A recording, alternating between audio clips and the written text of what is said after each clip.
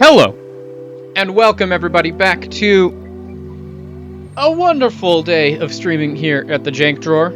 I am Sam. Welcome to the Jank Drawer. Today we've got a couple of things going on. Just, a little bit here or there. Some things doing. First and foremost, we are going to be playing Football Manager. And we are in what I can only properly describe as a sticky situation. And let me elaborate on that. 1, we have no money. We have gotten out of debt, theoretically, and the way we were able to get out of debt was entirely through the means of taking out a $13 million loan, which just means that we are in debt, but we have operating capital.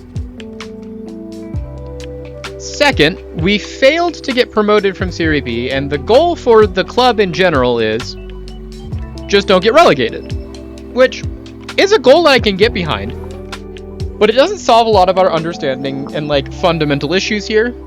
And really the main way to get out of that is we need to find a way to get in a whole bunch of really good talented players that we don't have to pay any money. And the way you do that is you find players that play for bigger clubs and you bring them in on loan. And then when you loan them, you'd be like, hey, I can't afford to pay you any money. Will you please just let me have this player? And hope that they're good enough to play on our team. Or at least better than the equivalent that we would have. So we got that going on.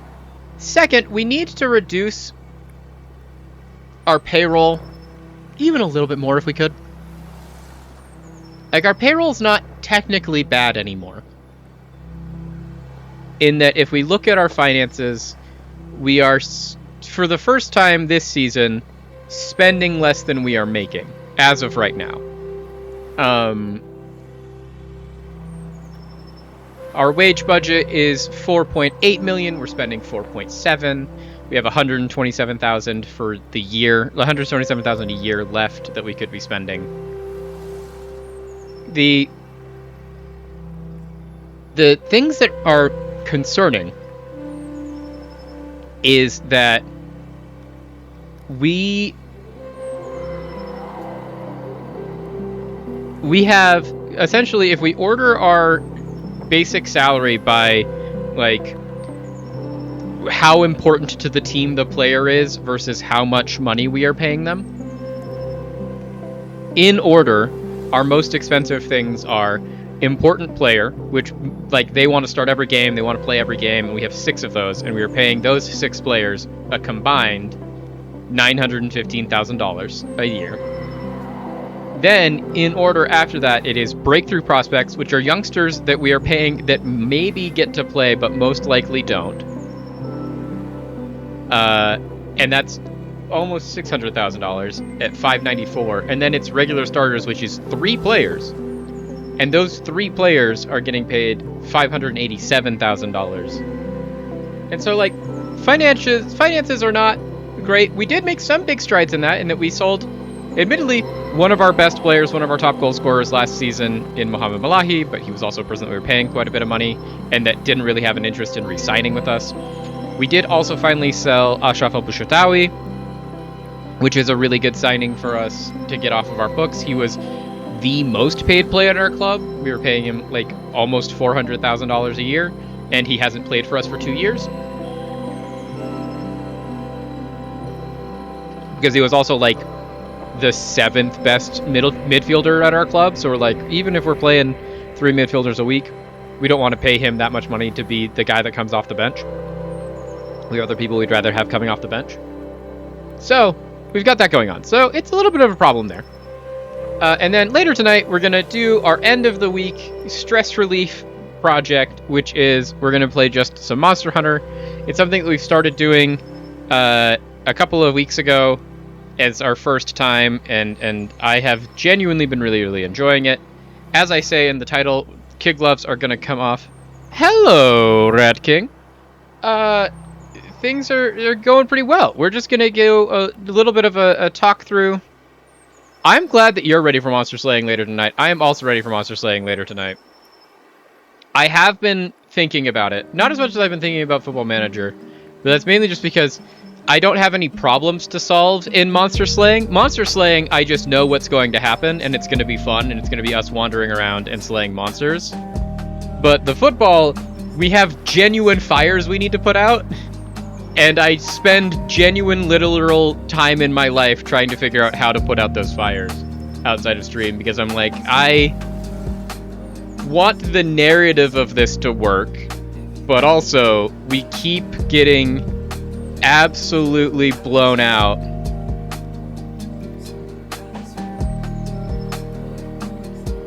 That sounds fun.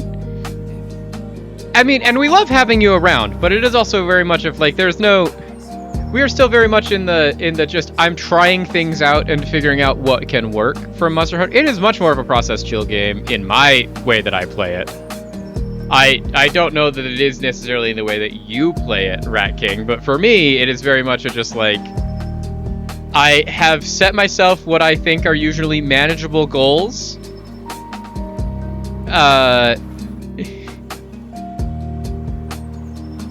For each of the streams of just like last stream it was, hey, our goal is that we're going to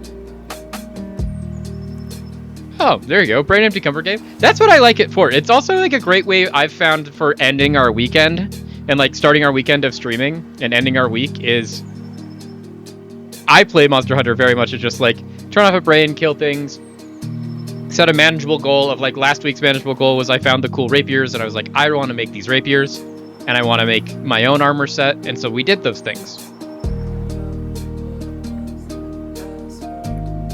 And that was a lot of fun. Whereas when I look at the Football Manager, it's very much just like, okay, I need to figure out how to do all of the complex math that is required to not only get my team promoted, but also manage this incredibly complicated financial system that we are really struggling with. And it's going to be a little bit of an uphill climb. The season officially starts in our game in like a week. We have our first game in the Cup in 8 days against Genoa, who was our last preseason game, and they did just beat us 4-1, which is not a good look. We have lost, if I remember correctly, every single one of our preseason games. Yeah, we lost the friendly against Genoa. We lost our friendly against Carpi. We've lost our friendly against Benevento.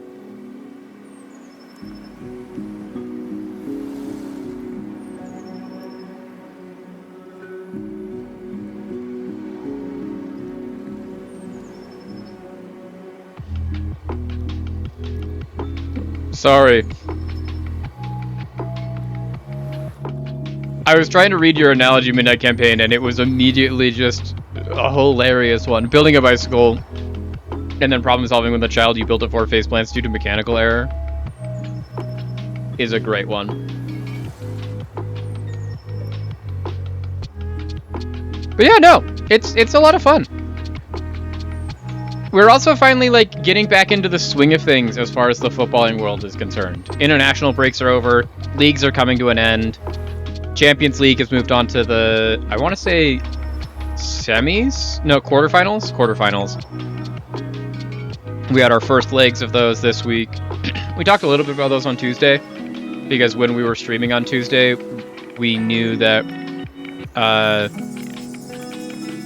Arsenal, Sporting, Real Madrid, and Bayern were playing. Bayern ended up beating Real Madrid in Madrid. Arsenal ended up beating Sporting Clube de Portugal in Lisbon. What we didn't get to talk about is the Wednesday games. Barcelona were hosts to Atletico Madrid. Both the Madrid clubs played this week. And in Barcelona, Atletico Madrid just absolutely humiliated them. 45th minute and 70th minute goals from Julian Alvarez and Sarlo. Pau Cubarsí gets a straight red card in the 44th minute. Just crazy result in the Spanish derby there. And then PSG lead after a game in Paris 2-0 over Liverpool. It puts us in a position where it is an entirely likely scenario, and honestly not an unlikely scenario in the slightest, that after this we get to a semifinal and there is only one English club in the semifinal, which is going to be wild, and then there might only be one Spanish club in the semifinal, and it's not the two Spanish clubs you would think of. It would be Atletico Madrid instead of Real Madrid or Barcelona, and that would be absolutely insane. Because especially Real Madrid and Barcelona both lost their home legs at these ties. Real Madrid has to now go to Munich and beat Bayern Munich in their home stadium by at least 2 goals to advance, and Barcelona has to go to Madrid and beat Atletico Madrid without Pau Cubarsí one of their starting center backs, by at least 3. And like, this is an Atletico Madrid that under Diego Simeone is like one of the most defensively solid teams ever. That's the thing that they like pride themselves on. So that's going to be a real wild one. Other than that, now all of the major leagues are going back into it. We had games today in Premier League, La Liga, Serie A, Bundesliga, Liga. Like, everyone's started playing again, which is great. It's the nature is healing. Spring has sprung. Football is being played. As of right now, literally seconds ago, Real Madrid, behind Federico Valverde, finally scored in their game in the 50th minute to go 1-0 over Girona. England right now, we have a West Ham versus Wolverhampton Wanderers bottom of the table matchup here. Currently, West Ham is leading that in, I think they're in the 55th minute. They have a 1-0 lead over Wolves. If this result stands, this actually sees West Ham for the first time this season out of the relegation zone, and it puts Tottenham into 18th on goal differential alone. No, not goal differential. They'd be 2 points back from West Ham United, which means that if Tottenham are not able to get a result, specifically a win against Sunderland this weekend, Tottenham would spend the entire weekend in relegation, and they might be going down, which would be hilarious, but also tragic for Tottenham Hotspur. Roma is beating Pisa. Augsburg and Hoffenheim are tied.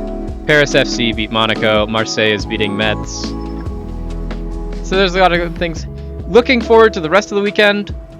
Honestly, one of the most important games of this weekend is the one that's being played right now between West Ham and Wolves. This bottom of the table, like, West Ham is desperate to win kind of thing. They currently are leading 1-0 from a headed goal from Mavropanos, who has just been amazing for them lately. Tomorrow, we see Arsenal, Bournemouth, Brentford, Everton, Burnley, Brighton, and Liverpool, Fulham. Arsenal need to win that to keep their title charge on. They would really want to win that because they're already out of 2 cups, and the only thing they've got going for them is trying to win the Champions League and trying to win the Premier League. So they're going to really need to win that. Liverpool, Fulham would at least be interesting to watch, in that Liverpool are in a little bit of a decline. They need to figure that out. More news has been dropping out of Liverpool just kind of week on week. We knew a couple weeks ago that Salah went public saying that he was going to be leaving at the end of the summer and he wasn't going to be staying with the club. This week, as of I think today, Andy Robertson, longtime left back for Liverpool, has also made that same decision that he's just I'm also not going to stick around. I'm going. The Scottish fullback, he's been a linchpin of this system for so long, and now he's just finally hey, I think he's played 6 games this season. He knows that he's not first option. He's not even second option. And so he's just I see the writing on the wall. I just want to leave. Let me get out of here. So that's going to be interesting. Fulham are just always fun to watch. Fulham have been a genuinely enjoyable team to watch all year. And against a potentially very weak and toothless Liverpool, that could be dangerous. Brentford, Everton, also probably fun. So that's just because Brentford has been overperforming all season, and so is Everton. And so that's just going to be a fun little mid-table scrap. In other big leagues, Barcelona are playing Espanyol, Sevilla are playing Atletico Madrid. In Serie A, Atalanta Juventus is going to be a big game. Bundesliga, we have Dortmund Leverkusen. It's going to be a big game. And then Bayern Munich is going to go try and beat up St. Pauli, which, my condolences to St. Pauli. And then Rennes is playing on Saturday against Angers in Liga. Sunday sees more Premier League. Crystal Palace versus Newcastle, Forest versus Villa, Sunderland versus Tottenham, Chelsea versus Man City. Almost every single one of these games now, especially with what we know going into and with the current results happening as we speak right now in the league, all of these now are really, really interesting. This result sees West Ham go even on points with Nottingham Forest, and Nottingham Forest has to get either a draw or a win to continue being ahead of them and staying out of this relegation fight. That means that at this point, Forest has blown, I think, a 6-point lead that they had over West Ham a month and a half ago. And in that interview time, West Ham has just performed well enough to be able to catch that up. And now, as results stand, they would be even. The only reason they'd be behind Nottingham Forest in the table is because of goal difference. And they have to try and get a point of any kind out of a very lethal Aston Villa side that the numbers haven't necessarily been with them, but they are a very good team and continue to be a very good team going forward. Tottenham also now desperately need to get any points out of Sunderland. Specifically, they need to get 3 points out of Sunderland. They need to get a win. But this is a home game for Sunderland, and Sunderland have been like kind of an upsetting team this entire season. Like, they put in good results. They get really good plays going, and especially at home. They are missing a lot of players to injury on both sides of this contest, but significantly more important players are missing for Tottenham than are missing for Sunderland. And Sunderland should be able to do something pretty dangerous in this game, and that might see Tottenham Hotspur spend the entire weekend in the relegation zone, which is going to be frightening for those. And then Man City versus Chelsea. Man City had a very complex and just, I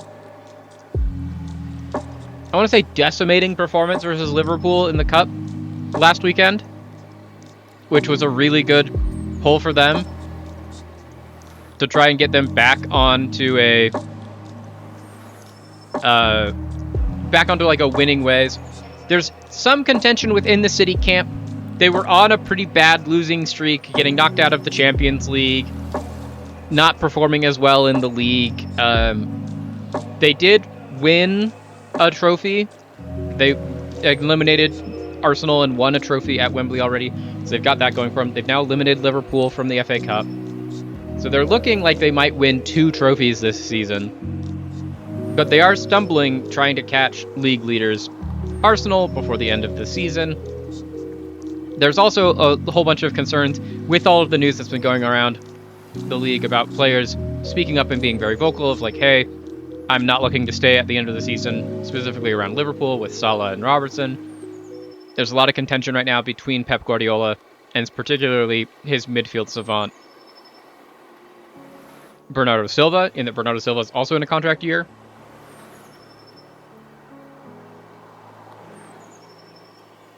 And there's been no notice out of Bernardo Silva's camp on whether or not he's looking to stay a Citizen or if he's looking to move on from Manchester.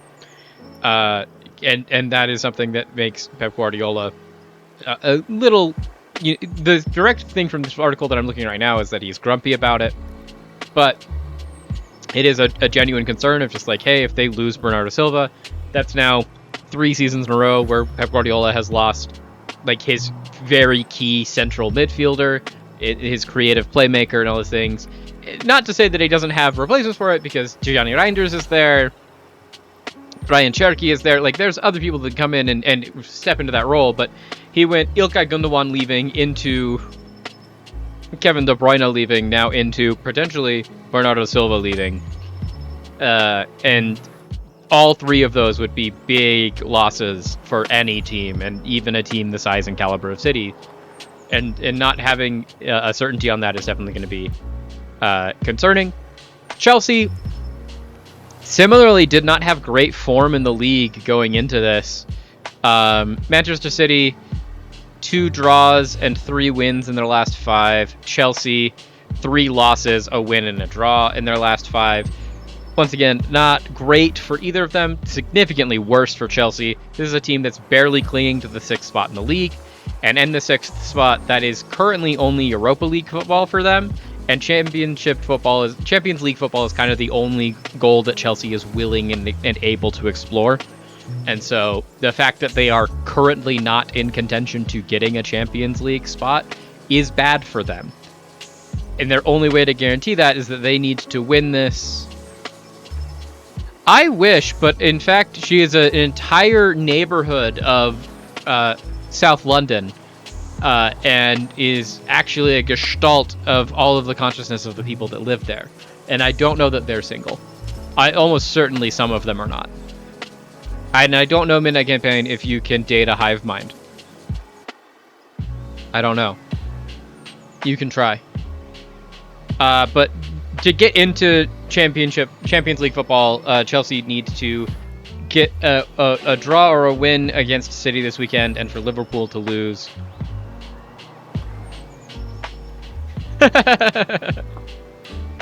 See, I believe you, and I commiserate for the fact that you have had to go through that experience of dating Gestalt of Personalities Midnight Campaign. But also, generally, Gestalt of Personalities is one individual with a lot of different problems going on, as opposed to this, which is an entire neighborhood that is comprised of all the people that live in it, which is millions of people. So it's just, once again, not even a single person with multiple personalities. It's multiple people with multiple personalities, all in one geographical location. But also, who among us isn't just a gestalt of all of the personalities they've ever interacted with? The people in our lives are who make us who we are. But yeah, so those are those going on. Big news right now out of Spain is that Girona has equalized, and so it's another bad day in the office for Real Madrid. Oh, great legs. Fantastic legs. They'd also never get scored on because they'd just have so many people on the field at one time that you'd never get the ball in the net because there'd be too many buys in the way. It would be perfect. Como play Inter is going to be a big game in Serie A. In La Liga, Sunday looks like it's pretty chill. Athletic Club versus Villarreal seems like kind of the headlining game there. Bundesliga and League, nothing really big going on. You've got Toulouse Lille and you've got Lyon Lorient, Nice Le Havre. Wrexham plays Birmingham, so that's going to be another Hollywood ownership versus Hollywood ownership. It's Tom Brady versus Rob and Ryan at 5 a.m. That's actually going to be probably a pretty big game. And then to wrap up your weekend, Monday, 1 p.m. sees Manchester United versus Leeds. This is, like, even if it wasn't a big season for both of these clubs, which it is, Manchester United absolutely killing it under Michael Carrick. Leeds doing better than anyone thought under Daniel Farke after getting promoted. This is also a huge rivalry between the two teams. Manchester United and Leeds are rivals mainly just because they are two of the biggest, like, cities in England, and they have a very historic rivalry, even predating the current iteration of them both being in the Premier League. And so, like, this is one that just, like, even more so than, like, Manchester United versus Manchester City, because from what I understand, that's not really a rivalry, even though they're both technically in Manchester. Manchester United versus Leeds is very much just like, this is a derby match, this is going to be big, this is one to get up for. Both of these teams are going to be desperate to win this for multiple reasons. Manchester United to cement themselves in, like, the top three, which is currently where they're on track to finish. And it is going to be difficult because, like, they have no fit center backs. Lisandro Martinez is out, Mazraoui is out, Maguire has a red card, Matthias de Ligt is out. And so the only two center backs they have are Lenny Yoro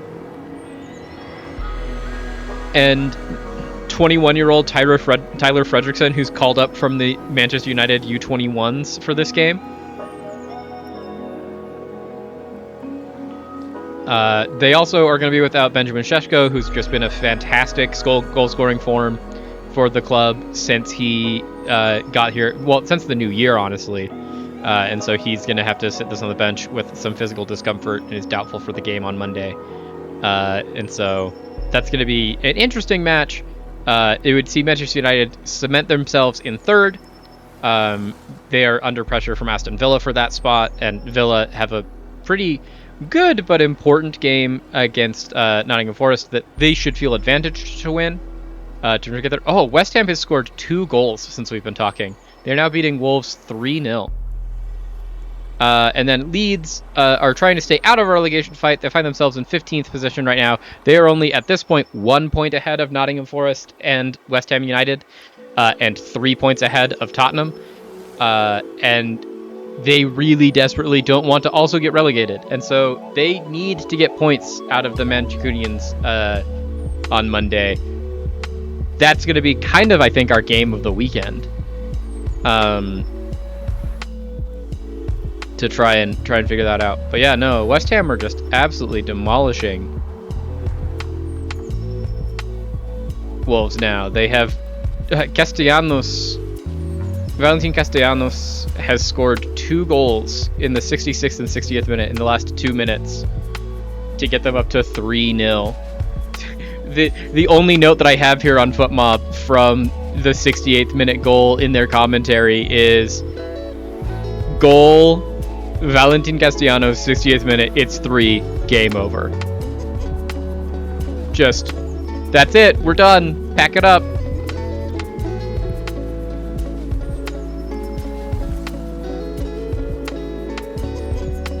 Cool.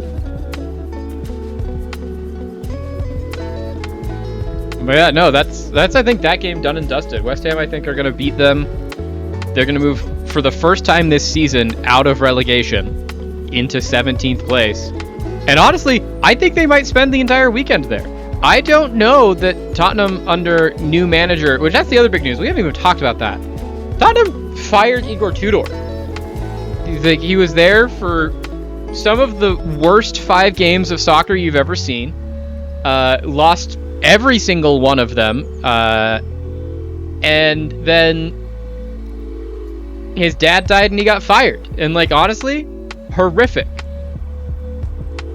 But they have replaced him with recently fired from, I think he had the Marseille job, Roberto De Zerbi, who was really big in the Premier League a couple of seasons ago. He was the Brighton manager. He did really, really well with Brighton for several seasons, made a really big name for himself, and then felt like he had outgrown the club and decided not to renew his contract at the end of the season. That's why they ended up replacing him with Fabian Hürzeler, and he left and he went to do Olympique de Marseille in Ligue 1, where he wasn't doing as well as they necessarily thought he could do. He had some problems with people in the dressing room, and because of that, they got into a little bit of a sticky situation, and he was asked to leave by Olympique de Marseille a couple of months ago, like January-ish, and it has been out of a job since then. And then Tottenham, I can't remember exactly when. It was last week. Yeah, it was last week. So it was, it was on the 31st of March. Roberto De Zerbi was announced as Tottenham's new head coach, replacing Igor Tudor. And the hope is that he will be not only just the manager to... I mean, Midnight Campaign, I do have plans tonight. They are streaming until 9 p.m.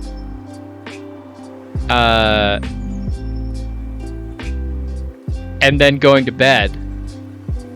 So that's my plans, at least. They don't involve getting off stream and driving to your place to learn a card game. No, totally fine. But yeah, no, I don't hate it. I always appreciate the invites. I will be seeing you tomorrow for a party that we are planning that I don't know if anyone has talked to you about, because last I was talking to everyone about it, there was a lot of questions specifically around time and place and specific things that we were going to be doing, which could be that there's been fervent discussion about it on Discord or any of the other avenues and channels in which we chat that I just haven't paid attention to. But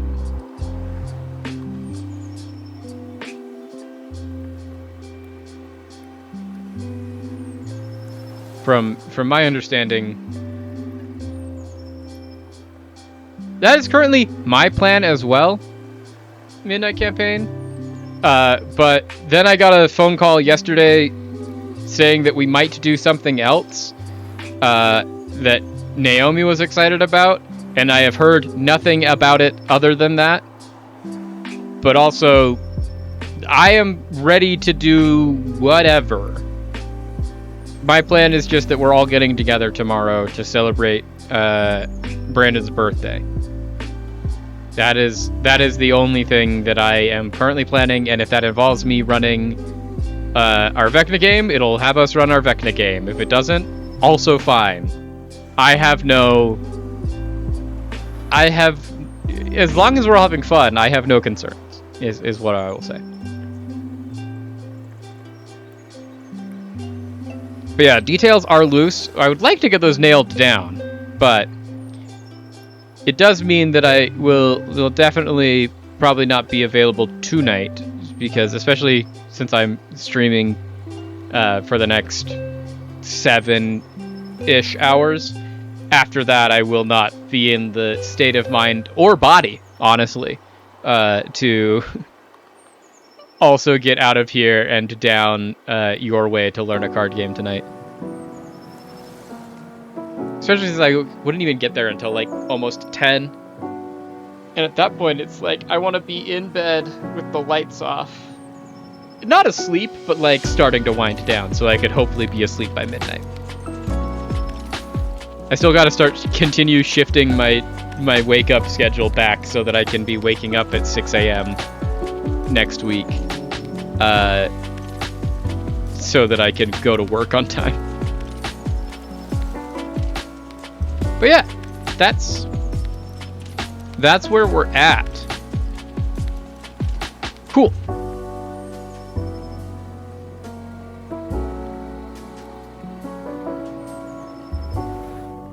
You know, I have noticed that. I made some decrees. I had one of those moments where, like, as always living with Brandon, there are just moments in my life where I walk out into a shared space and he'll be sitting there, like, on his computer or something, looking completely unbothered, and, like, he's just vibing, doing his own thing, and I will start a conversation, and then 5 minutes into the conversation, I'll be like, oh, by the way, I'm on the phone with XYZ other people. And I was like, oh, okay, great to know. And so we had one of those the other day, and this conversation did come up, and people were asking for someone to be like, hey, make a decision about when, where, and what time. And I was like, I'm not the person that can make that call, because it's, from what I know, never going to be at my place, because I don't have, like, kids and other things that we need to worry around, of just, like, if there are kids around and involved in this situation, we need to just make it so that it is best for them. And then the other thing that determines the planning around this is I'm also not the person that works. Hey, understandably, but it's also like we can move around that. Everyone else in the group, no problem. Like, it doesn't need to be an issue. But then the other part of this is just like, as for a start time, I'm also not the person that works on Saturdays. And so I'm like, so we have to plan it. Like, the only things we have as a freebie when people were asking me to make decisions of like, we can't do it when people are working. And it's easier to do it in a place where the person that has small children doesn't have to drag small children. And then if we end up playing late, they then have to drag the small children home very late at night, which upsets bedtimes and a whole bunch of other schedules. These are at least my thoughts on it. And so I'm like, that means that I shouldn't be the one that is making these calls of, like, dictating the details. I very much come under the opinion of just, like, the people that have those constraints should be the ones, and I wouldn't even say dictating details, but contributing details, because we should work around the schedule of the person that is the least flexible, not the schedule of me, the person that is literally the most flexible. Because I'm like, I can go somewhere, I can stay somewhere, I don't have a job in the Saturday, so, like, I don't have a hard commitment that prevents me from being there at any time. It is all the dancing, and I understand people trying to be like, let's put pen to paper, and I'm like, I agree. I shouldn't be the one that is making that decision, because I'm not the one that A, knows the schedules, and B, has the schedules. My schedule for the Saturday is, I'm gonna have a party with all of my friends at some point, and otherwise, it's going to be troubleshooting stuff for the stream, because I have some new streams. I do like the joke about flexibility. Now that I'm getting it, I like it even better. But it's like troubleshooting stuff for some new streams that I want to make in the next week or so. And I need to go grocery shopping for some light essentials. So like, maybe it's the dancing, maybe it's Maybelline. I'm flexible, baby. Which that's the even funnier joke is that even with all of the dancing that I've done and all of the professional dancing I've done in my life, I am the least flexible person I know. I have horrible flexibility, and I had it the entire time I was dancing and to this day, and it's only just gotten worse, even through all of the sports I used to play. I am just like the most inflexible body I have ever met. It's ridiculous.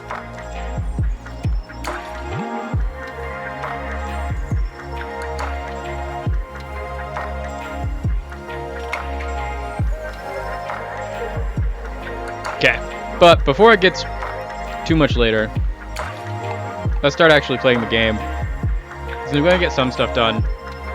I want to try and get through at least this transfer window to try and get in some of our free loans at the end of the window today.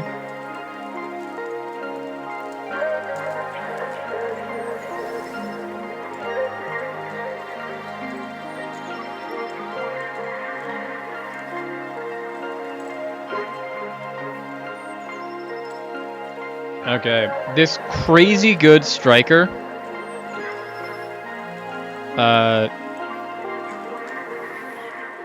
from Bosnia and Herzegovina, that is free.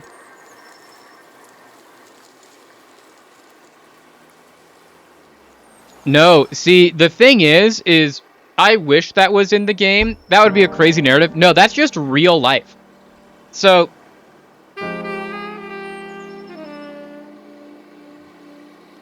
the story and narrative behind Tottenham Hotspur's season this year is ridiculous. So, we can talk about this while I'm trying to figure some stuff out, which is totally fine. But if we're to put on like a narrative timeline of the Tottenham Hotspur season, ending where it is now and starting where it started, the end of last year, Tottenham Hotspur, one of the best teams in Europe and in the world, based by the fact that they ended last season under their coach last season, the very large and intimidating Australian Greek man, Big Ange Postecoglou, finished 17th in the Premier League, but won the Europa League, which is the second highest competition in intercontinental competition in Europe. So they are, by merit, at the end of last season, one of the worst teams in England, but one of the best teams in the world, which is a weird place to be in. Like, absolutely wild. And they got there mainly just because Ange Postecoglou plays a style of very attacking soccer that's very good at winning tournaments, but really bad at winning leagues. Because it can be really easily exploited, you can be counterattacked really easily, because you just play extremely aggressive, and to pull it off, like he has, to very high success at most of the places that he has worked in his life, you just have to be, on essentially every metric, a better team than any other team in your league. And when he played it at Yokohama F. Marinos, and when he played it at Celtic, that was the case. And also at Brisbane, when he coached the A-League in Australia, where he is from. It's just like, he got teams that were like clearly by far the best teams in their respective leagues, and then they played really aggressive and really like possession heavy and high pressing, and they were able to just beat everyone. And so that is what he brought to Tottenham, and it worked really well in winning them the Europa League, but it worked really poorly in winning them games in the Premier League, and so they finished one place out of relegation and are one of the best teams in Europe. And like literally the day after winning that competition, in which they beat Manchester United in the final, they fire their coach. So they fire Ange Postecoglou, and their reason for firing him in all their official communication was, understandably, the poor performance in the league, of the fact that he finished 17th. And so they're like, cool, he finished in 17th, we don't think that that's where we want to be, we need to move on from him, and so they fire him. And it turns out that, like, with how they spun it, he leaves on a mutual, they both parties agree, like, hey, yeah, if you guys don't want me to be here, you think you can find someone better, I don't want to be a place I'm not wanted, he leaves. He then immediately gets the Nottingham Forest job, loses his first 7 games as the Nottingham Forest manager, gets fired there, and has been out of a job since September of last year. So, not great for Big Ange Postecoglou, but don't cry for him yet. He's still made millions upon millions of dollars for the 7 games that he coached, and for them buying out his contract. He'll be fine. But so, that puts us into a position here where Tottenham's in a very interesting part in their life, because they just won their first trophy, like, ever. And not ever, but in a very, very long time. And so this is huge news! Yeah, he isn't working for Argentina, and we only... solamente llora for Argentina. But... he... So, Tottenham's in this weird spot of, like, they've won a thing. Tottenham has been cursed for decades to win nothing. And then finally, they won something. And it wasn't pretty, but they did it. So they're riding that high, and 2 things happen this summer. One, a whole bunch of their players get injured, like, in the off-season. Like, it's just crazy how many people get injured. And 3 things happen. So that happens. 4 things. A whole bunch of people get injured. Second, their star player, their talisman, the guy that, like, the fans worship the ground he walks on, Heung Sun-min, who is one of the greatest South Korean players in the history of ever. He was the only person that had stayed around from, like, the halcyon days of when Tottenham had Harry Kane, who's one of the best strikers in the world. And they move on. Harry Kane moves on to Bayern. Heung Sun-min stays. He scored in the final to win them their trophy and all stuff. Like, if there's anyone that has, like, done everything and given everything he can to this club, it is Heung Sun-min. But at the age of 34, he does the only smart thing of, like, people his age and demographic have done this season, which, as opposed to, like, Robertson or Salah or all the other bad news and bad publicity we've gotten around players in this same spot, Heung Sun-min decides, hey, I'm going to go out on top. They throw him, like, a parade, they throw him a party, like, Northern London weeps for this man. He's given the celebrated exit that he deserves. They have a testimonial for him, it's great, and he leaves in the offseason, and he goes to the MLS, he joins LAFC, and he's playing at LAFC to this day. So, they have that go on. So, a whole bunch of people will get injured, their best striker, their talisman, their captain, leaves, and so they're in that, and then they hire Thomas Frank, who is the Brentford manager. And he is a manager who is much less of, like, the Ange Postecoglou style of, like, Ange Postecoglou's thing that he guarantees everyone the job that whenever he gets a job. And the crazy thing about it is that he can show the numbers to prove it, is that if you stick with me and my methodology for minimum 2 seasons, within the first 2 seasons, I will win a major award for the club. And he has done that for every job that he has lasted at least 2 seasons at. And he has never failed to deliver on that promise when he has been given the time to actually even attempt to deliver on that promise. So, like, crazy statistic. Thomas Frank, on the other hand, is known for being a manager who's like, I'm really good of, like, creating an architecture for your club around this of like, it's going to take a while, but if you stick with me long enough and you give me the opportunity, I can develop really good talent and I can build you a really good architecture. And he can do what he did for Brentford, for your team, of just like, if we do smart investing and smart buying and look at the data and put together a thing, we can put together a club of players that not necessarily everyone else wants, that can overperform all expectations, become one of the best teams in the world. But you need to give me time to do that.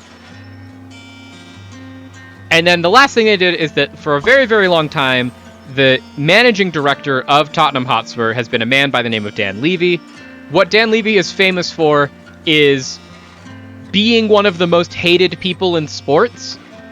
Essentially, he has been the person that every Tottenham fan has been like desperately trying to get rid of for generations, it feels like at this point, to try and get him to be just like, this is the guy that we don't want. Like, he doesn't get them the big signings they want. He lets players go on bad deals. Like, it's a whole bunch of stuff going on.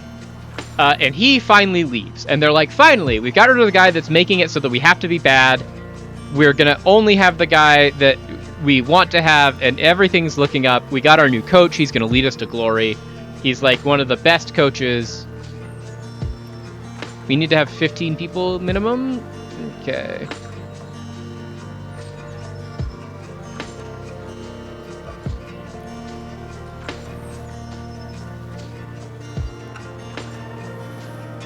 Giuseppe, you get on.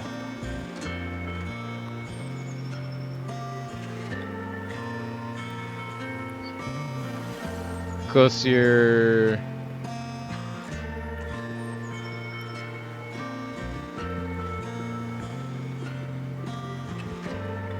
So, sure, let's try this. Okay, so Dan Levy is left. Everyone gets injured. Son has left. They hire Thomas Frank. That's Tottenham going into the season. And they actually start pretty strong. Like, they do really well through August. They do pretty well through most of September. And it's looking like they've made a gangbusters deal. They're, like, absolutely lethal in the Champions League. They're killing it. And then, like, mid-October hits, and all the wheels come off everywhere except for the Champions League. And it's just really bad. Like, Tottenham looks like a team that forgets how to win any game of football ever. Like, it's just all bad all the time, constantly falling apart. And that continues from mid-October until currently. But in January, they make, well, not even January, I think it was in like late February, early March, they make a wild decision of, they're just like, you know, the real problem here isn't the fact that literally our entire first team is injured and we didn't sign anyone in January. The problem is our coach is bad. One of the guys who's been one of the best coaches in the Premier League for the past 5 years. Since he got Brentford promoted, he's been one of the best coaches in the league. And they're like, you know, that's the problem, is that he's not the right guy. So they fire him. And they fire him right before one of the most important matches of the year, the North London Derby, which is two of the most fiercely contested teams, Arsenal, who is the top of the league, and Tottenham, who at this point were like 15th in the league. It wasn't good. And they already lost the first version of this match earlier this season. And so, like, this is a must-win game for Tottenham. And so they're like, we need to bring in a person that is going to guarantee that we win this game and is going to change everything and turn the whole system around. You know who that is? It's going to be known Juventus boss, and like, who's famous for just being like a real hard ass, and he's just going to get really mean and really brutal, Igor Tudor. And so they bring in Igor Tudor. He shows up. He has a couple of press conferences. He comes in and he starts trying to be like that. The team is all disjointed and bad, and because they're disjointed and bad, we need to give them a rallying, unifying thing. And instead of a like, hey, we can all do this together, let's go Goonies style rally, it was a like, I'm the enemy, everyone hate me, and if you all hate me, then you'll all work towards the same goal. He then proceeded to lose every single game he was in charge of, and it wasn't close. And that's who I was talking about when we got to it, is like Tottenham Hotspur got that guy in. All of the wheels fell off of every bus. It was an absolute disaster.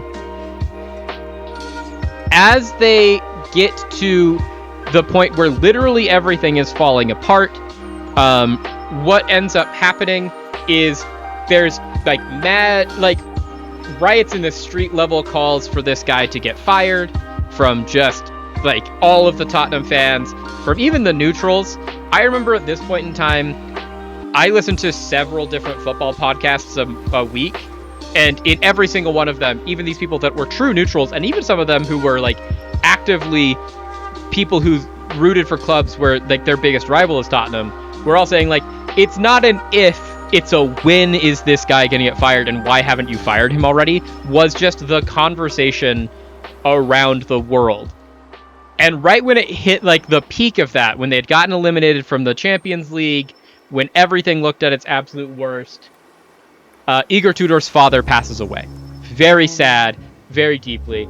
And you're in a bad situation when the general consensus about a deep personal tragedy in your life, such as your father dying, isn't a conversation of just like, oh, we are so upset for him, like our heart goes out to him, our condolences, we hope that you can get through this and that you can feel better and you can do XYZ other thing, and like our hearts are with you and the family. But the entirety of the world's thoughts was, I hope this doesn't get it so that Tottenham doesn't fire this guy, because they should fire him. And it sucks that his dad just died, but also like, this man should not have a job right now. And that's like a crazy sentence to say. And it was wild that was what like everything I was hearing was about this. It was just like, oh, this guy's clearly the wrong fit for the job. He's doing really poorly. We have to get someone else in here to do this job. I know how we fix this. Fire him. I don't care his dad died. Fire him. And then, they did do that. They 2 days after his dad died, he got fired, and then last week they found a new full-time replacement for him after the international break. And Roberto De Zerbi is in Tottenham to try and lead them to the top. Now, unfortunately, we have a whole bunch of people that we don't want to keep around at the club that are a whole bunch of just like young youth players that aren't necessarily going to make it. And like, are they bad? Yes. Are they like, are we paying them enough that we like have to move on from them? No, but it's also one of those where it's just like, we don't need these players.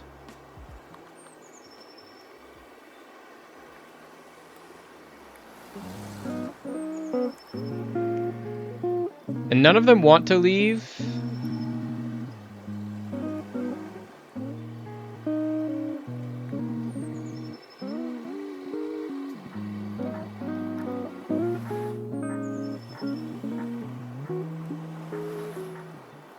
We're just gonna try and hire intermediaries to sign all of them.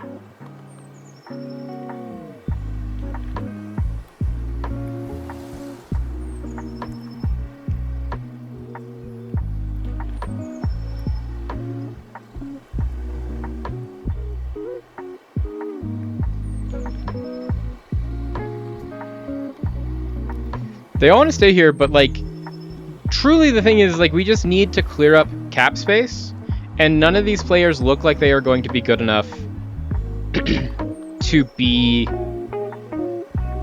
permanent fixtures at our club.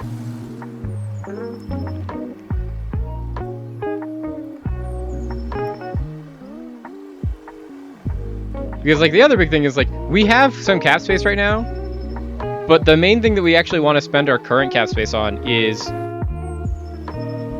getting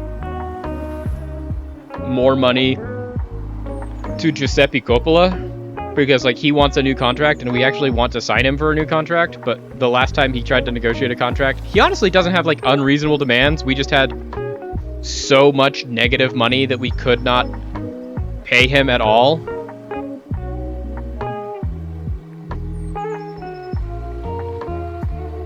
See, like, he doesn't want that much money, and this is something we can totally pay him.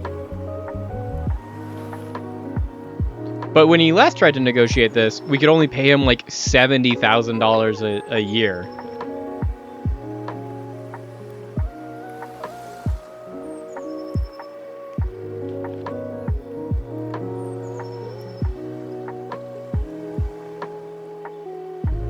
There we go. Big deal signed for Giuseppe.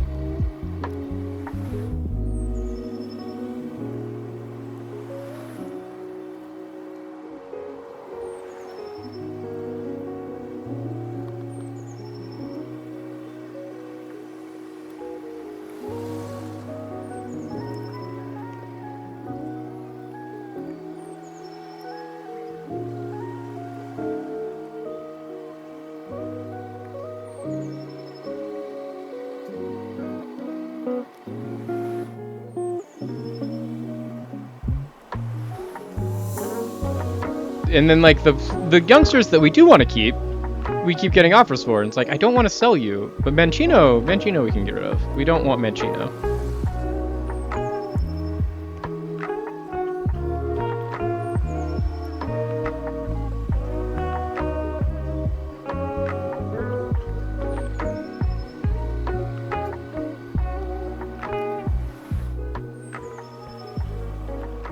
So Ronchi, I think, is the only person that we care about. Everyone else we can... Stanic and Bustin both are out of contract in a year, so honestly it might be worth trying to just sell them if we're not going to re-sign them. And then try and find good loan players to bring in.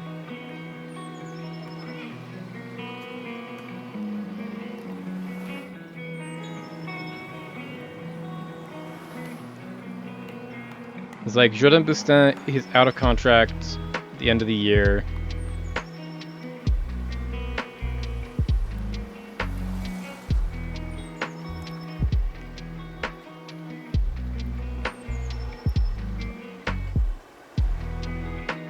What would we get for you, Jordan Bustin? Same with Henry Stanic.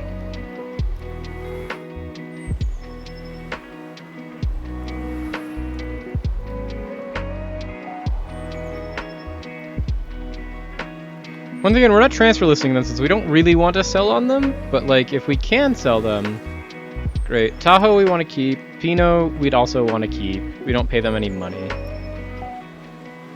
Mili Vitven, I currently think he's already under offer to go somewhere else. Vukyoy we would love to keep.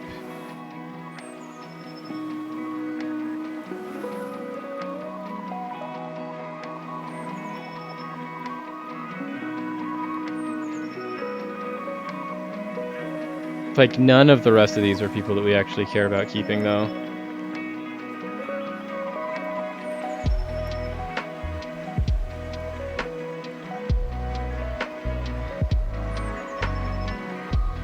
But not the... If we can't sell you, we'll go out for loan.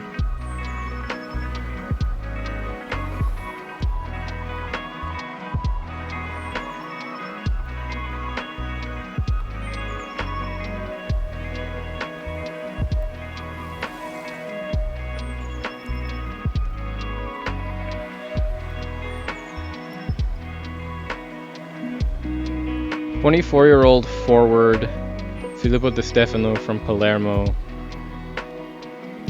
Di Stefano, how many goals did you score last year?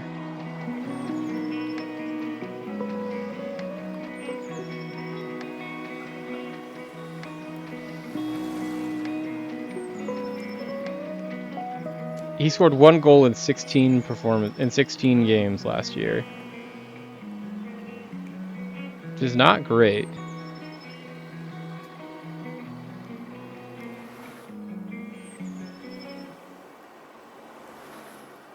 He's not a goal-scoring forward, to be sure.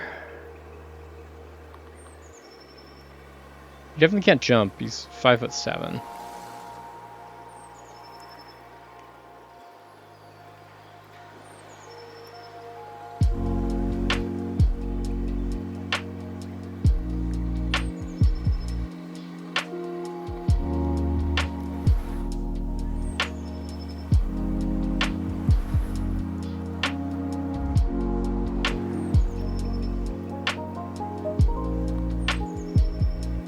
Set our bonuses.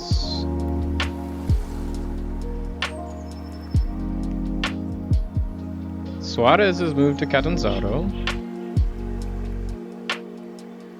Someone that we were looking at.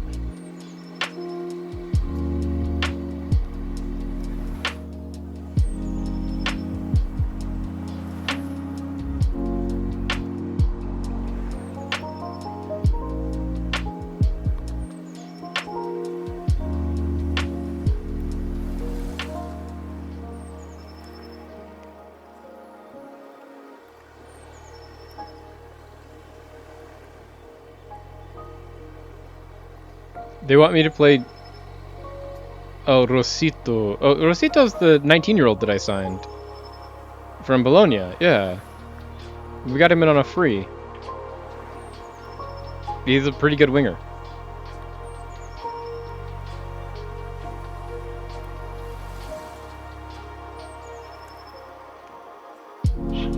Okay, so...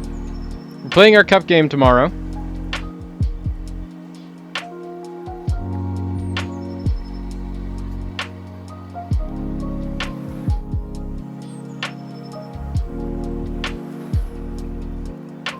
Mentality to cautious is the one thing that I don't want from all of this.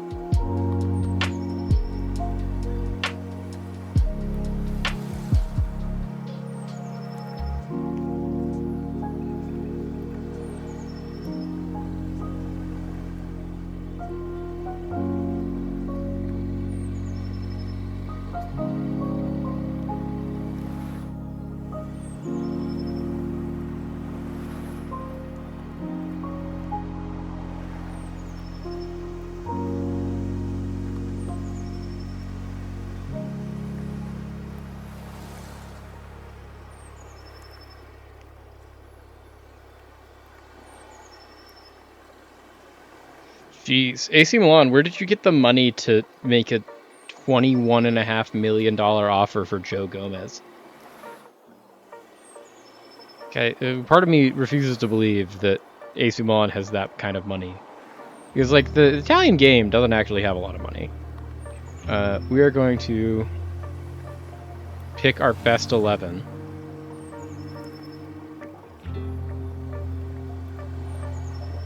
Tahoe Pino, Stanic, Kosir.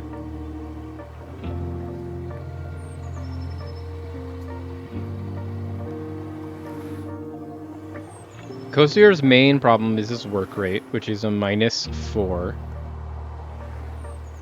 He's still a flat. Maybe what he just needs is playing time?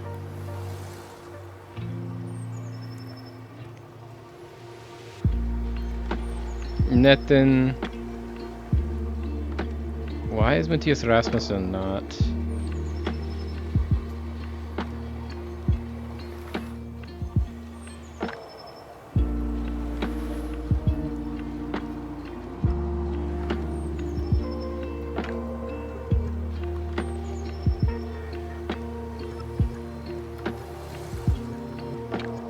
What's wrong with Matthias Rasmussen? Is he injured? Oh, he's injured. Okay.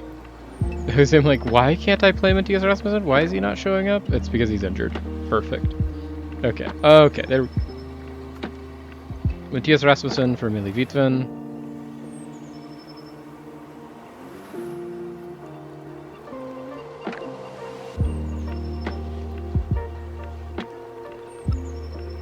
Semedo Rosito Giuseppe.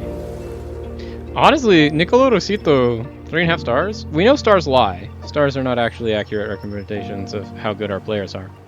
Okay, Rosin, Bustin, Honchi, David Delirusso, Perotti. We need to find... Grelo is injured, so Picheda has to be our left back.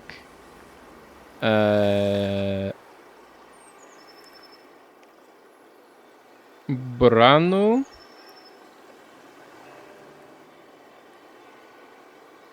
Bukioi. Who's another midfielder?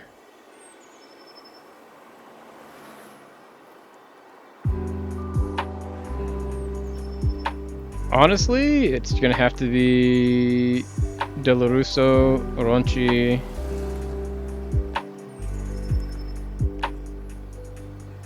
And then left winger, we've got Sao.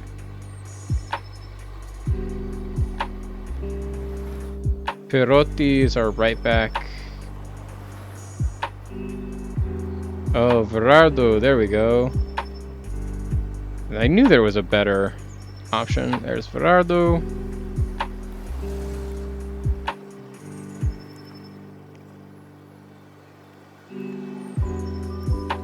Sao, and then right winger. Do we have anyone on our team that can play right winger other than potentially Perotti? Honestly, no. Oh, Jean-Guy Akpro. There we go. Jean-Guy Akpro. And then striker, we've got Dauda Fofana.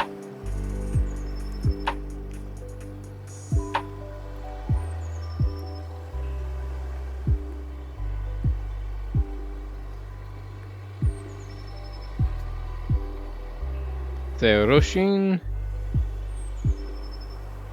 -4 reflexes, +2 aerial reach.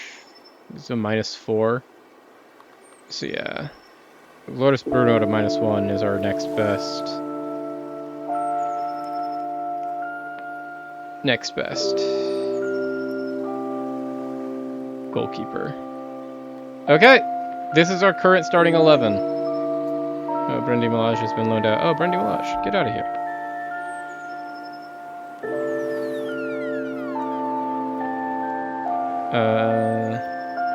We'll bring...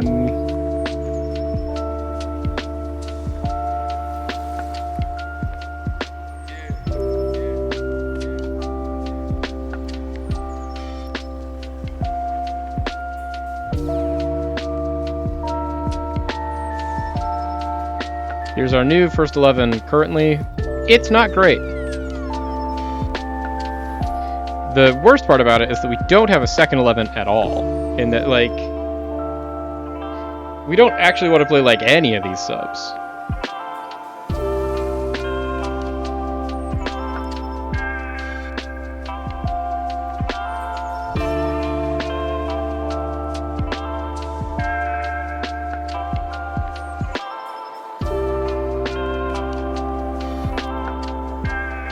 Okay, so we are going into the cup against Genoa Cricket and Football Club. Genoa, much better team than us.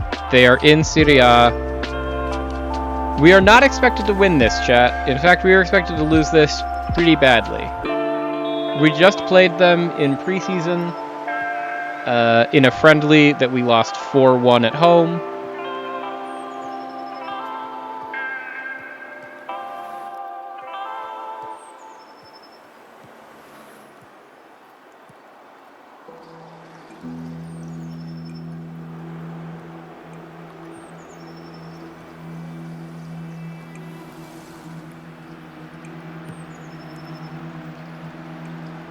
Rosito, back to Chiara.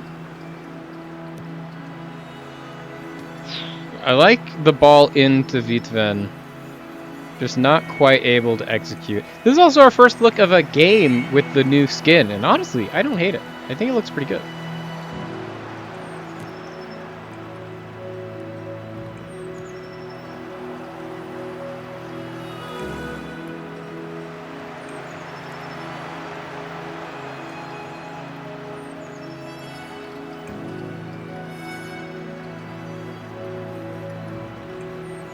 Tahoe out to Stanic. Semedo, Netin, Gianluca, Rosito.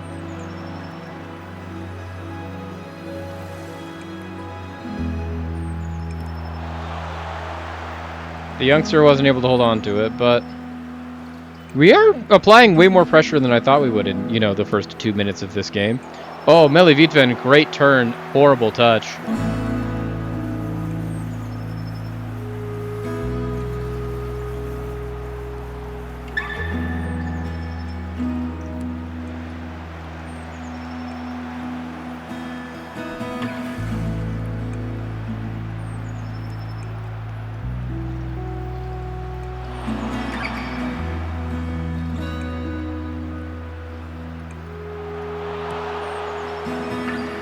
I'll take a corner.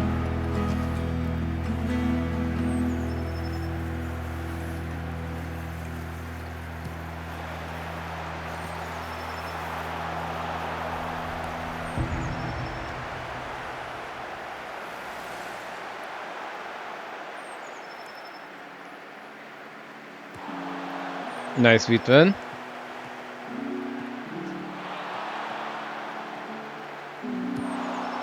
Kosir plays it long. Coppola was actually there for that. That was crazy. I was not expecting Coppola to be able to get anywhere near the end of that ball, but he was like genuinely in with a shot.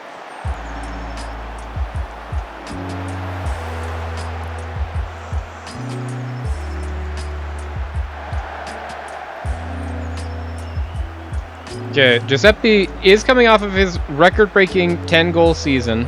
Record-breaking for him, and that it's the most goals he's scored in a season. The most goals that we got last season, though, was from Nicky Stones. He got 20 goals in all competitions last season, which... he's our GOAT. Our greatest to ever do it. Greatest of all time. Oh, Stanic, nice clearance.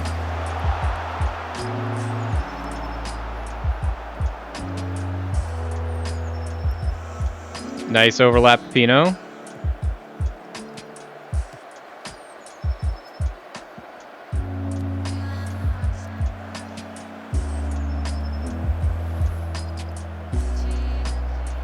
Nice melee. We'll take a corner. We'll take a corner.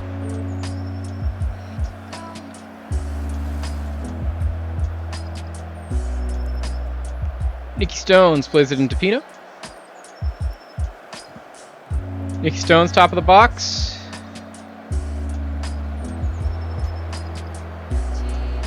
Melee Vitven. That was a shot directly at the goalkeeper, but we'll take those.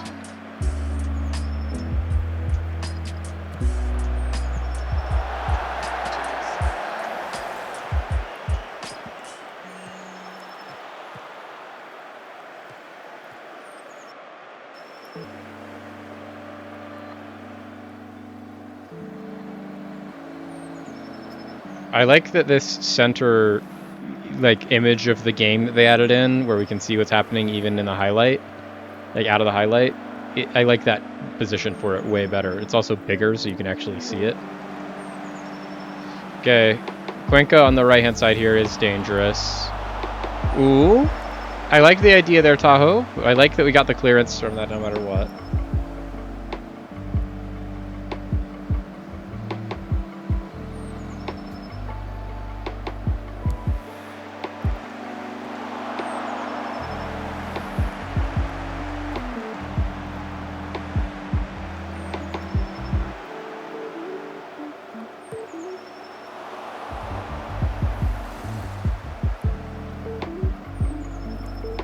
Netin is doing well. Honestly, we're defending well, we're attacking well. Oh, Di Chiara. Massive header.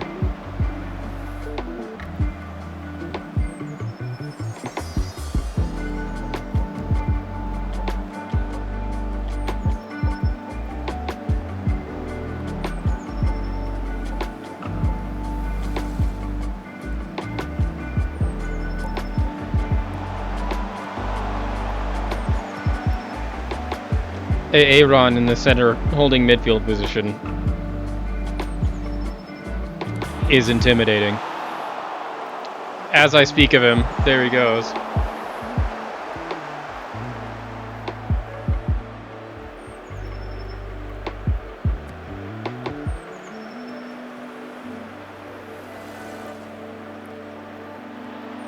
Rosito, Nicolo Pietra.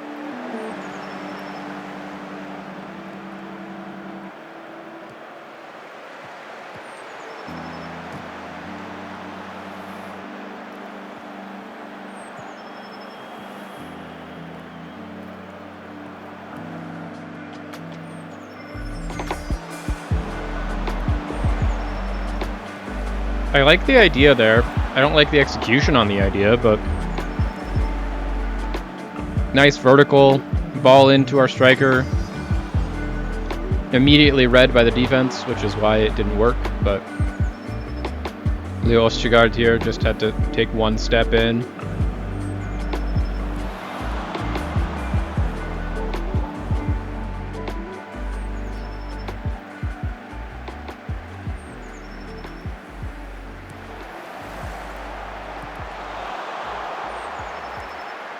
Let's go, Tahoe.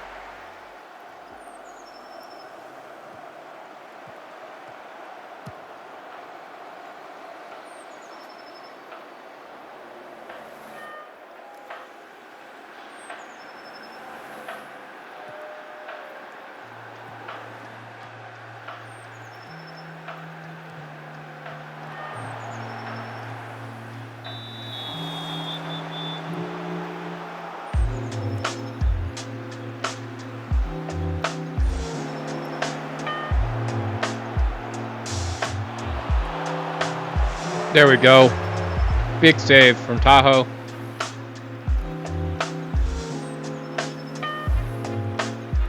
Scoreless through 20 minutes against a Serie A team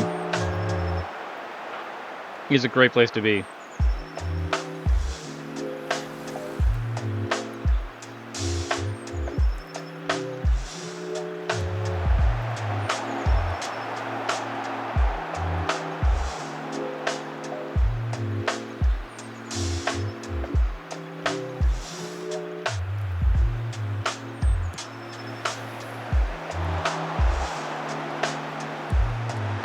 Nice, Tahoe.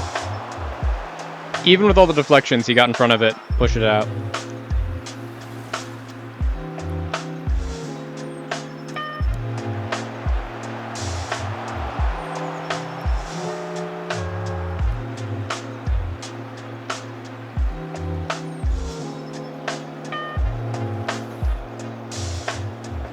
Giuseppe, just one more step and you would have gotten that ball. I'm not liking all this Genoa pressure that we're getting.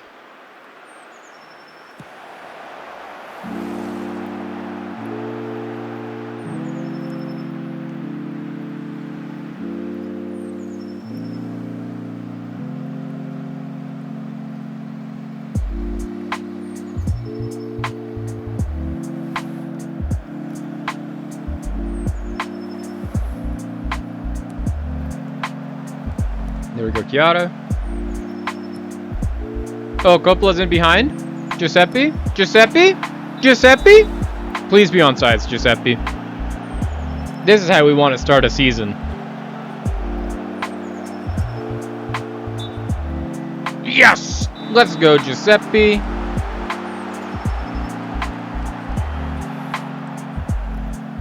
Just barely on sides. Rosito, way to pick out a pass. Gets in behind the defense. One-on-one with the keeper. His defender even catches him, but Maturo not there fast enough. Giuseppe Coppola, if he can do that against Genoa, he can do that against anyone in our league.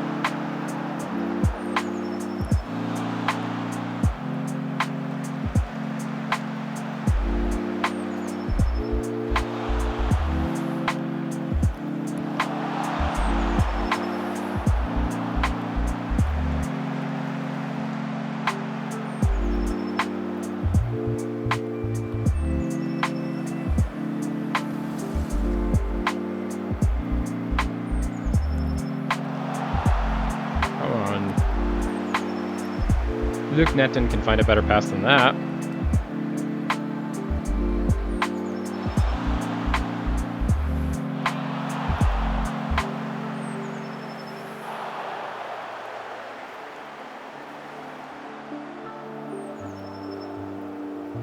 Okay, Tahoe. We found Gianluca.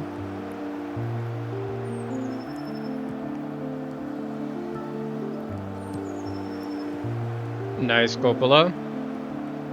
Look, one more out, Pino. Semedo.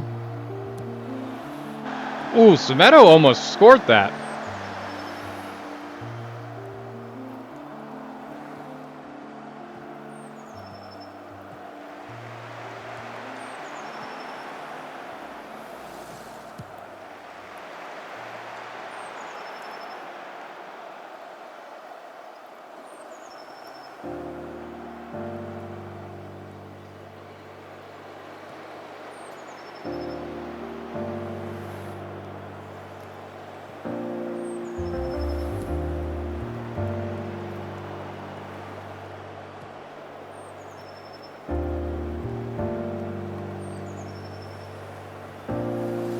Semedo is just cooking him down this right-hand side. Okay, Pino, I don't know what that was. Pino continues to be, like, not a horrible player for us all the way through Serie B and in these big matches, who was, like, our best player in Serie C. But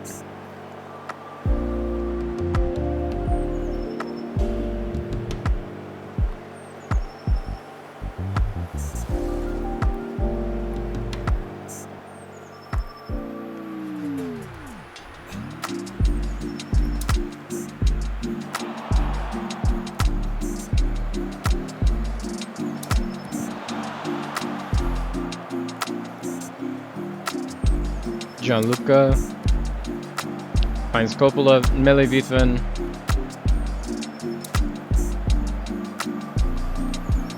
Nice little 1-2 with Rosito and Duchiara. Nicky Stones. Oh, Nicky Stones just cooked that entire midfield.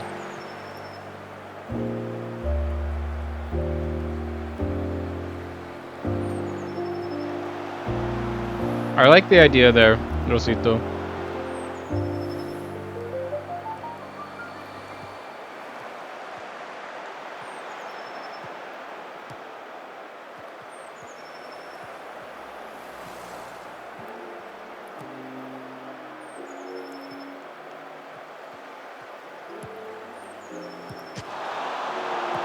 Ooh! We did get very lucky there.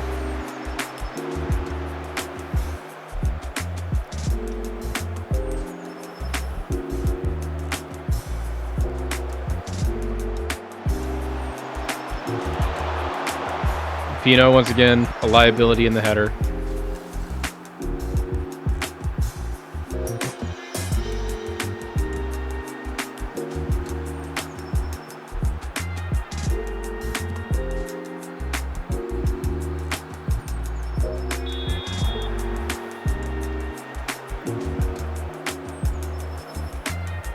Loving offsides. Okay, so Ekator right here is marking Stanic and Netin. There you go. Thanks, Netin. You moved.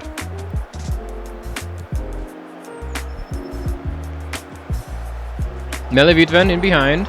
Nice pass. Rosito has been great at finding these passes. Oh, crazy low shot from distance from Nicky Stones. Big save from the keeper on that. Chiara now to put it in.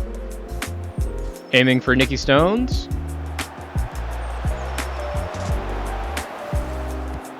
Rosito. That'll leave another corner. Deflection out to there. That was a good low-driven shot.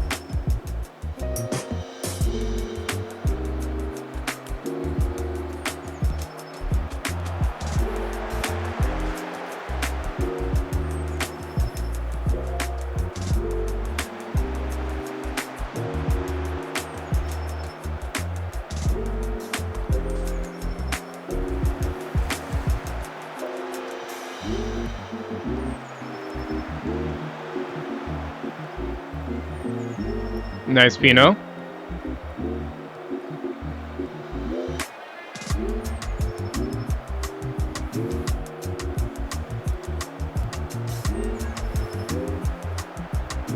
Okay, not great from Kozier, but Kozier hasn't had a bad game so far, starting ahead of Jordan Bustin.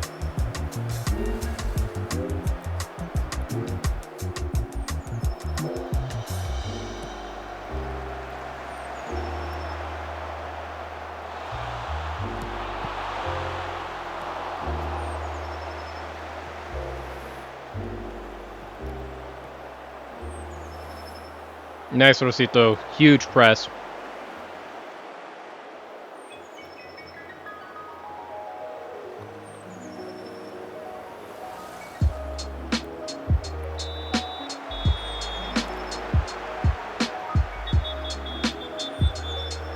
I'll take a Luke Netin yellow card as long as this is not a penalty. Perfect, not a penalty. I don't know that Elaine Tahoe can save a penalty, but he can for sure save a shot on goal.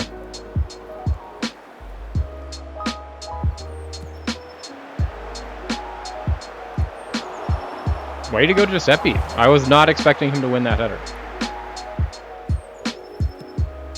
Based off of the reaction of the team, I don't think anyone was expecting him to win that header, including himself.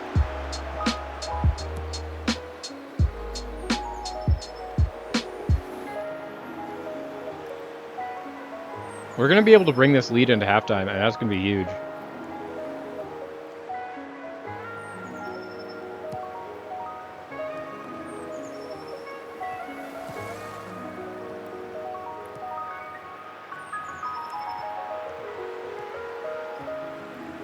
Is Aaron their left back? Is he even playing inverted wing back? Oh, he's an inverted wing back. They're playing inverted wing backs? That's too fancy for our team. That's like our end goal. We'd love to get to a point where we could play inverted wing backs, inside fullbacks, anything more than just like the most basic of roles.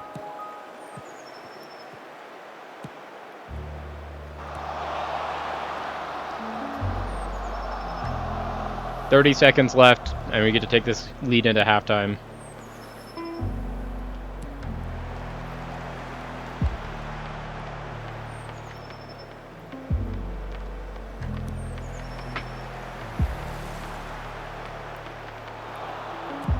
Nice, Nathan.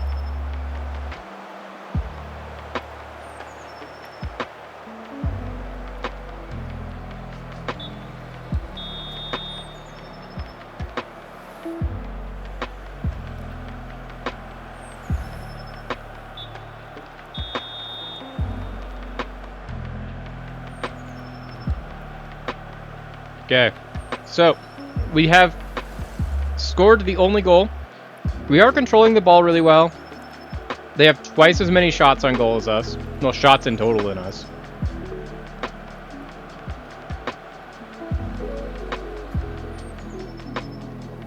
I'm incredibly happy with how we've been playing. This has been fantastic so far. If we can get another half as good as that.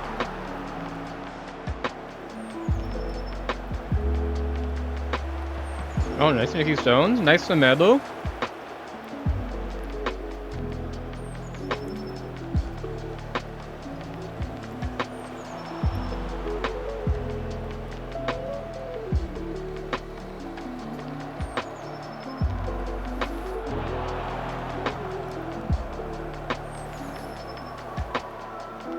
I appreciate that from Nathan because he didn't go in for the crazy tackle when he has the yellow card, but also he did just get absolutely cooked. Rosito.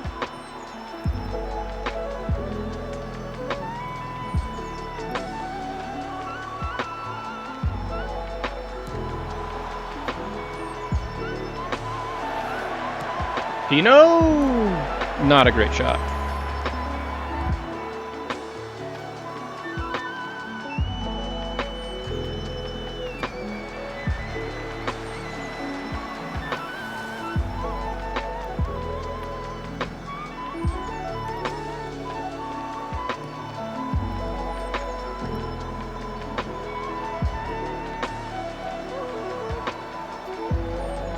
Nice, Chiara. Way to just read the pass lane. Giuseppe. And this is where we need a little bit of hold-up play from our striker. Can you push the lines? Can you find it? Oh, one more over. One more over. Like, Melee Vitvin can take that shot. I think that's fine. Honestly, I can't fault him for it. But just one more over. Find Nicky Stones. He's our top goal scorer of the save. He scored 20 goals last year, and he was unmarked in the middle of the box. That's a guaranteed goal from Nicky Stones. Like, few things are guaranteed in life, and it's death, taxes, and if you have unmarked Nicky Stones in the middle of the box, he's going to score a goal.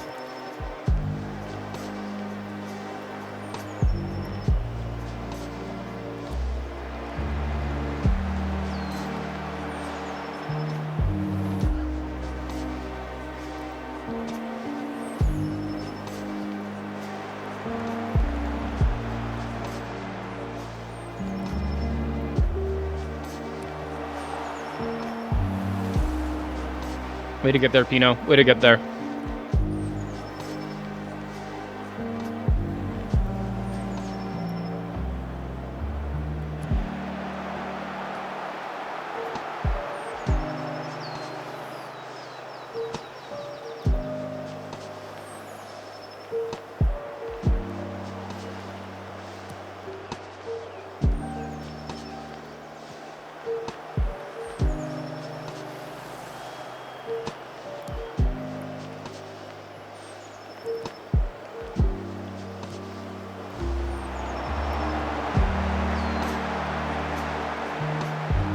Oh, Millie Wiedman! Too high, Millie.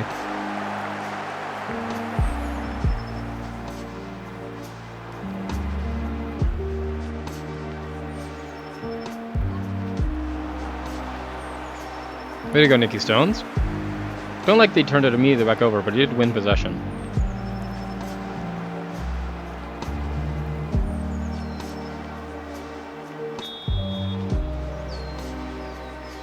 I don't think he's in the box.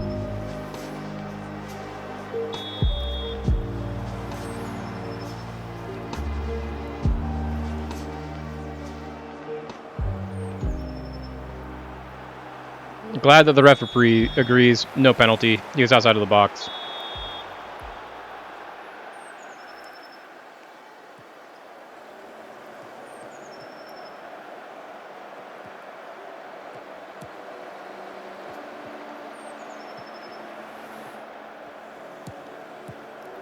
Wow. I can't believe that play worked. Let's hit it high out on the wing to Pino to have him head it back into Semedo. It's like, let's kick it high to the shortest guy on the pitch, and he will head it to the second shortest guy on the pitch, and it won't get intercepted at either point.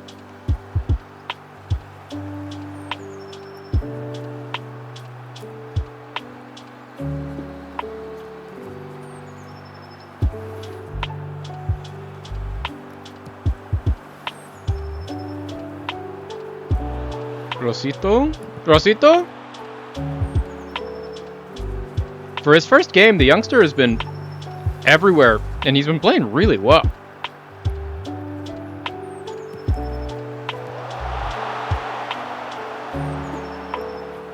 Semedo getting back.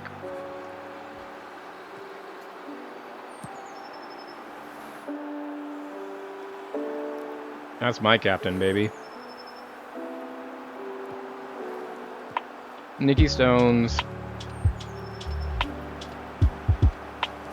We can bring on Berardo, Pino for Renzi.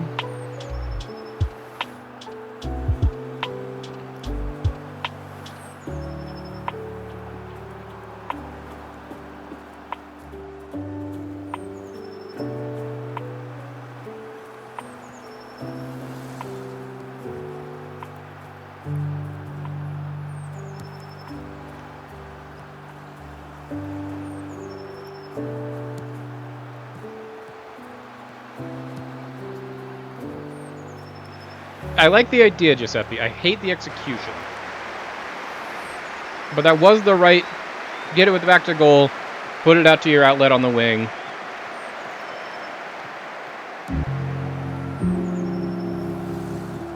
Outlet on the wing might just not be Gianluca Di Chiara because he is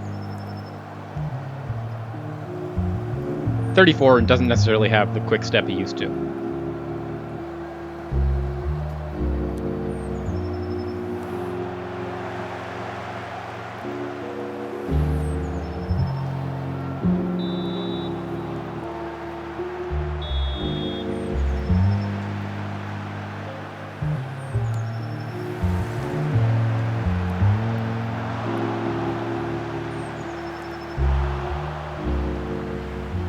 Net in for Rukio. Semedo for Perotti.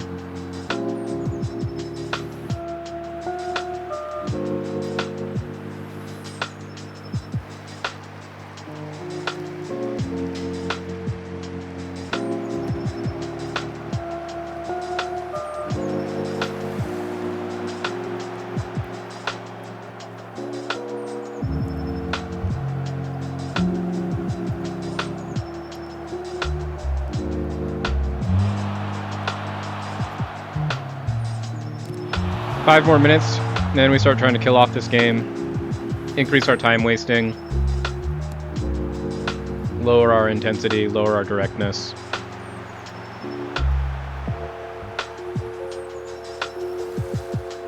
At this point, we are just going to hold our sub in case anyone gets injured.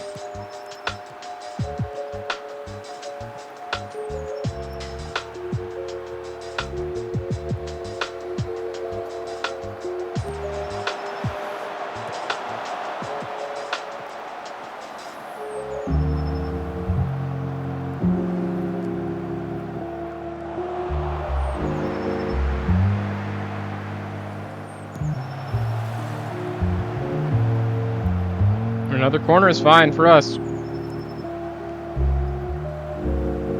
Gorositi is going to be our sub when we eventually make it.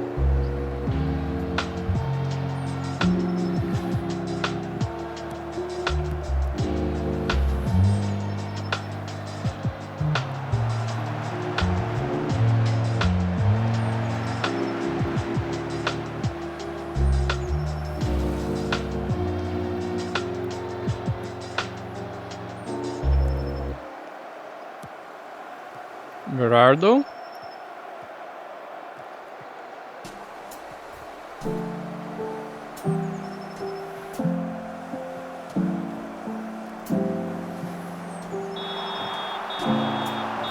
I'll take a free kick. Free kick seems great.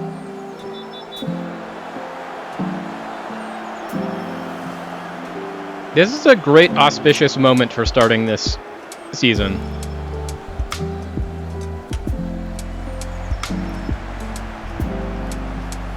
Swap both of those.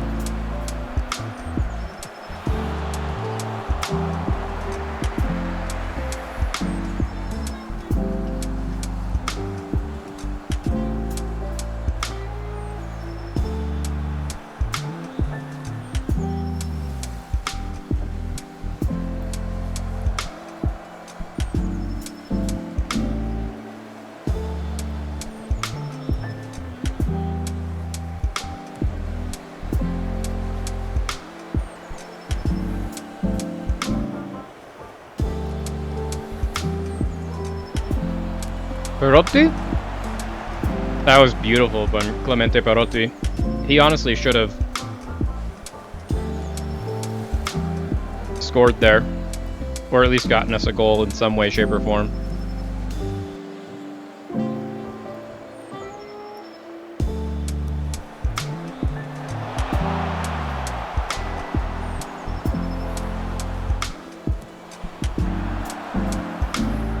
Wild that Simone Kosior attempted that shot even, but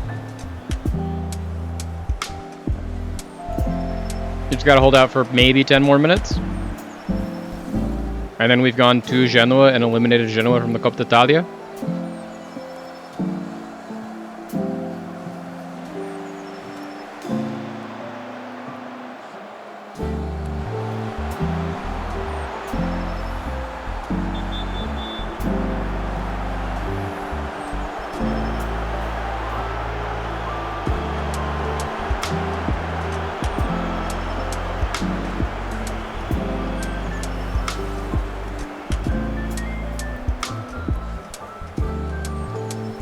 Tahoe, just sending everyone forward, killing time. This is what we want to see.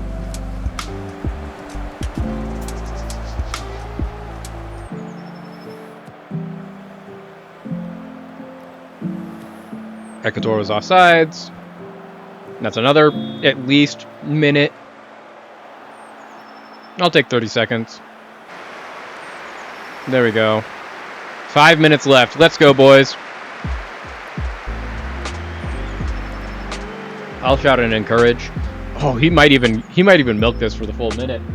Henry Stanich just standing here forever. Chiara, Sal. Honestly, Giuseppe Coppola's in behind. Oh, that was a cheeky little shot attempt. He beat the keeper with that too. That would have been another goal if the defender hadn't caught him. Because that chip had beat the keeper.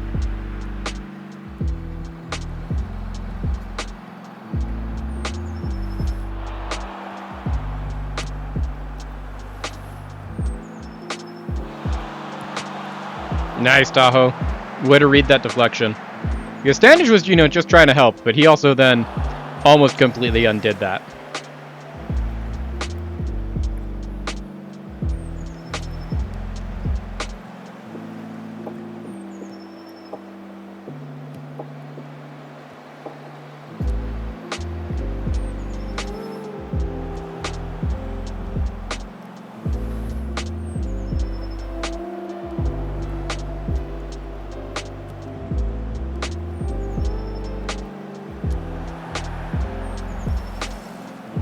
Gerardo, Vukioi, Perotti.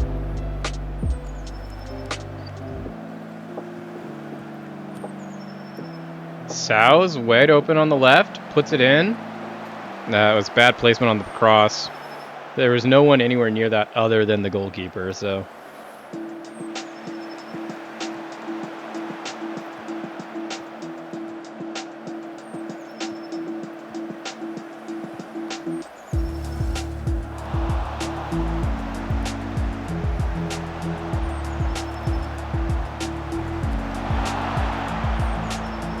Nice, Tahoe.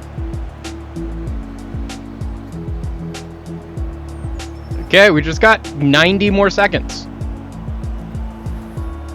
25 seconds.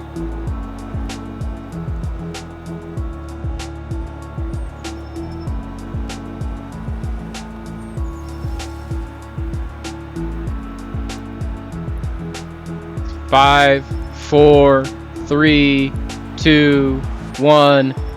There we go. That's how you start a season, chat. That's how you start a season. Massive win. Pro Vercelli gets the victory.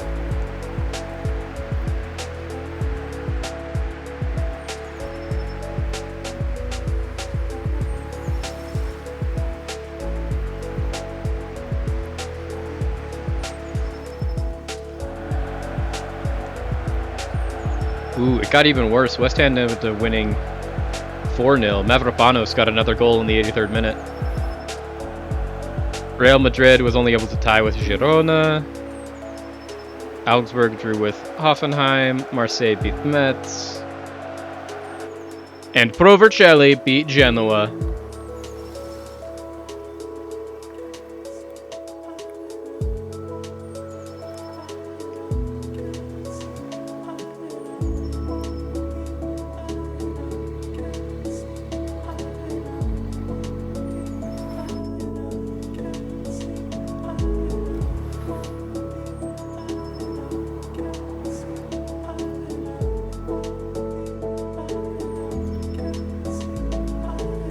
How much would it take to...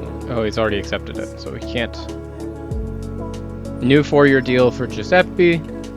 Great, he scored 2. Okay, so season officially starts next week.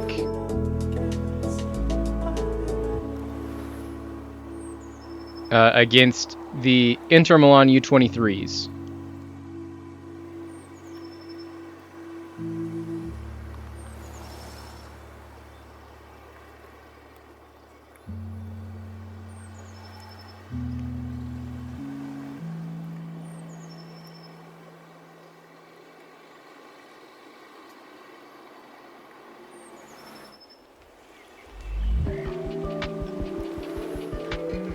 So Reggiana wants to loan our center back.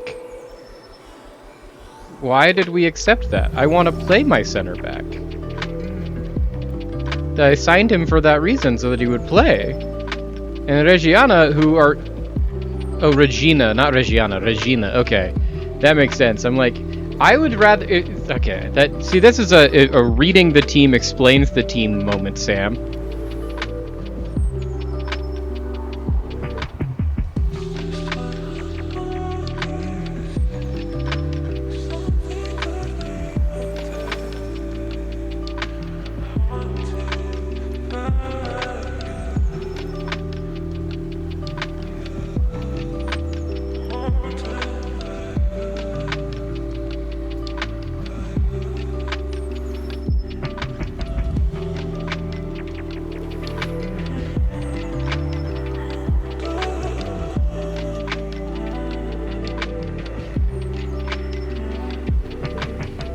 Semedo and then Netin.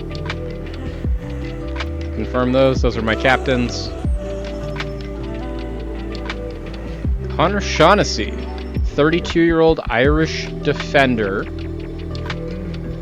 Currently plays for Watford. He's really slow.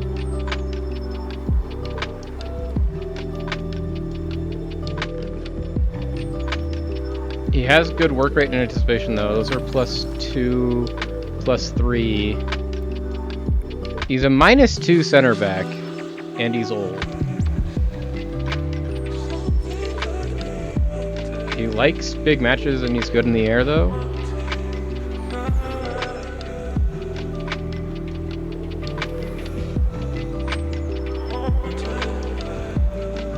Would there be any interest in letting you come to Italy? Yes, but not for the amount of money we can afford to pay you. We don't want to do that then. Since like what is my wage budget I'm working with at this point? Our wage budget we're working with is $23,000. So, yeah, no.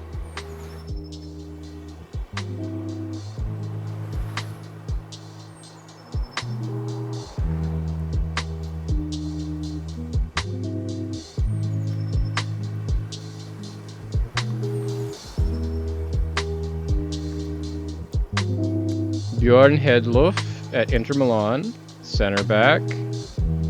Incredible center back. Fantastic center back. Look at all of these stats.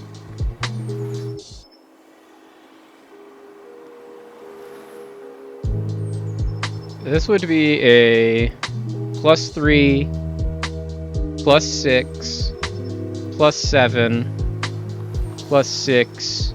It would be a +6 center back. This would be a fantastic center back. How much money would you like?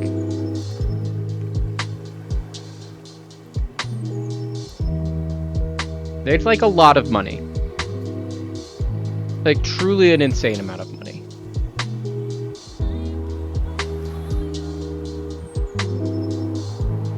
But this is a guy that would be fantastic. He for sure stays on the short list. Here's a DM. He would be competing with Vukioy and Netin.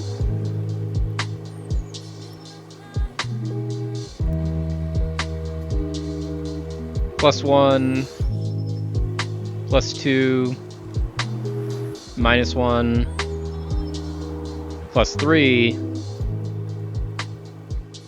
+1. He's a 0, but he's not bad.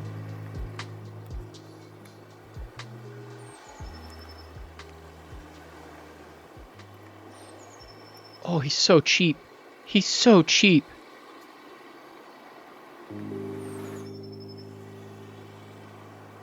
For 44,000. Yeah, Salvatore Canciulli. So cheap.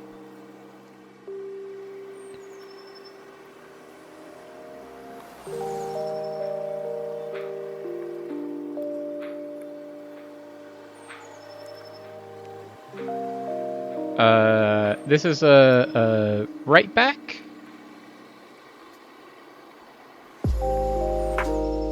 Fiorentino white right back. He's great physicals.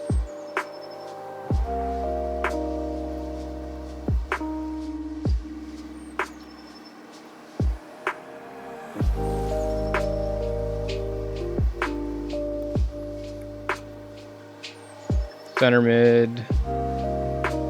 We already have center mids. It's not necessarily a position we need to strengthen. I think this was like the -3 striker.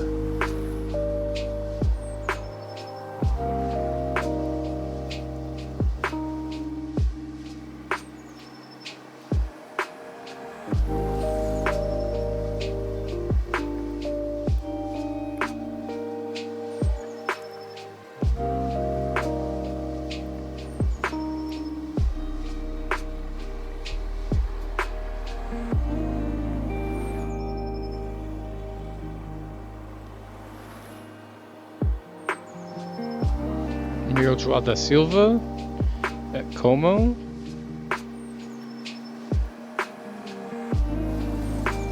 Good left winger. Ooh, good Empoli midfielder.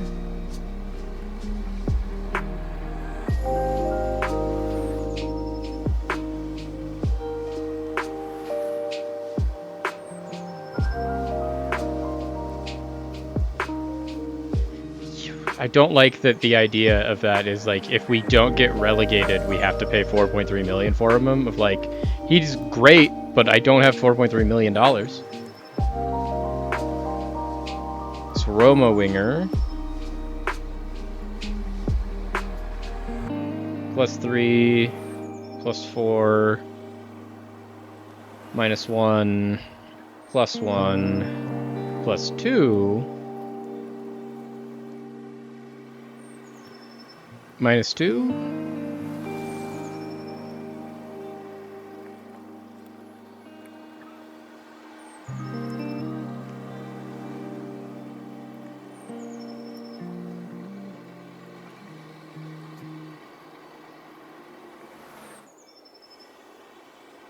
Make this offer to play left wing for me.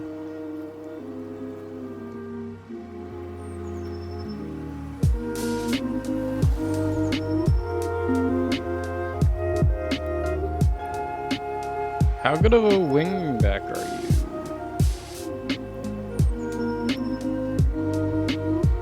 -1, +2, so +1,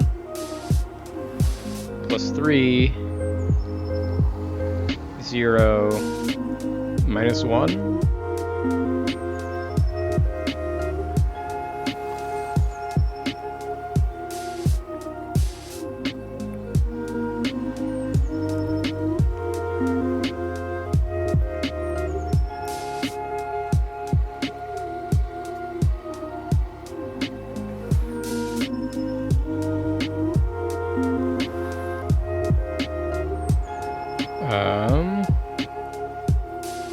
Tancredi Vela. Oh, this is a good striker, apparently. Let's see how good of a striker. He's 5'11", so he's not gonna have the jump part of it. He starts at a -2. Then he goes up to a +1. Then down to a -3. -2.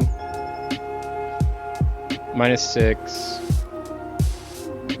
-9. -10. -9. It's a good backup striker.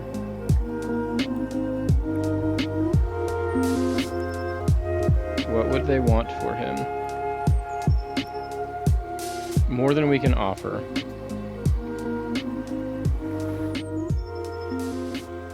But he'd be a good signing.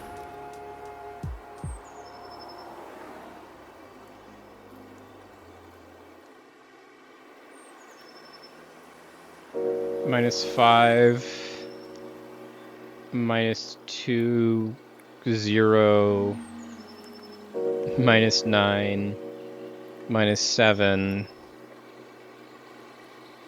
-11, -14, -12.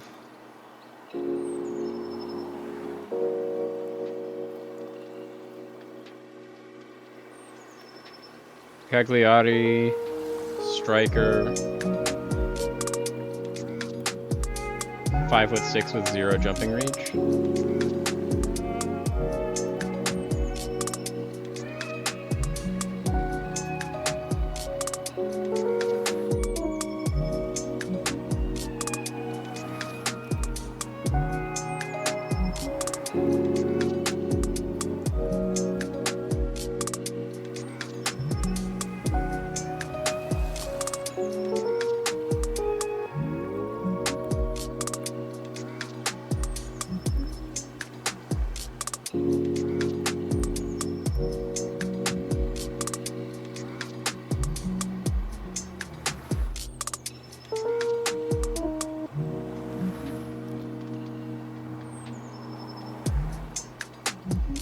Maybe not currently plays in Spain.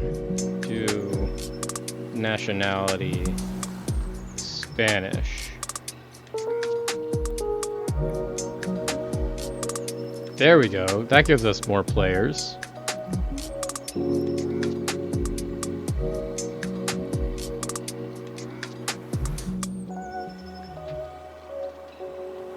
Juan Rosales wants to leave Leonesa.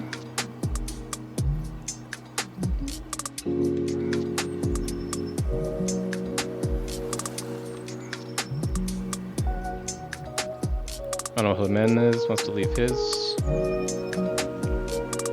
This guy's at Venezia.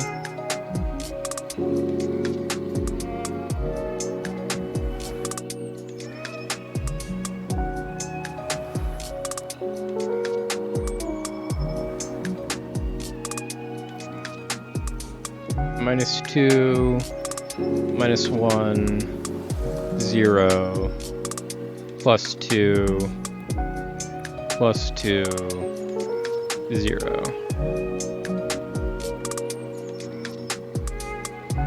Yeah, add this guy to the loans list for sure.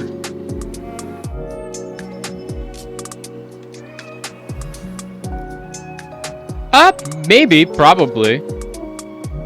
My mic isn't muted, I might have just not been speaking. They might. I wouldn't put it past them.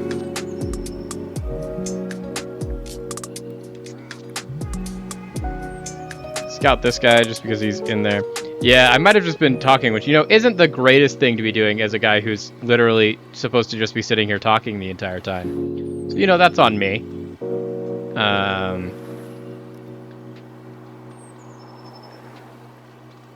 Here's a good center back.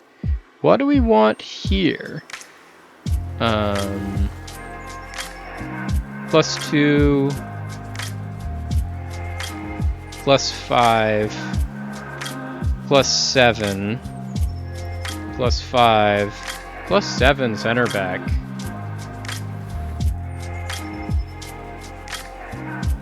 What would Torino want for this guy? Do you want me to pay his entire salary?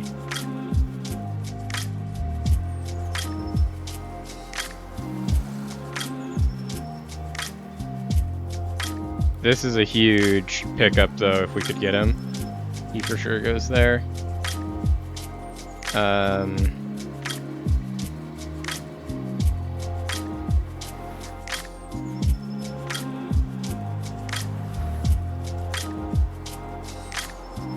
Pau Cubarsí we definitely could not get. He's not for sale. But this is definitely what we wanted, so let's do this with some other nations. Spanish, what about French?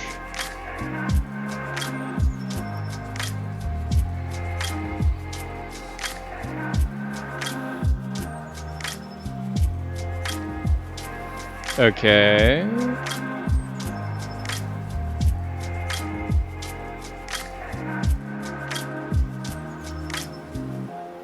The $10.5 to $13.5 million striker at Rennes, who's wanted by Juventus for transfer and has been loan listed. We add him to the loans shortlist.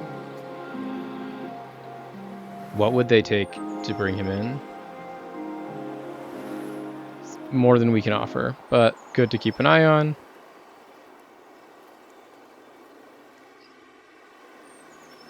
Here's another striker. He's left mid. At a certain point, it's going to be just like, hey, we'll have to... 121 players here on this list. How good of a center back are you? +2, +3, +2, 0, 0.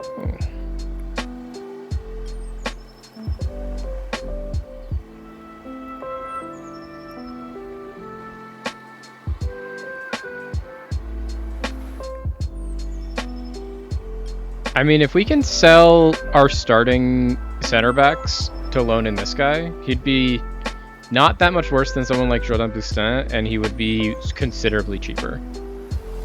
And that's the kind of deals we're here to make. The moves.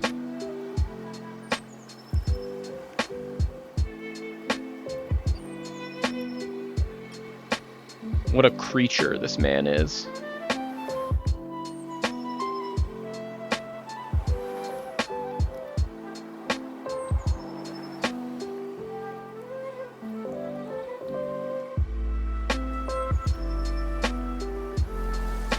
Uru de Matondo, Sera Camara.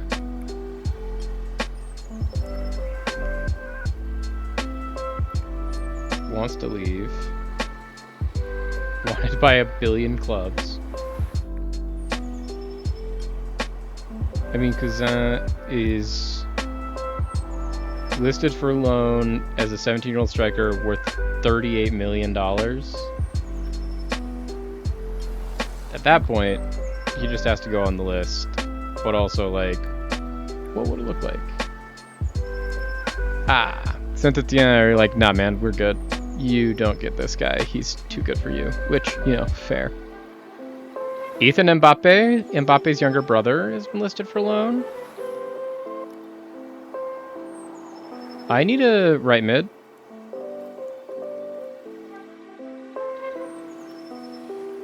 Monaco, come on. Who do you think you are, Monaco?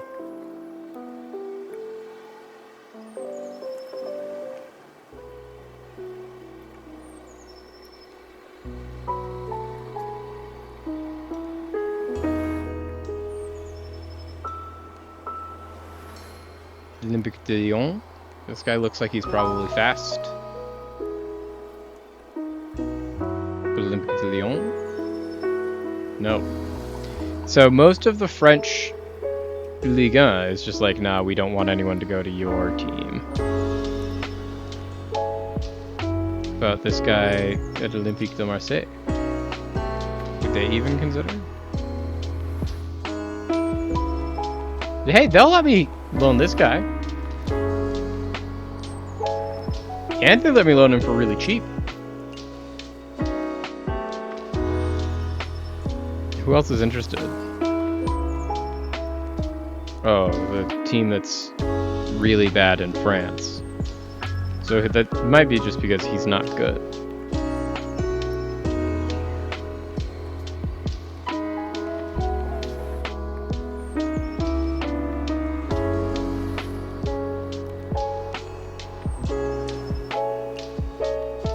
What about Germany?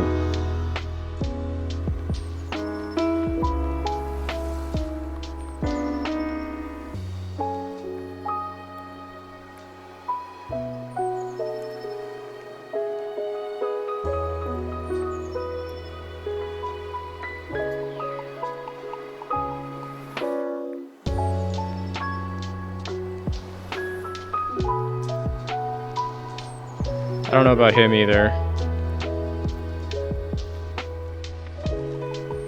Ooh. This guy's incredible. And Genoa want to loan him out?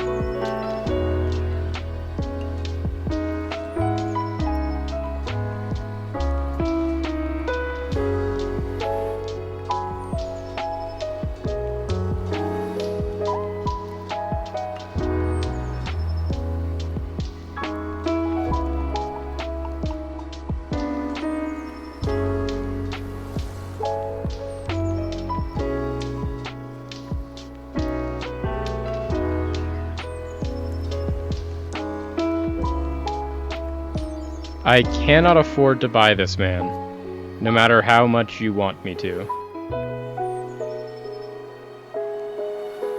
They will let me just straight loan him though, and this guy would immediately become like the best DM at our club. Acceleration, he's got anticipation, gets him to -1, stamina gets him to +1, jumping reach, -3, composure, -3, passing, -4.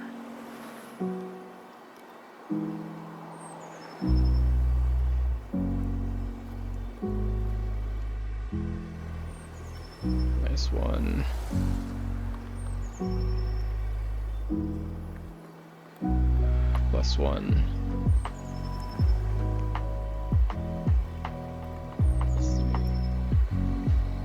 This is a good DM.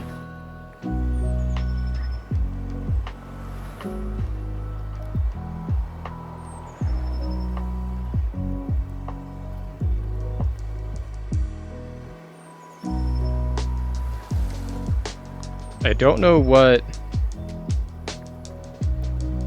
Oh, does that mean, like, youth?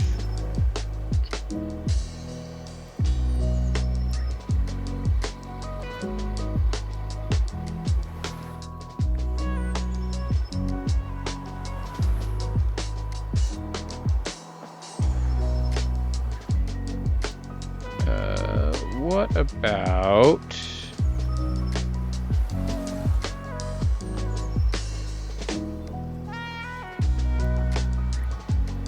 Portuguese? Lec are trying to loan out Gabriel Costa, 20-year-old Portuguese defender. Not a defender that has good jumping reach.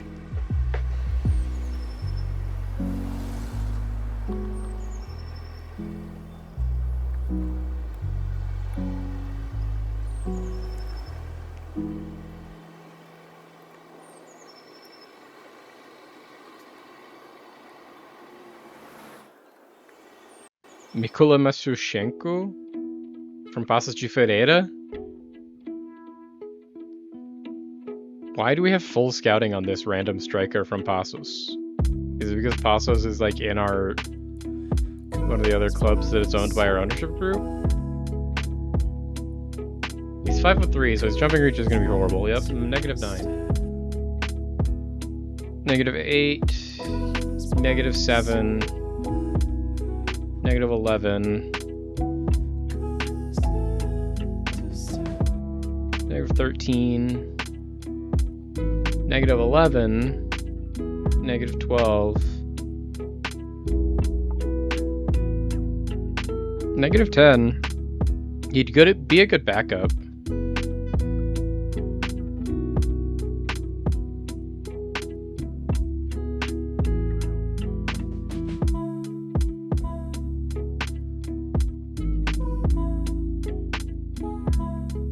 Have him try to be our backup striker. We're gonna work with those little deals that we've made now and try and figure out what we can do as we get to our first 3 games here.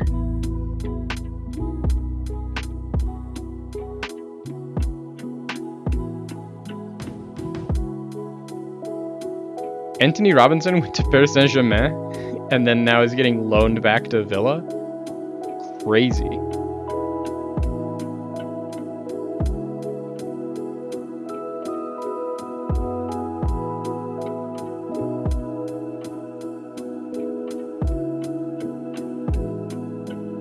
I was looking at them, yeah.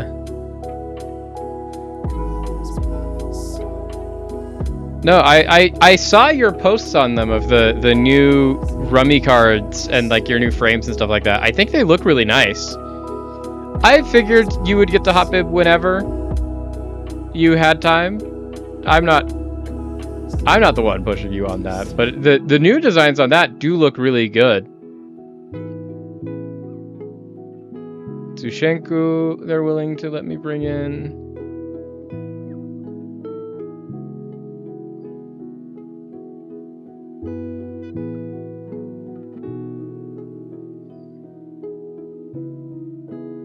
I'm fine with those for Vozar.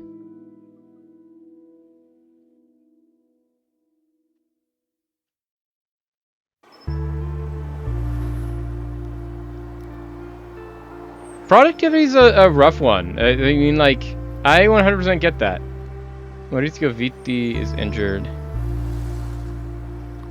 Oh, fun! Well, I always like playing that, so if you get a new prototype in, I'll for sure be down to try it out.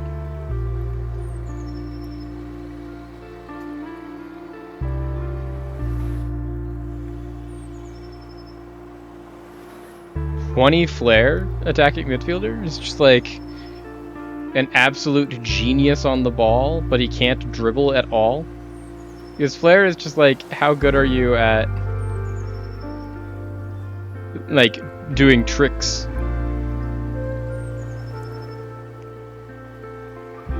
+1, +3, +2, -2.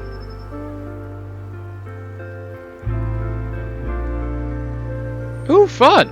Okay.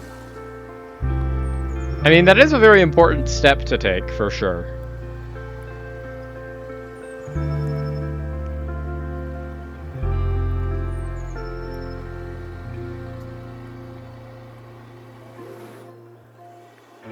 They're finding us a lot of center mids, which, like, I appreciate, but we don't really need center mids. We have good center mids.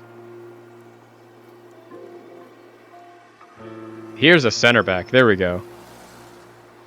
New players without coaching is the litmus test there. So that would mean that you do have to find new players as opposed to people that do know how to play the game. Oh, I don't love this guy. He has good anticipation and work rate, but he has bad pace, bad jumping reach, and bad acceleration. He can go on the loans list, but I don't really. This guy's probably going to be really good at some point in the future.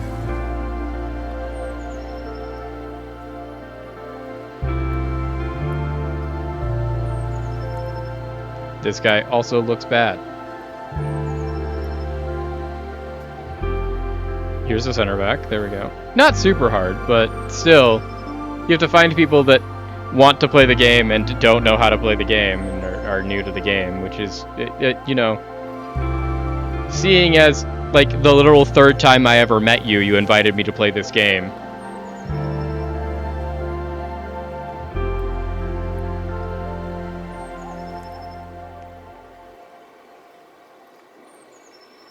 I don't imagine that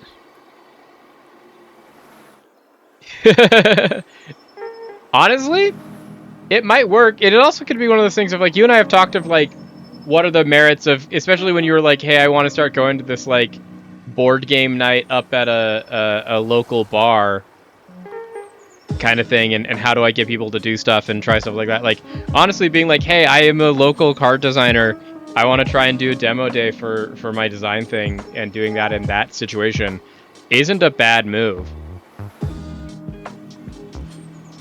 Ooh, Arduini.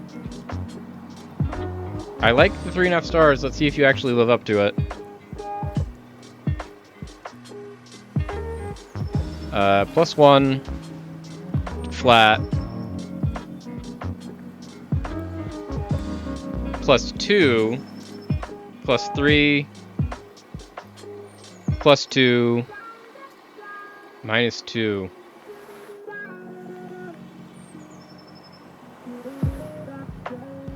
He's interesting. I like this player, but I don't love him. Small poster, yeah, you can do that. I can't imagine that making a small poster is difficult.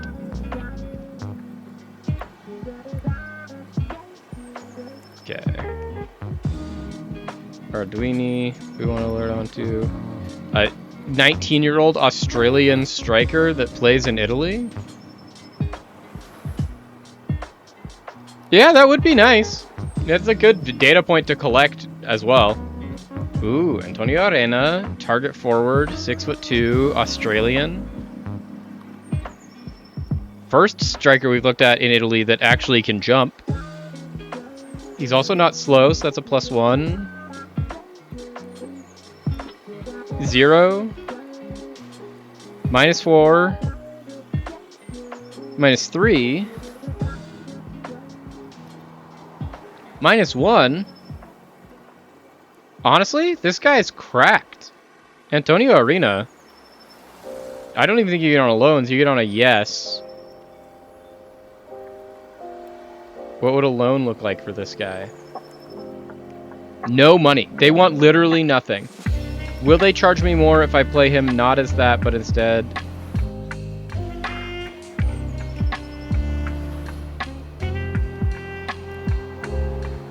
Yeah, if we do that, they want that. So let's go back to the I only have to pay him $70,000 negotiation, shall we? Because this guy is like literally the best striker we've seen for his age for 0 money. This guy's huge. Ooh, potentially very good center mid. I actually don't like this center mid.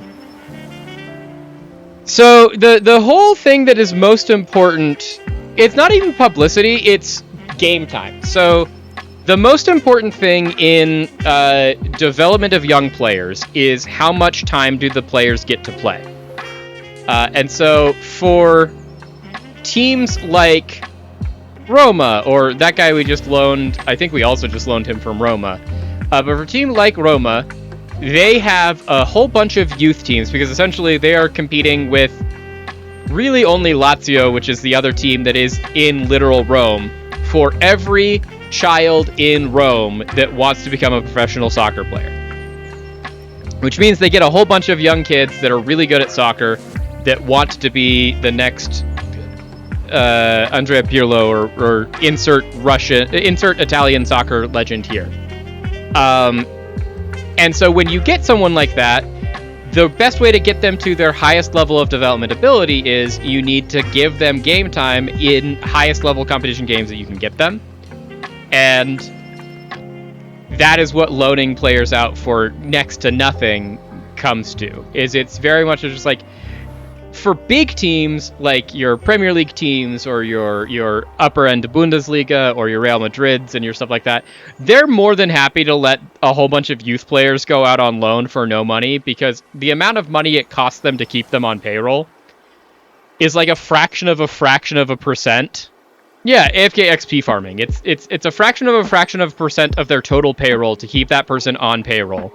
But if they keep them on payroll and just like kicking around the club, they'll play like youth team games, but they'll never play any meaningful minutes on like the first team. Whereas if they let them out for loan and they're just like, yeah, we will pay the majority of this person's salary to not play for us, but the trade-off is that person now gets to go to a team where they're going to play all the time, that's great for them because they're like, it gets us the thing we want of that person playing, and we don't have to pay them. Like all of their thing. Or in our instances, we're trying to find people that are willing to send their players to us on loan and will pay their entire wages because we can't pay any money. We have negative money. -4, -6, -7, -4, -11, -15. This is one of those ones where it's like, the stars lie. They think that this is an amazing midfielder, but based off all the things that I care about for my midfield, the only thing he's good at is he's fast. So I don't think we want Mancuso.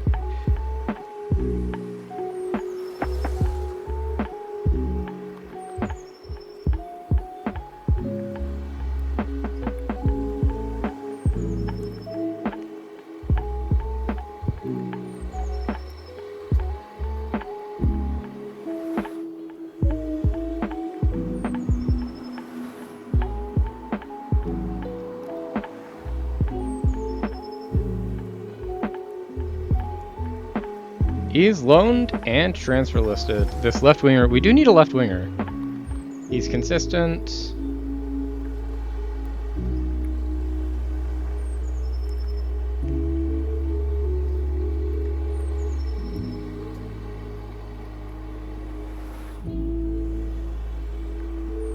Okay, how good of a winger are you?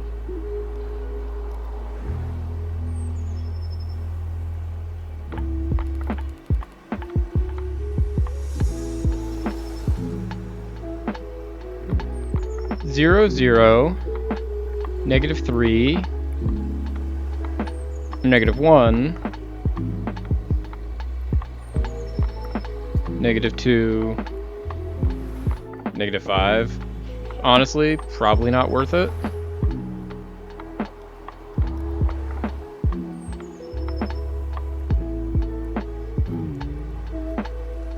We already found the Australian is who we'd want this to be. And this guy, he's better finishing, but I don't think he's actually better than the Australian we found.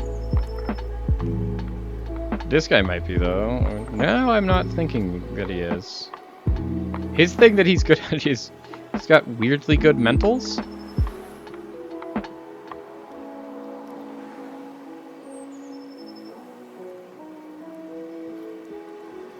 But yeah, so our whole thing is that we're looking for players to bring in that are good and can make our overall team better.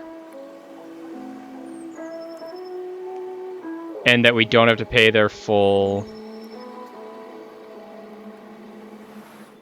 amount of money and wages for. And if we can get enough good people in, we can then sell.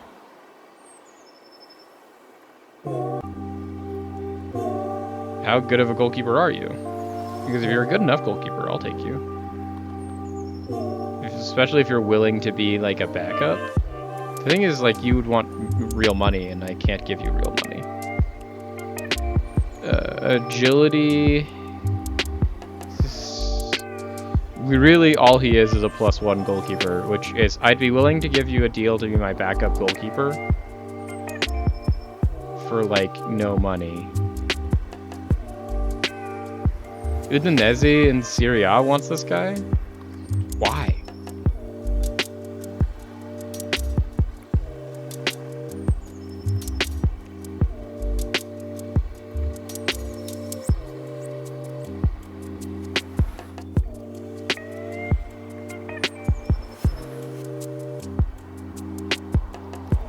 Yeah, I don't want to pay him that much money. I agree he's good, but he's not spend my actual transfer budget good. Also, who's this Oliveira guy that people keep trying to make offers for? João Oliveira, 18-year-old striker, underbid from Clermont-Ferrand. Wanted by Derby, Portsmouth, Preston, Nuremberg, Reggiana, and Clermont-Ferrand. Honestly, what are they asking for?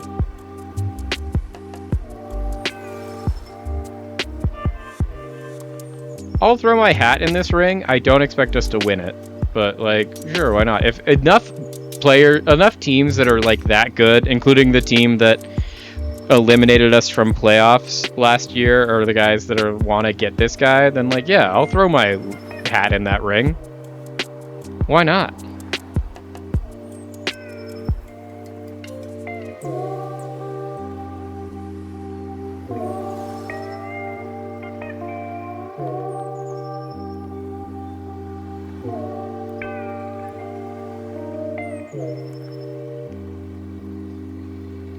So this is the Paços de Ferreira forward that we were bringing in on loan. He's not as good as the Australian guy. So I actually think I want to delay this, because if we can get the Australian guy, then we won't sign him. We have to wait for the...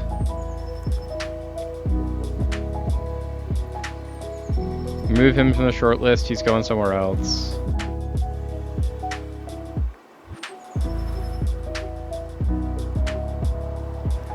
Remove him from the short list.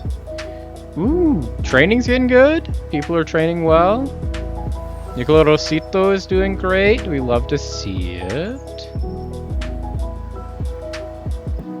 We haven't gotten any offers for Bustin.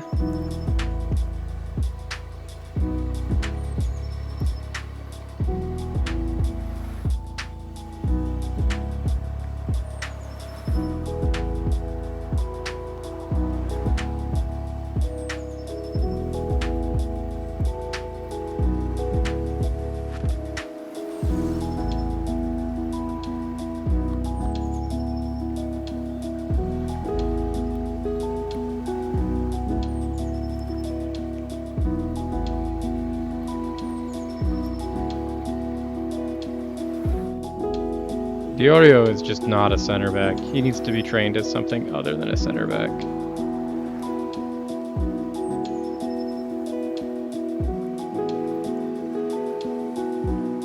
I want you to train into... Oh, your passing is so bad. Passing is truly so bad. Your passing is a literal 1. Can't be a deep lane playmaker.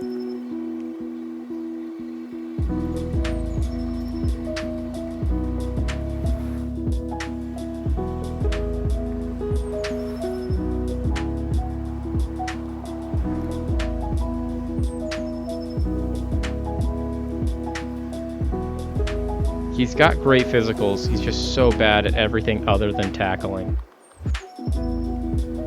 And he's 5'9" and can't jump, but he also can't pass. No idea what to do with that guy. Diorio is just...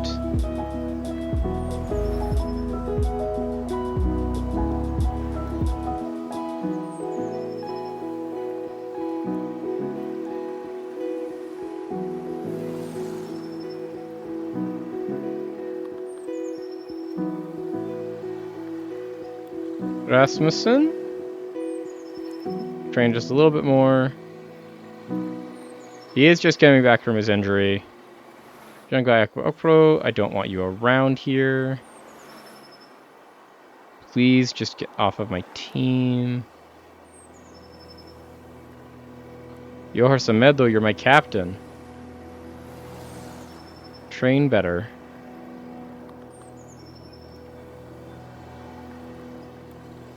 Bruano, I do actually like. Bruano, we want to be playing.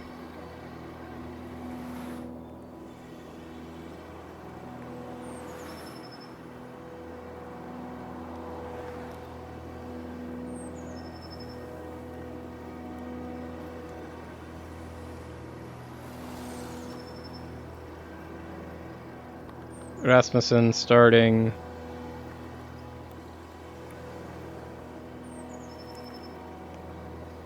We don't want to sell Verardo. Shanghai Akpakpro going out. Just, I don't want him here, but also, like, give me more money for him, please. I don't pay him that much.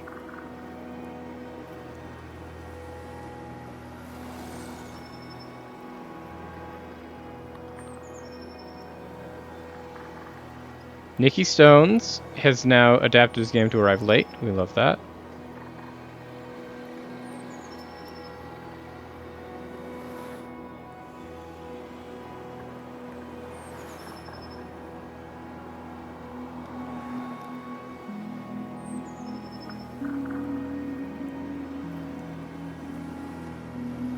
Okay, so this Oliveira guy apparently wants to negotiate with us.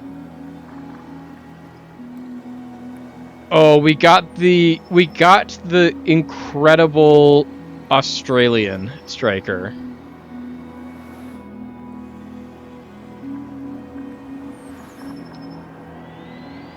What do you want now? This is the exact same offer I gave you.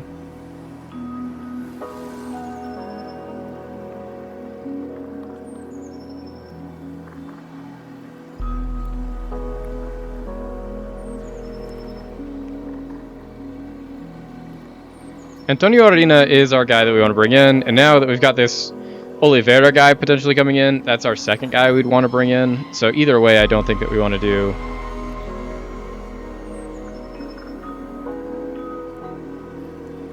Pino, welcome Antonio Arena. He's our new backup striker.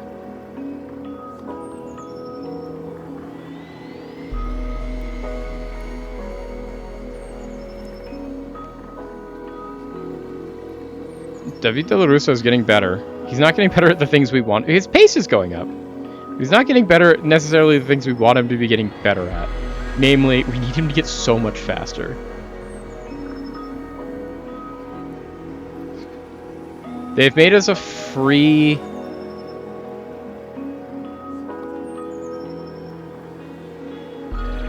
This is a bad offer. I don't want that offer. Like, I don't want this guy at my club, but I also really don't want him to go for that.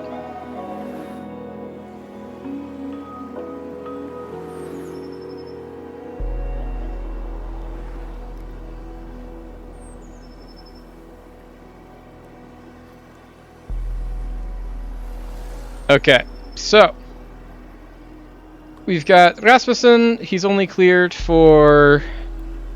He's cleared for the whole game, but not really. Okay, so this is the starting team.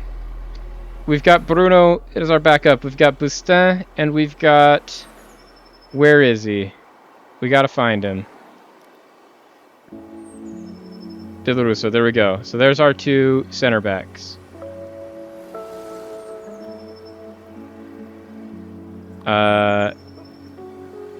We want...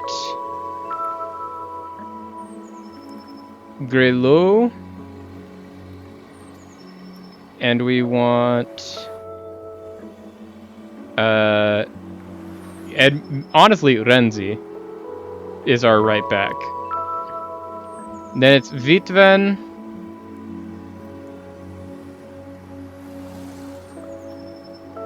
Broanu. And Vukioi. And then Sao. And where is he?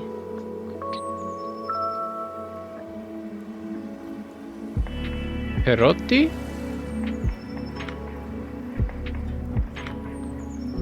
I can't see, apparently.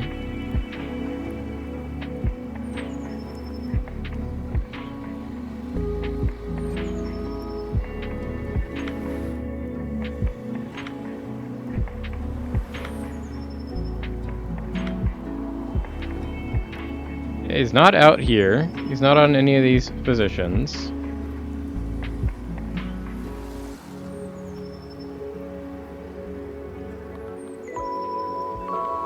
We need wing back. Oh, is he not? Is he filtered out because he's unavailable? Why would he be unavailable? Is Perotti injured? Oh, Perotti's red injured. That's why we don't see him. Okay. So, there we go. We do need to then find someone who can play right winger, and it is Jean-Guy Akpro. There we go.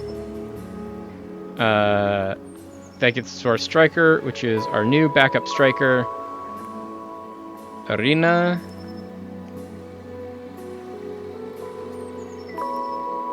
There we go. Okay. Match number 2, chat. Match number 2.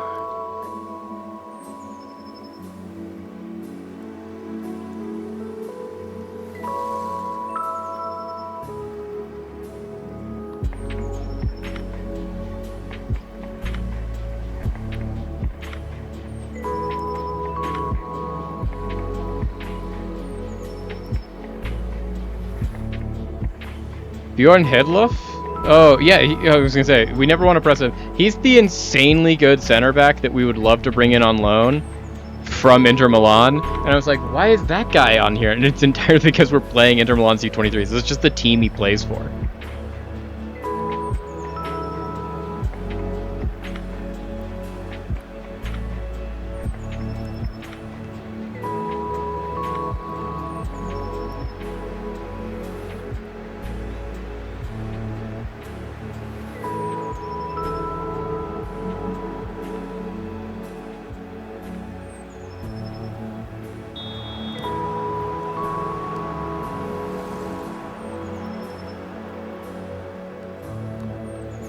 Now that we're not playing against Serie A opposition, we don't want to be cautious anymore, though. We want to be attacking. We want to take the game to this opponent. Rasmussen. Di Chiara on the outside. Oh, come on. Di Chiara's good, but he is old, and that is the problem. We need to find someone to be good like Di Chiara, but younger and maybe a little bit quicker. To be able to actually, since like that was the perfect pass, like that was the right play.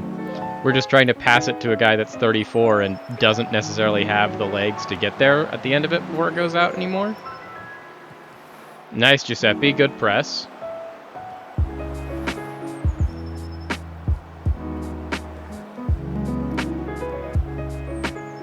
Oh, Oh, Pino just running forward. Giuseppe! Oh! Oh!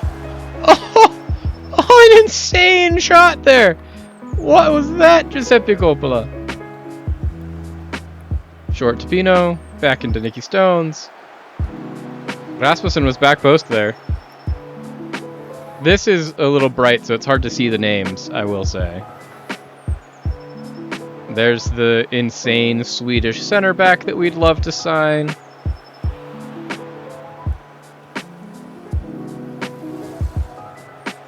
There we go, Rosito. Just play it to the Swede. Honestly, this is another probably pretty fine center back. We only need to bring in center backs because we are weak in the back, is what we learned from analyzing last season. Number one. And then number two, if we do want to sell Stanic and Bustin, because they are two of the more expensive players on our team, in that we're paying them like $300,000 and $250,000 a year. And if we can offload both of those salaries and bring in not necessarily that much worse, or even in the case of like, if we could bring in this Swedish guy that we're playing against right now, he's a +6. He would be the best center back we've ever had at our club.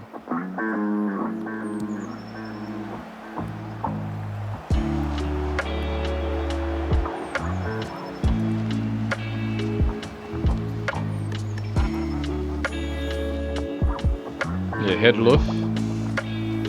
Pino here with the long throw. We've got Nicky Stones and Simone Kosier in there.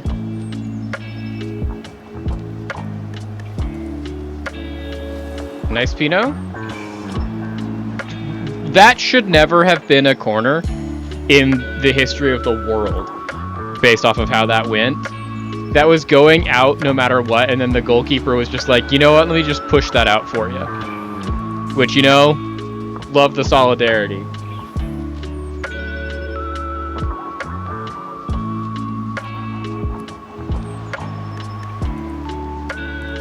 Nice Stanic, Rasmussen.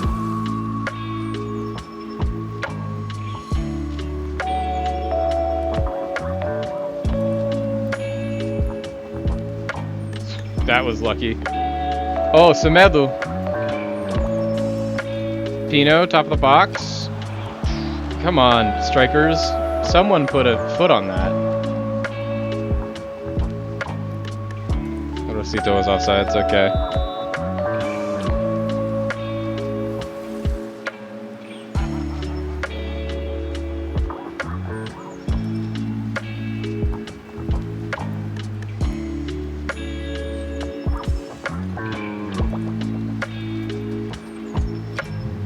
Nice Rosito. Rosito into the box. Netin! Once again, Netin, not known for his ability to arrive to the box late and shoot. That was a remarkably good shot from a guy who's very bad at doing that, all things considered. But this is you know, like, we're starting as we hope to move on, of just like, we're doing actually pretty well. We're not winning headers. We have a 100% tackle win rate.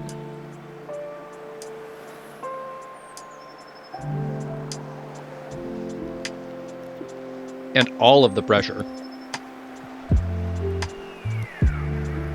Nice, Semedo. Giuseppe's in behind. Oh, Giuseppe's in behind. Oh, come on. Giuseppe, I just need you to finish those. I need you to please, just for me, finish those.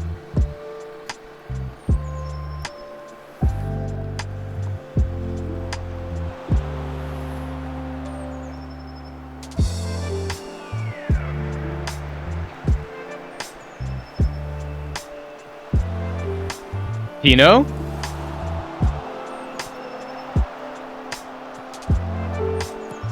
Rosito? Oh!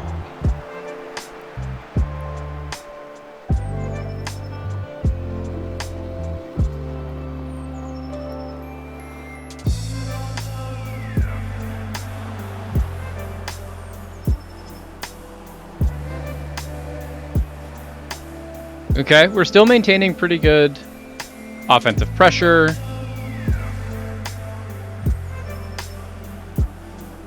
I like this, Nicky Stones. This starting midfield three is just so good. Mathias Rasmussen.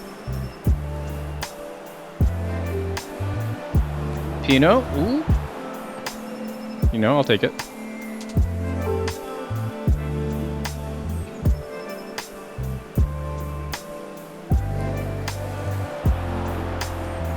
Giuseppe. Oh, come on, Giuseppe. You can do better than that. Giuseppe, you can bury those.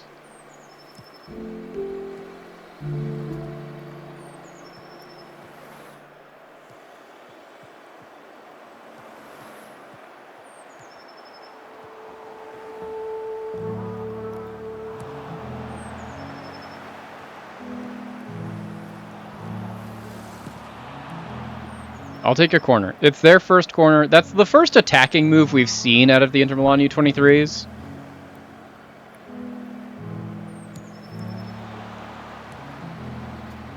Nice looking at them.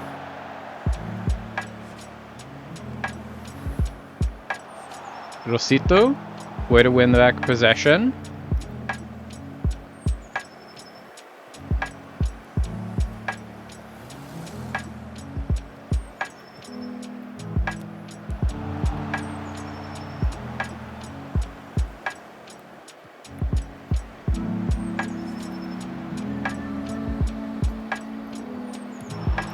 Nice. Yeah, that makes sense. It's just like we have one striker that's trying to get all three of their center backs with the press.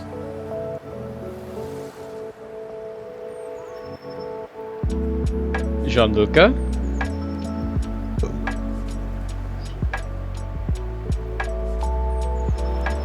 Rosito. Oh, he won that race. He won the foot race. And the goalkeeper was apparently out of bounds when he caught that. I'll take... This is so many unforced errors from the U23's goalkeeper here to give us these corners. And I'll take every single one of them. Also, Rosito has been so good for a free signing at 19 years old to play left wing. He's been fantastic.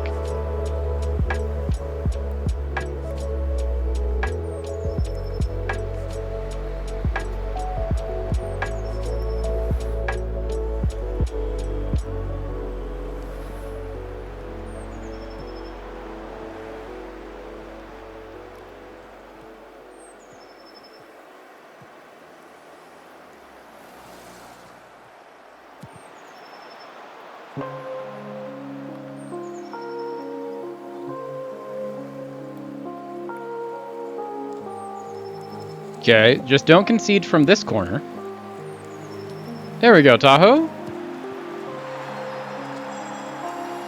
That was unfortunate. It was great from Tahoe to clear the ball, and then no one went out and pressed the follow-up. So whose mistake is this? Since Tahoe gets there, Kosier is charging. Kosier just gives him way too much room.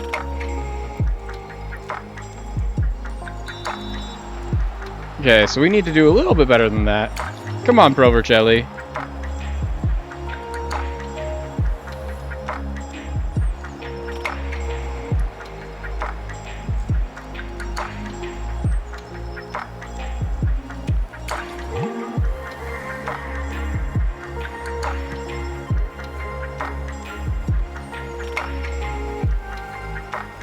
Oh, Rasmussen's? Oh, come on, Rasmussen. Just barely. Rosito. Oh, Rosito with a beautiful run.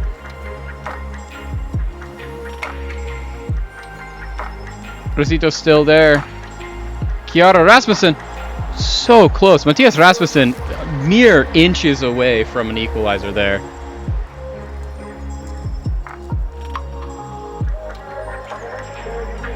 Teixeira.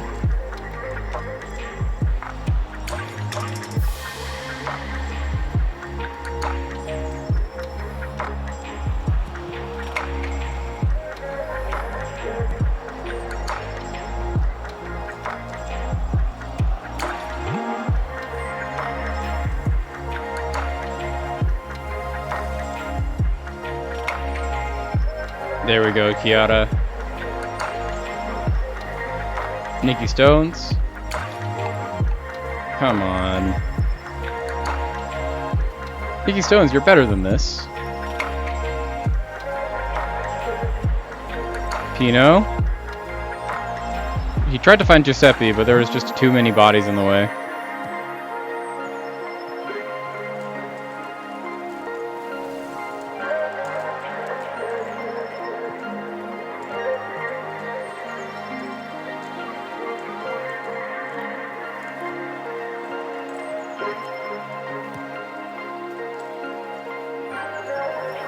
Oh! Okay, I thought that was a foul.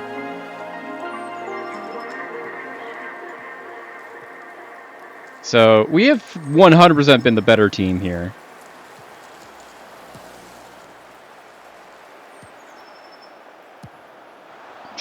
That was also wild.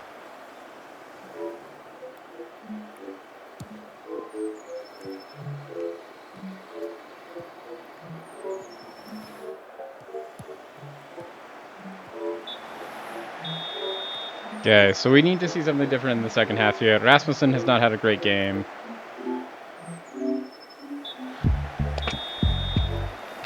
Nikki Stones is also, like, the thing is, like, Tahoe is the one that they're blaming for the goal, which, I mean, like, fair. He went out for it. He did win it, and then it just didn't go to one of our people. Convertino is doing fantastic. Their goalkeeper, deserved player of the match currently. We have been peppering him all game.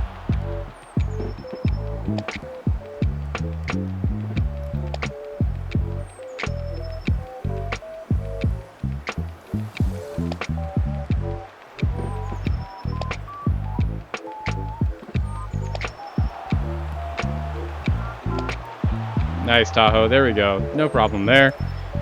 See, like, these are the kind of attacks that we can deal with.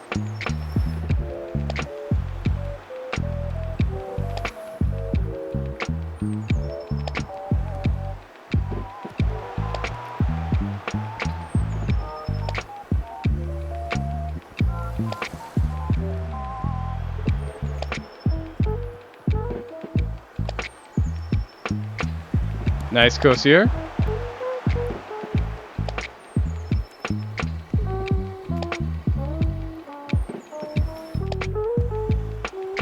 Hidlof.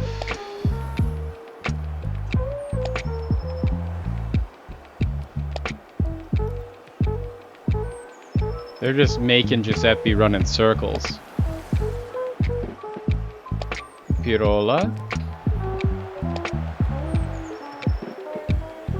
Nice, Rosito.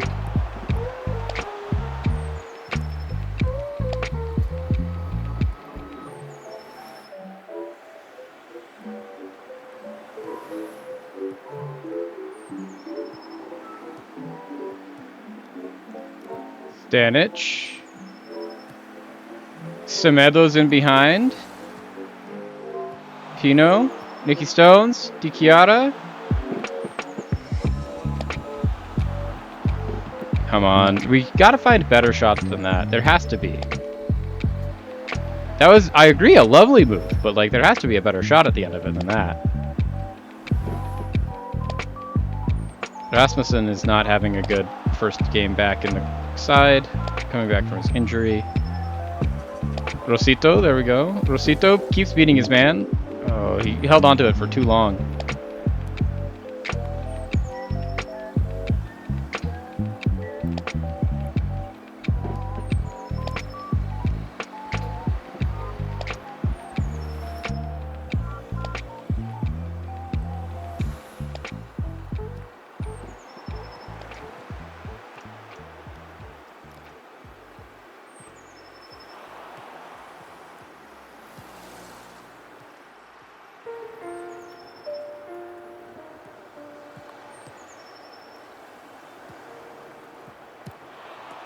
Nice, Tahoe. Way to catch that.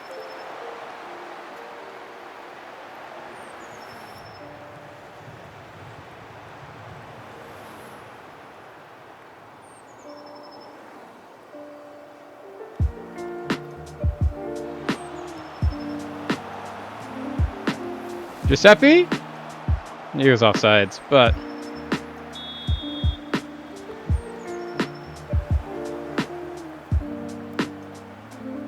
Rasmussen, we're going to take you off for Bruano.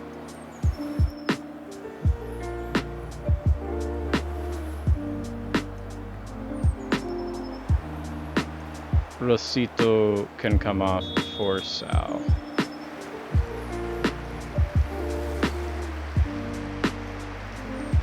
Okay, Bruano was a great player for us. He has a lot of potential to become really, really good.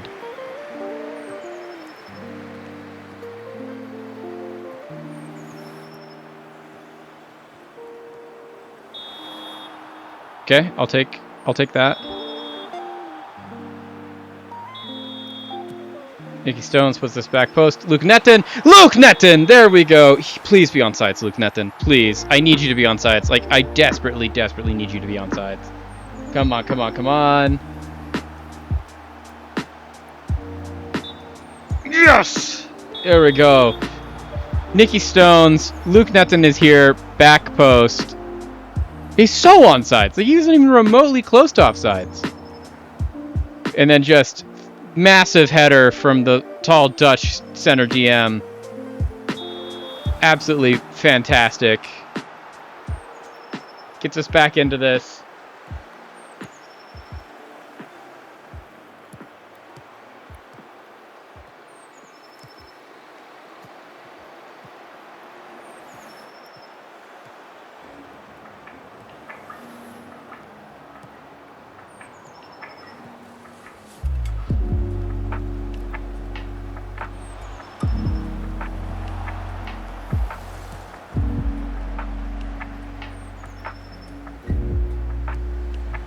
There we get to Pino.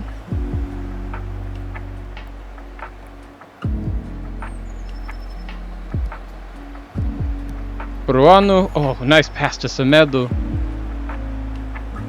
Then it falls apart in the 1-2 between Semedo and Pino, but... Oh, Kosier. That's a ball.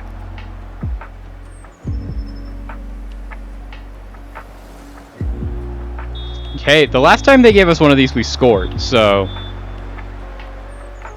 We're going to look for Luke Netton, back post. Oh, okay, no highlight that time. Gianluca, we're going to bring out for Grelot. Netton for Vukoy. Oh, Asino Sal just scored! That was a crazy goal. And we scored it on a red injured goalkeeper. Like, this is the least sportsman goal we've ever seen. Oh, this is horrendous. Okay, so Luke Netton puts the ball in to Henry Stanic back post. Their goalkeeper goes out, punches it as Stanic is kicking it. Honestly, Stanic probably breaks his arm in half. And then it bounces out. It lands at the feet of Sao, who just puts it back in while their goalkeeper is holding his broken arm in his other hand, writhing on the ground in pain. Like, I feel really bad about that goal, but also, what a goal. We've got a victory now. We've got a lead now, at least.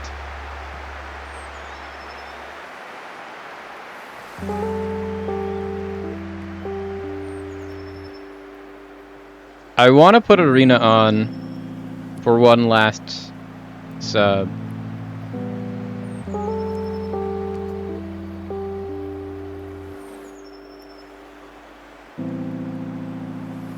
Our last sub can be our new 19-year-old Australian striker. He does play a different type of striker than our other striker, in that he really wants to be a target forward, but he also is like built to be a very good target forward. So I don't have any issue with that.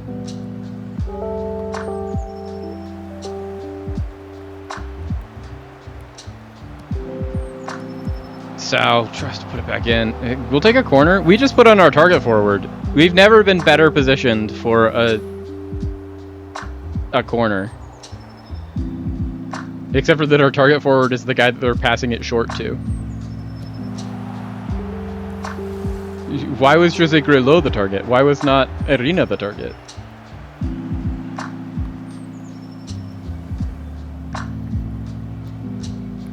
Jose Grillo finds Kosier. Back to Grillo. Sao. Buruanu. Jose Grillo. Honestly, as far as shots were concerned, not the worst.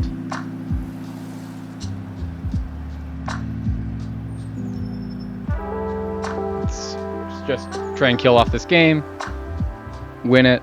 That's all that matters. Semedlu puts it in. Kosier not quite able to get it. Arena now, top of the box. Arena.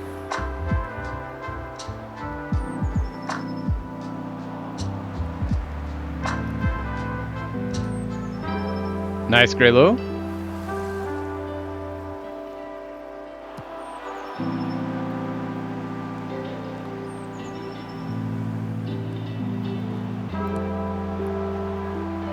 Oh, I don't like that. Oh, massive! Massive from Elaine Tahoe! Huge save! Absolutely incredible, Elaine Tahoe. I loved that. Tahoe got big, and he saved the day when it mattered most, and then he did it again! Oh! Back-to-back incredible saves from the young Albanian goalkeeper. There we go, Kosier.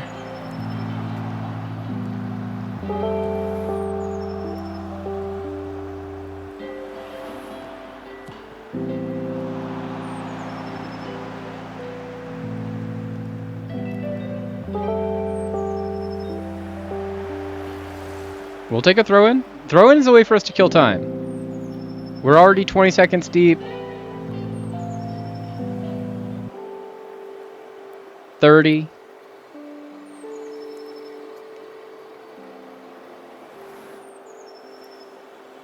40. Ooh, yeah, we're killing this game. Took almost a full minute off the clock trying to take that throw in. Josue Grillo. There we go. Nice little 1-2 between Grillo and Sao. Buruanu. Grillo. Nikki Stones. Oh, Nikki Stones. That was almost a third goal. Just a little bit lower. Honestly, man of the match, I think, does still go to, at this point, probably Nikki Stones for 2 assists, but previously it should have gone to the U23 goalkeeper for Inter Milan's U23s. He had an amazing game up until he let in our 2 goals. One that was a header that he was never going to save. And then second, the goal from Sao that was very much just one of those where I'm like, oh, this is a bad sportsmanship goal.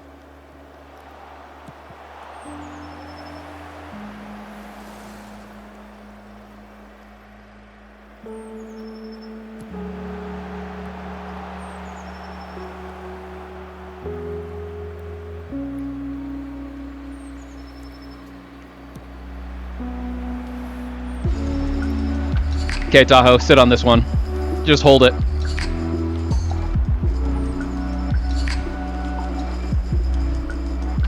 Semedlu. Pino. Oh, Pino with a nice dribble there. Semedlu in the box. He's got Pino on the outlet. There's Pino. Back to Semedlu. Beats his man. He was offsides, but kill time. We got 5 minutes left. 4 minutes left. Let's go, Kosier. Put the ball into Rosette. Nice, Grillo.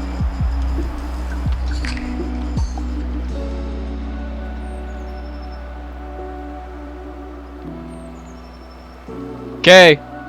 This should be time. Nikki Stones. Honestly, if we never take this kick, that's fine. If we do, I want this to be like the literal last touch goal. Look at this. We've got Buruanu, back post, all alone. I know you can find him, Nikki Stones. Oh, you don't even need to. There we go. Nikki Stones, 2 assists. We'll take it. Goals to Sal and Luke Netton.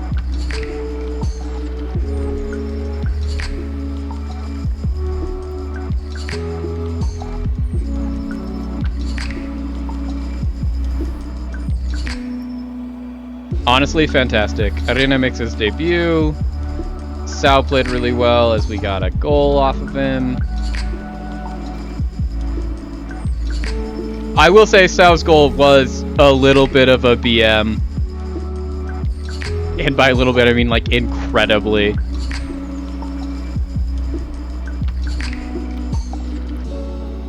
You were fantastic.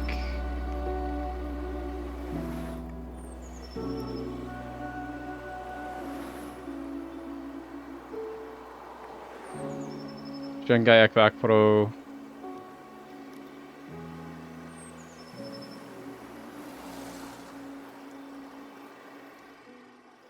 Oh, I'll take either of those. 90% of his wages, and you pay me money? Fantastic.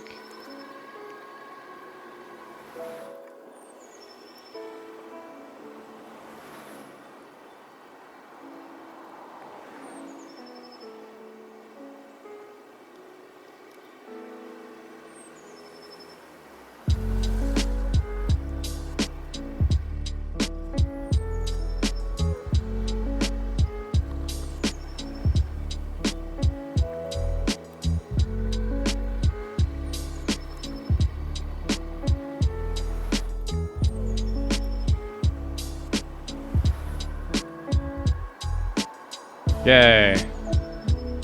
Oh, we got someone else in. Loretti. This was the Roma winger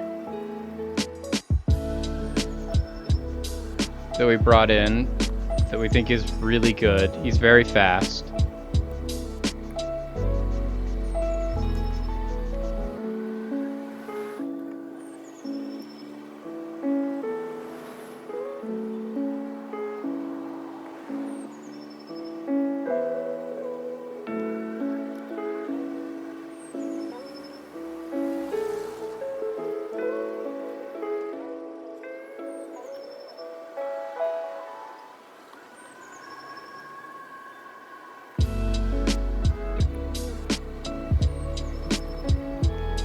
We also got Vozar and Kenchuli. There we go. This is the Fiorentina deep-lying playmaker.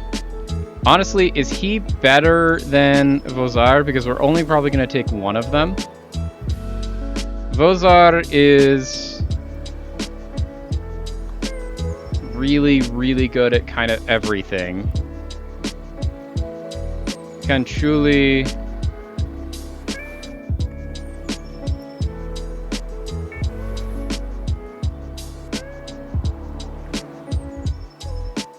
+1, +2, -1, +3, +1. So he's a 0.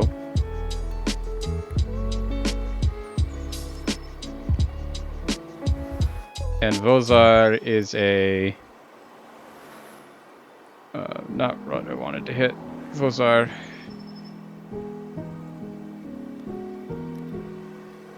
is a -1,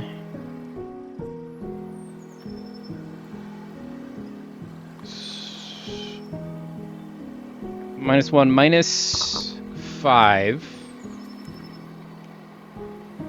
-3, -4, -4. So honestly, for as good as he is, his big thing that he is he's good at box to box in midfield.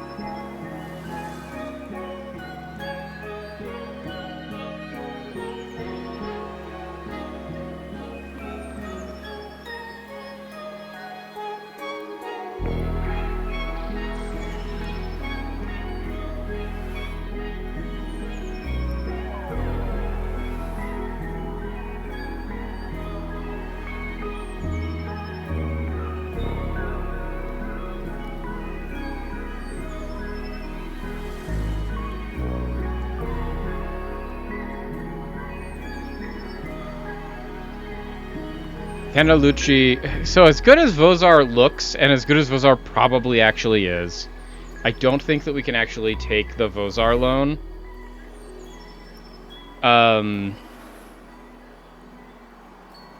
In good conscience, just because, like, it would be just, we're being lied to by the stars. If, like, the stars on it just looks really good. We're gonna cancel the Vozar loan. We're gonna accept the Candalucci because he is just a 0 DM, which is good. He wants important player, which I don't necessarily love.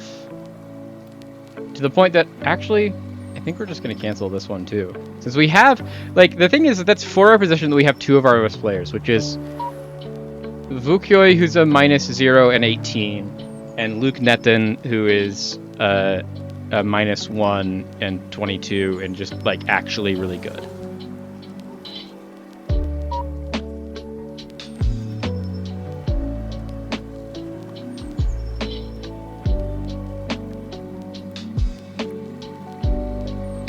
Transfer deadline's in a week.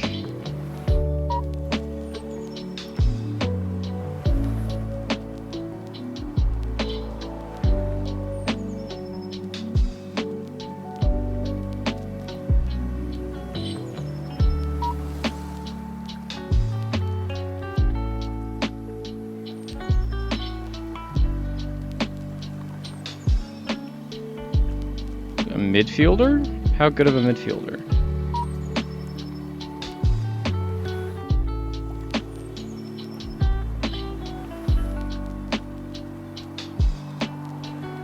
-1, +1,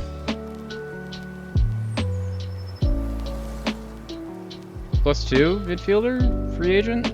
We have a short list we can put him on.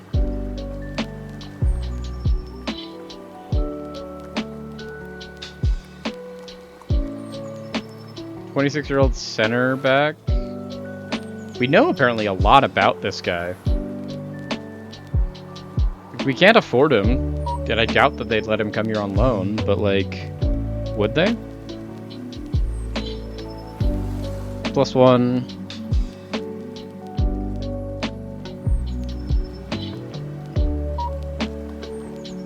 (0), -1, +2?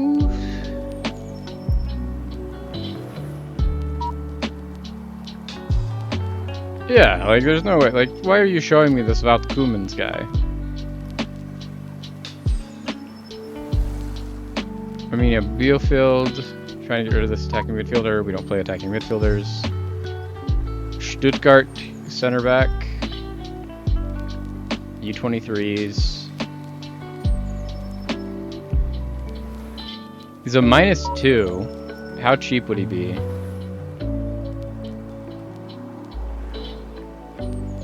Not very? Okay, so add him to the loans option. Lovro Magic, free agent goalkeeper. Honestly, we would like another goalkeeper.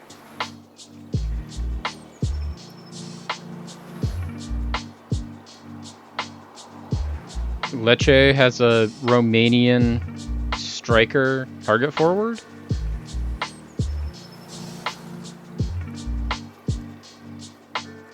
Wanted by Barnsley and Tenerife. How good of a striker are you? +1. +2.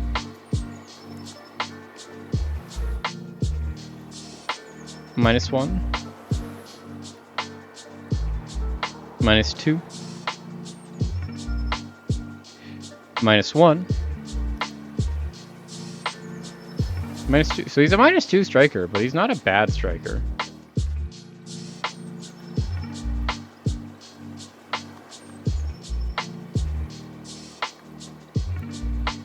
Another Australian.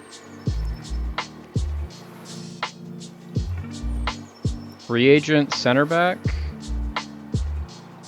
+4. 0. +2 center back. He's slow, but he can jump, and he's consistent.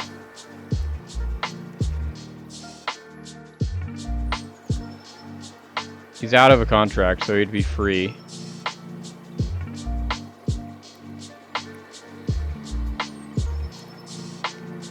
He's a good left winger.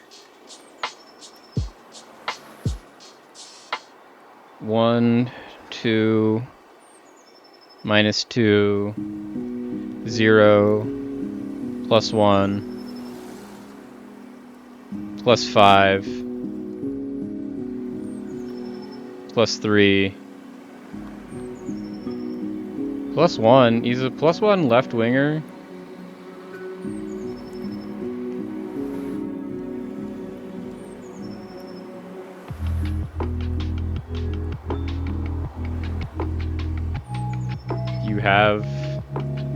He has Italian nationality. So, like, he's a Brazilian that can play here. He enjoys big matches. He's consistent.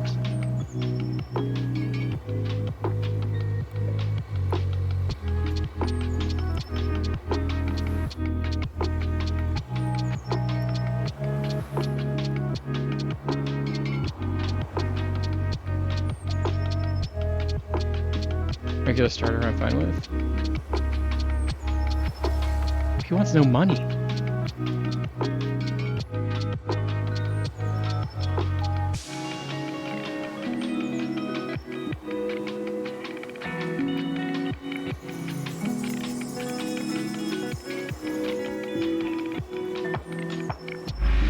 Honestly, this guy seems pretty good. It's a +1. He'd be our best winger.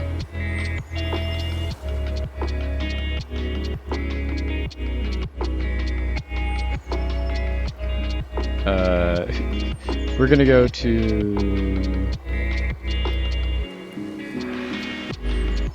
player recommendations. We're gonna just go to a list. We're gonna sort these by recommendation. We're just gonna look at the A pluses.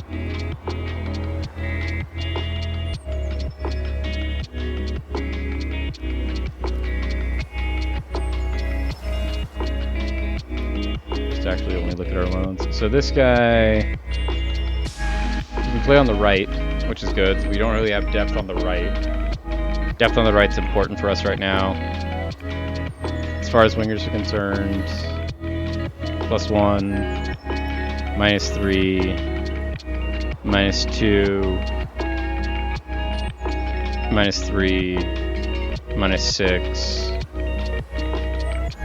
-10. So not huge, but he can play on the right. This guy is just a... What are these physicals on a 19-year-old Colombian striker? Great Holy Trinity as well. Okay, so he starts at a -5 because he can't jump.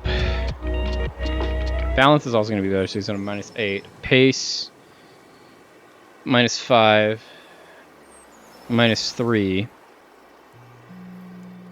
-12, -10, -14,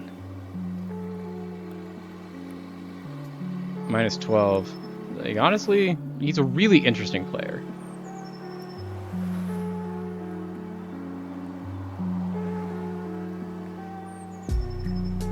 Good physicals.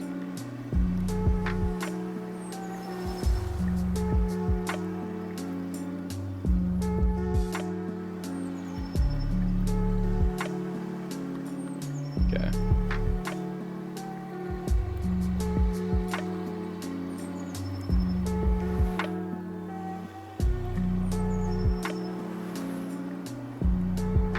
Okay, so we're getting this goalkeeper in. We just need to see literally 3 stats from him as soon as possible. And those are his aerial reach, his reflexes, and his agility. And he looks like he has really good agility and reflexes and fine aerial reach. We just want to see, is he, like, we just need a good backup to Elaine Tahoe. It's like Tahoe's +2, +1, +3, +5.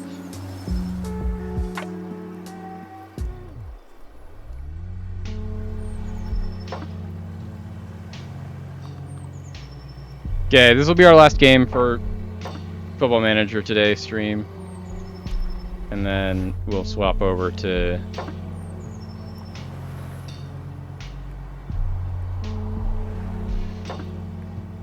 the next one. Stanic can come out for Russo.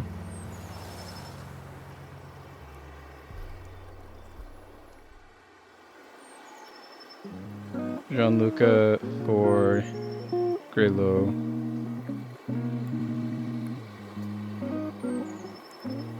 Netin Stones Rasmussen. Semedo Loretti Coppola. Bruno Kosir Stanic. Pino. Chiara. Vitven. Buruano.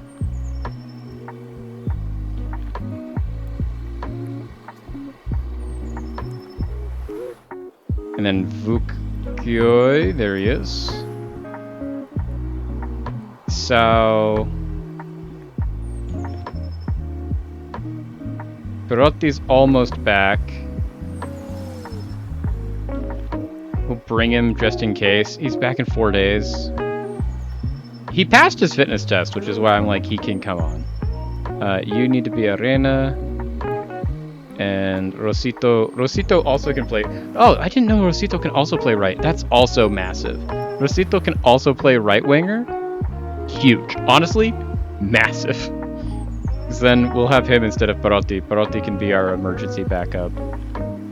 And then we'll bring Berardo. Perfect. Perfect. Honestly, massive. Huge.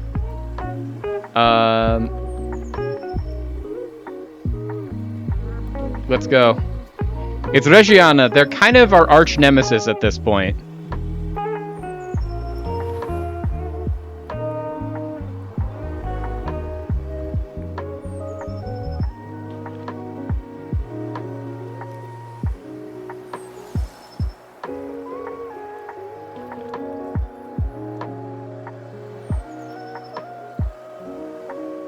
Home form is important. Go out there, make that advantage count. We have lost to Reggiana in like every game we've played them, and we played them so much right at the end of last season. Even when they were in like horrific form going into their games against us, and then we lost to them. We just need to not lose today.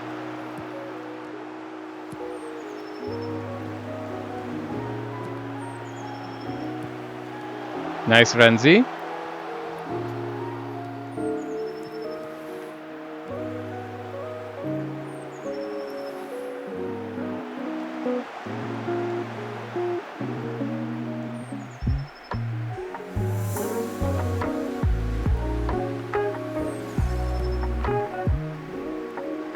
Oh, so close. That was a great idea. Giuseppe was just not quite able to get there.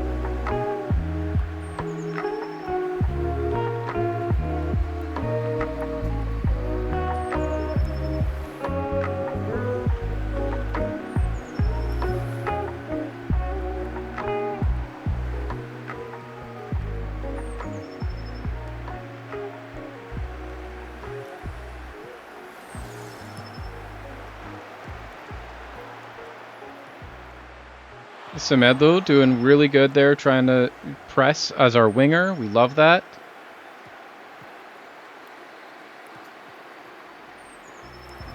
Nice, Netin.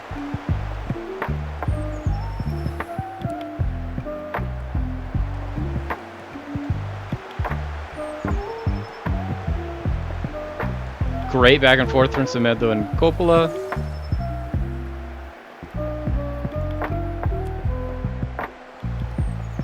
There's Grillo.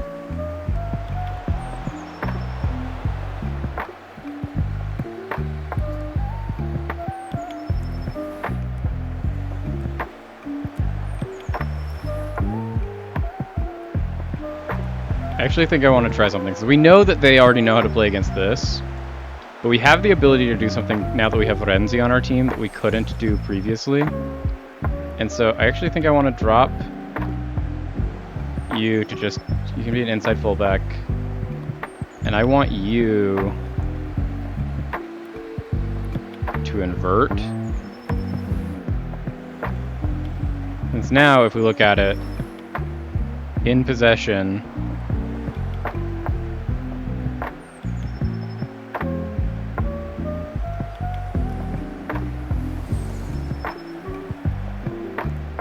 maybe not invert, maybe you just go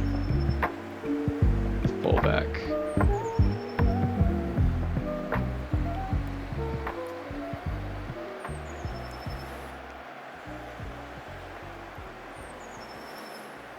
There we go.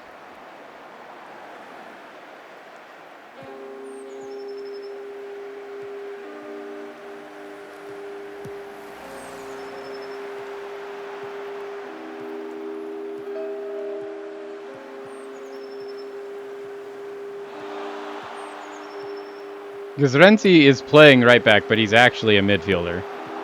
Coppola! Oh, Giuseppe Coppola! A beautiful receive, turn, and score. Oh, that's how we wanted to start. We ended last season in a rough place, and we played Reggiana at maybe our worst. And it showed. We lost over and over and over again. Our mental wasn't good. But now, at the beginning of the season, full of hope, full of inspiration, Giuseppe Coppola does so well here to just get this ball under pressure. Quick turn, fire it bottom corner. Massive, massive result. We are now leading against Reggiana at home at the Silvio Viola for the first time in like 5 games against Reggiana. We got to break this hoodoo, and we are breaking it one step at a time.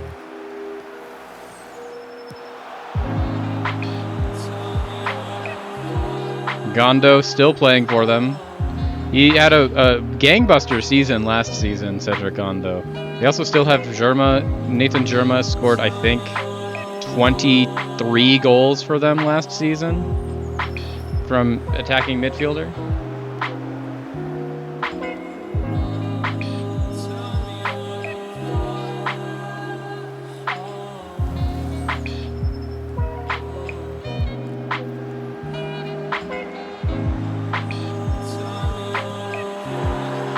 That was an unfortunate... Literally, we talk about Cedric Gondo and Nathan Germa, and then immediately Cedric Gondo scores off of the Nathan Germa assist. Germa here with Bustin guarding. Gondo up against the youngster David Del Russo. That is one of the weaknesses of his game. David Del Russo is only as good as he is because he's got incredible jumping reach, good marking, and good tackling. He's getting better at a lot of the other stuff, which is nice, but...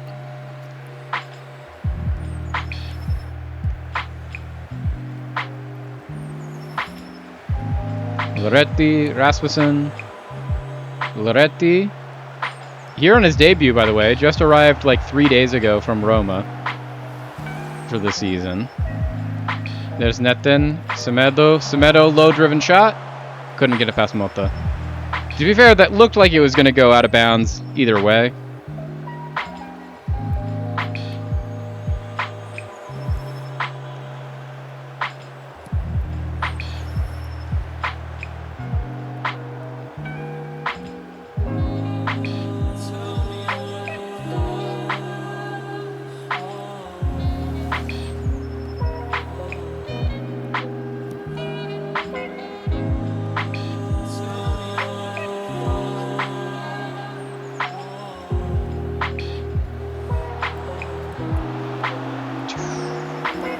I'll take that.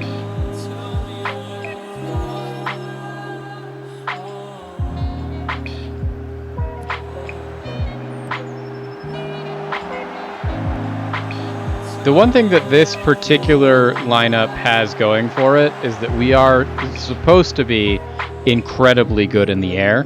Nicky Stones is good in the air, Netin's good in the air, Bustin and Rousseau are both good in the air.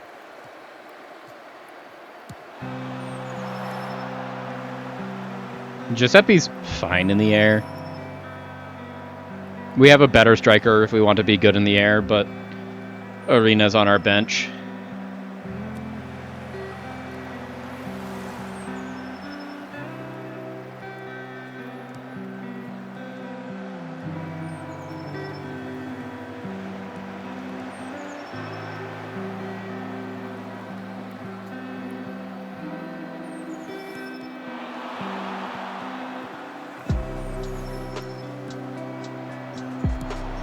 Grillo. Oh, Semedo would have been awesome there, but De La Russo, way to get that. Loretti in behind the defense. Gave them time to catch up, though. Okay, I don't like that we had two defenders on that, and Netan Germa is the one that ended up away with the ball.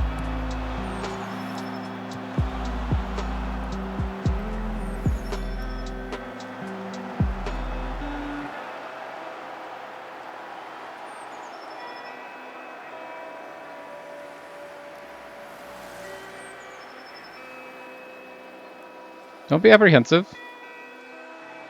There you go. You can still do that. There we go. A little encourage just for Loretti. He was getting bad in his mentals, and just be like, dude, it's your first game. You've gotten... If you just be a little bit faster on his release on like when he gets in behind. Oh, like look at this. Nicky Stones. Couldn't get it down, but there we go. Like, see, Loretti, you're good. You can find that. That was a beautiful play.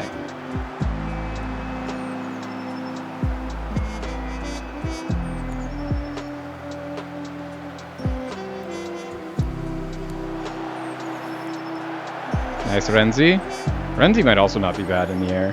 No, he's horrible in the air. He's got 7 jumping range, so...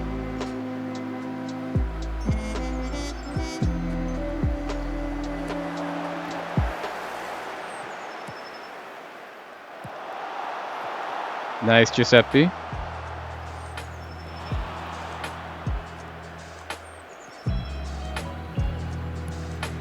Oh, Loretti. There we go. He keeps finding the right spots to be.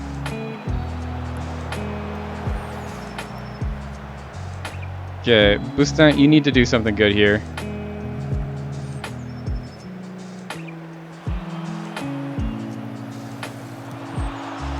Jeez. Jordan Bustin got cooked like 7 different times by Netan Germa there. Like, absolutely embarrassing how bad he was defensively.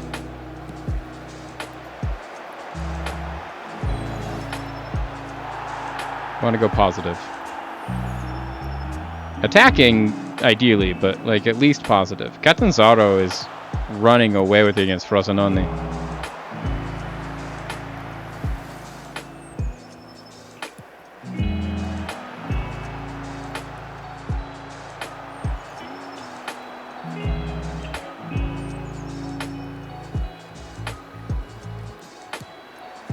Nice Semedo.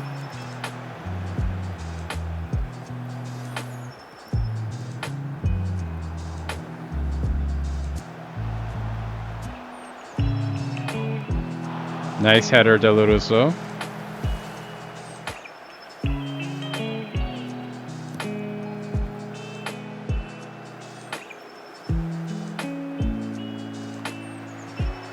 Loretti.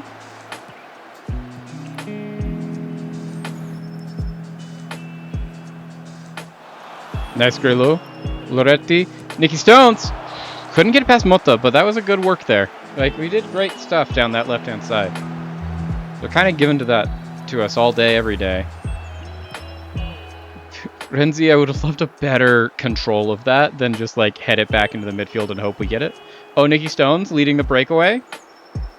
He's got Giuseppe Coppola in front of him. Didn't play it to him, but you know, fine.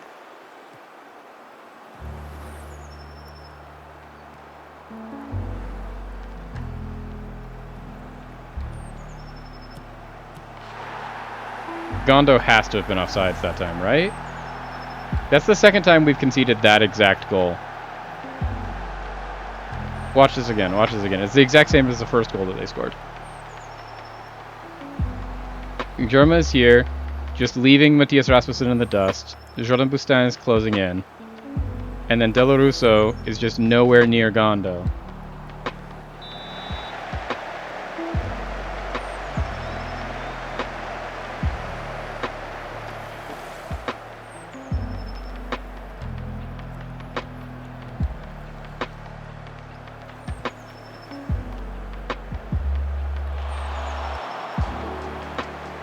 Grillo.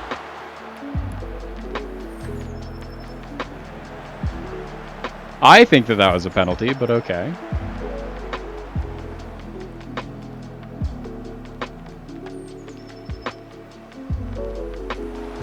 Nice, Grelu.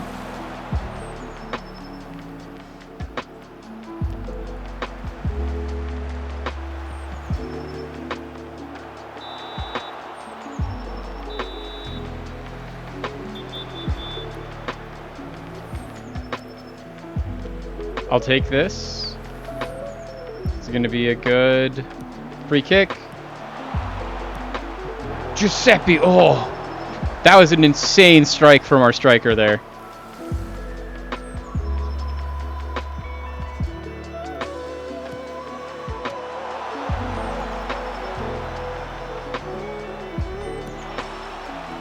Rasmussen's in behind.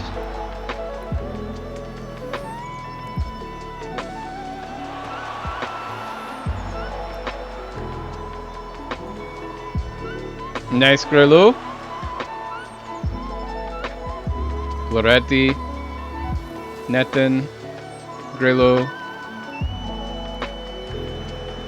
Nice, Renzi.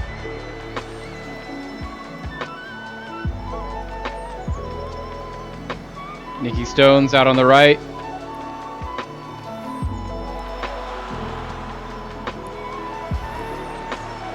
Netten finds Loretti. Back to Netten. Loretti! Ooh. Wasn't troubling the keeper with that, but we look like we could score again. We do. There we go. That's why we have him here, is because we know they have a good target forward, and we just want to have someone that has good jumping reach to outjump him. It just is also then bad that they have scored 2 goals because De La Russo is not as good at the other parts of being a center back.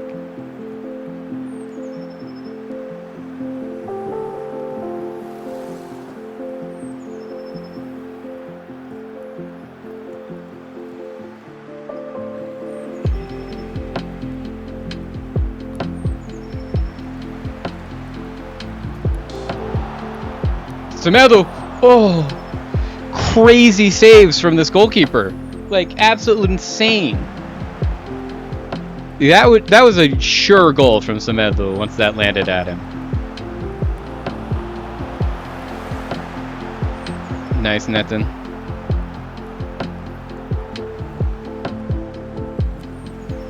Semedo finds Nicky Stones. Nicky Stones plays in Coppola, but that's just too heavy of a pass. Just too heavy.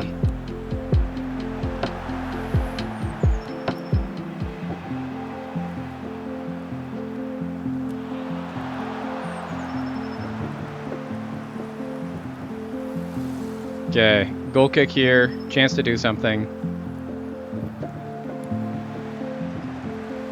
Nice ball into Semedo. They're giving us space. Find Loretti.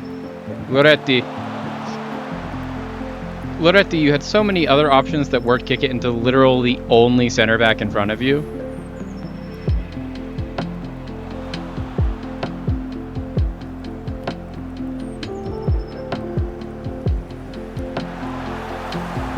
Okay, he was offsides. We love that.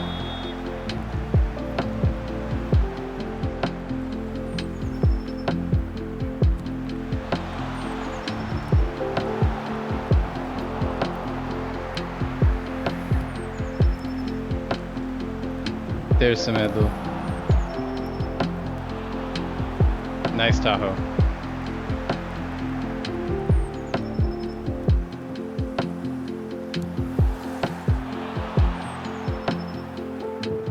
Nice Giuseppe.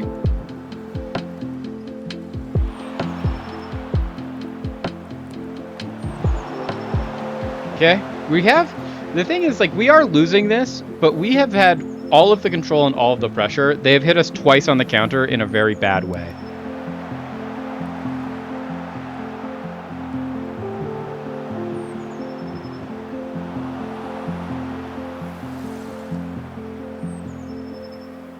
Jose Grelu. No, come on, Josue.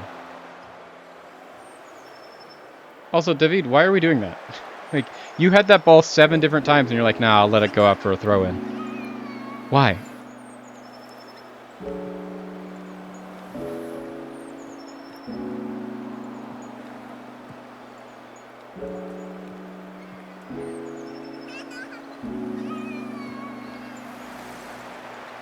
Come on, Rasmussen.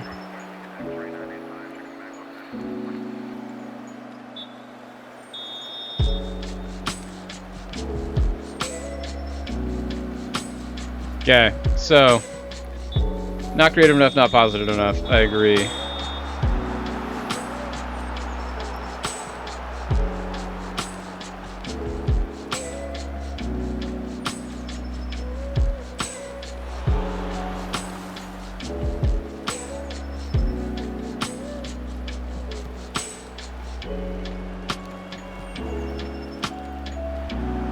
Nikki Stones gets into a good spot. Come on. Gotta play it a little bit better than that pass, specifically into Semedo.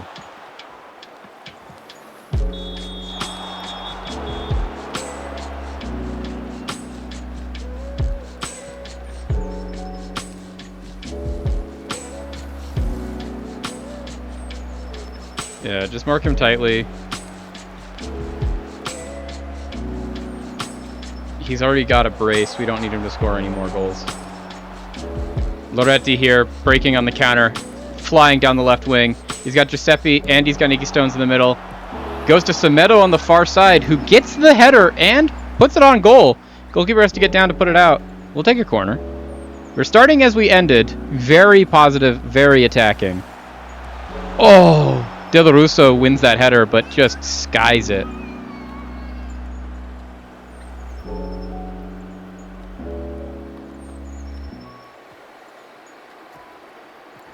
Oh, Loretti beats his man. Oh, come on, Loretti. What was that pass? Rasmussen with a massive tackle in the midfield there. Oh, Giuseppe. Giuseppe, please be on sides. Please be on sides. A brace for Giuseppe Coppola on that goal would be fantastic. I don't think he's on sides, but I need him to be. There you go. I was going to say, I'm like, for sure he was not on sides. We couldn't see it because it was off screen, but yeah, watch Giuseppe here.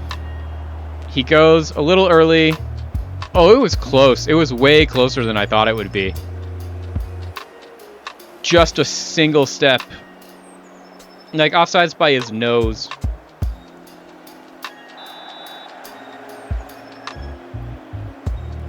Okay. But we are dangerous.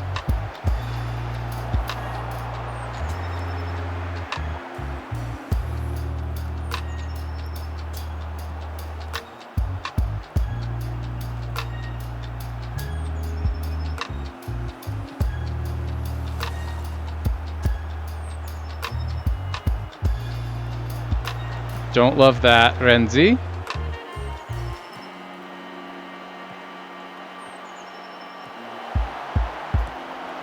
Nice, Tahoe. Way to get that. Also, way tighter marking on Gondo this time. I do like that.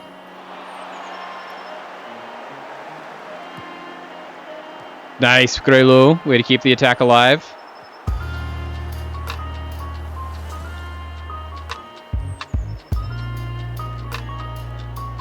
Okay, way better, way better, way better. Let's go, De La Russo. See, where was that on the first two goals? The tight mark really coming in clutch there.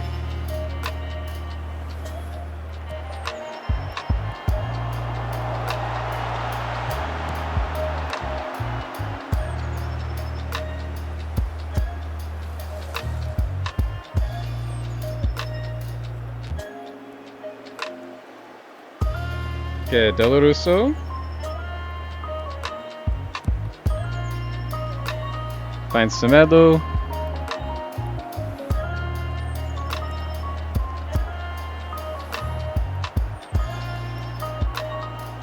Okay. Loretti. Loretti puts it in. Giuseppe Coppola loses it in the moon. This is a night game, so like you can't lose it in the sun. Okay, we can take a free throw in. We'll take that.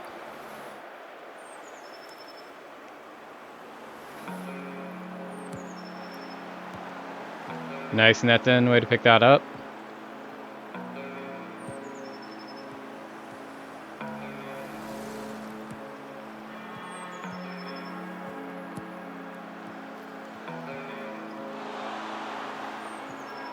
Rasmussen. Nikki Stones! There it is! That's our equalizer. There it is. Nikki Stones scoring with probably his last touch of this game because we are going to need to sub him off.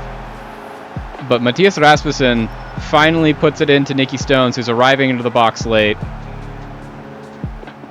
He's standing all alone. And like I said earlier, if you have Nikki Stones standing in the middle of a box completely unmarked, he's going to score a goal. And there he did it just again. Perfect. Okay, so Nikki Stones is going to have to come off. Just because he's very tired. He's played like every minute of every game up until this point.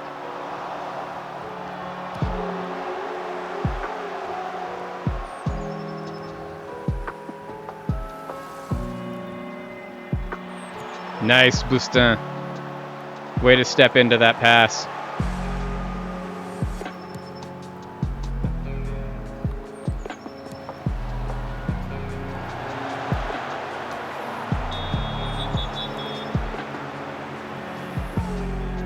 That was a great counterattack that does get called off because of a bad tackle. Nice, Nikki Stones. Last few moments. Oh, he plays in a beautiful ball and Giuseppe buries it! Oh, Nikki Stones. In the last 5 minutes of his match tonight, he scores a goal and he plays maybe the most single, beautifully weighted pass I've ever seen in my life.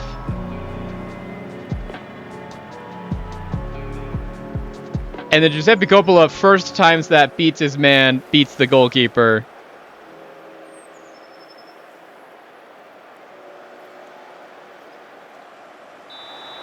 We have a lead.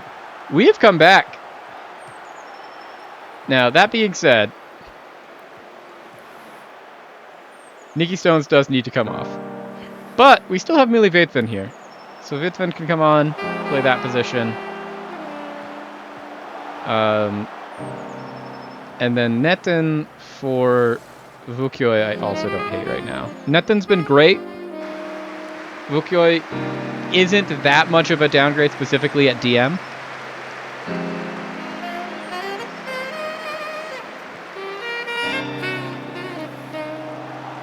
Okay, Loretti. There's a good idea there, Vukioi, but just not quite there.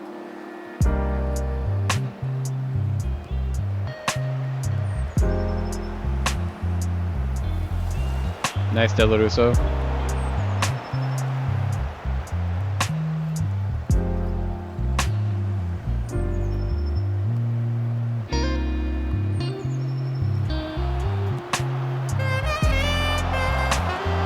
Whoa, jeez, Tahoe. Give me a little bit of a heart attack, but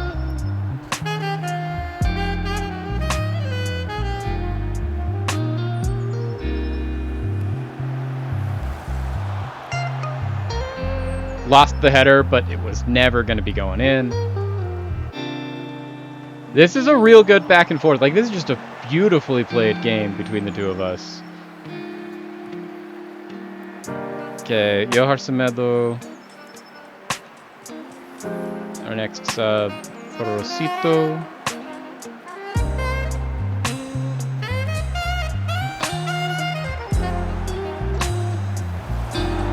And Rasmussen for Bruano.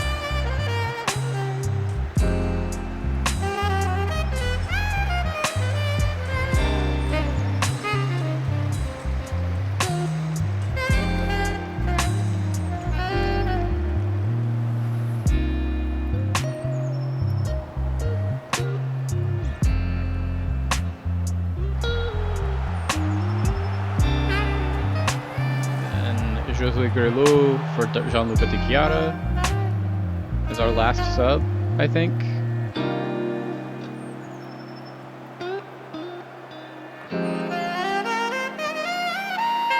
Grelot here, knowing he's getting subbed off, wins us the last corner of his game. Renzi here. He's got Loretti short.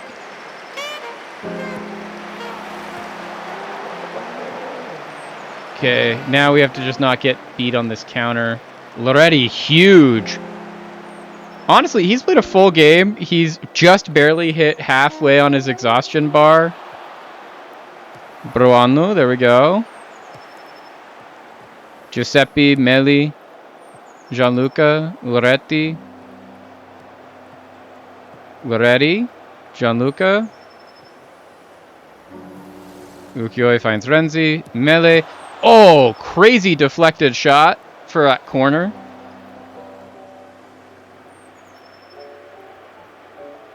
Gianluca and Andrea Vukioi.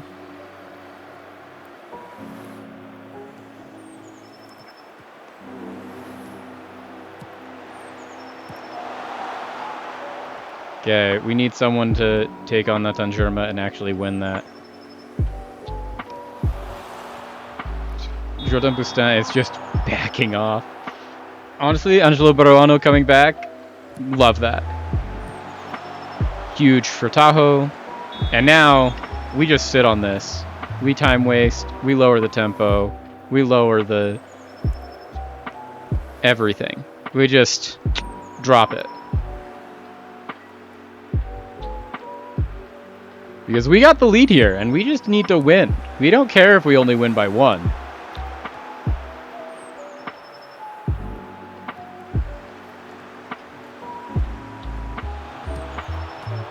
Oh, no.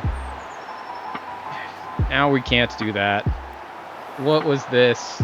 20 yards out. Portanova. Just horrible goalkeeping on that one. Like, he literally was there. It just went like underneath his arm.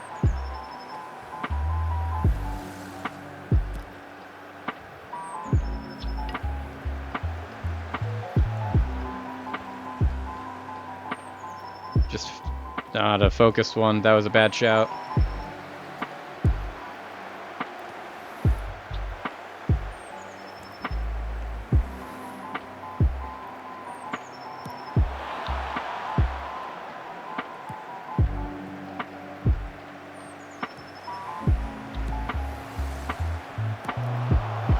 Jeez. What was that from Cedric Gondo? Like, what did we just watch? It's the curse of Reggiana. We come back, we're leading, and then all of a sudden, out of nowhere, they score 2, and one of them was that absolute wild shot from Gondo.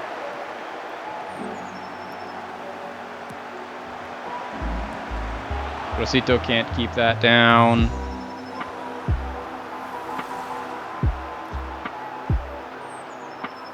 Now they're killing the game.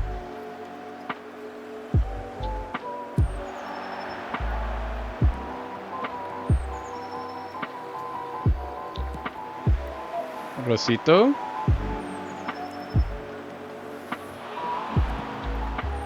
Okay, a corner kick.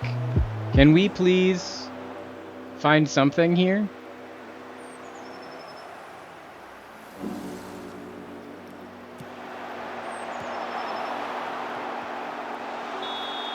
Okay, okay. Free kick here. Nope.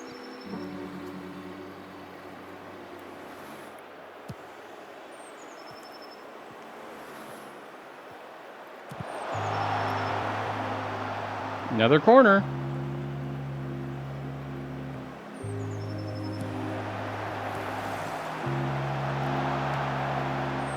Chiara. Bruano.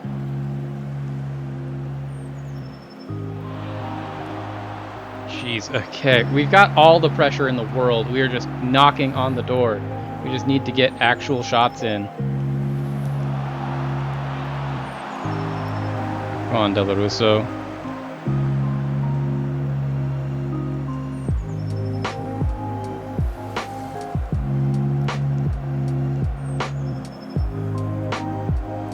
Del Russo's had a bad game. To be fair, he was the guy that was marking Gondo, and he let him score a hat-trick, so it checks out.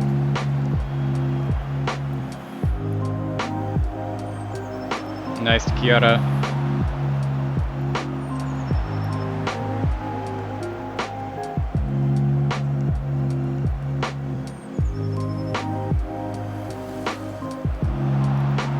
take a throw in. Giuseppe Coppola being the one that has to take the long throw, I'm not a huge fan of. Especially when it goes that badly. We want him to be in the box to be able to take that shot. It's a great thing that he missed our wide open net because our goalkeeper was up for the long throw.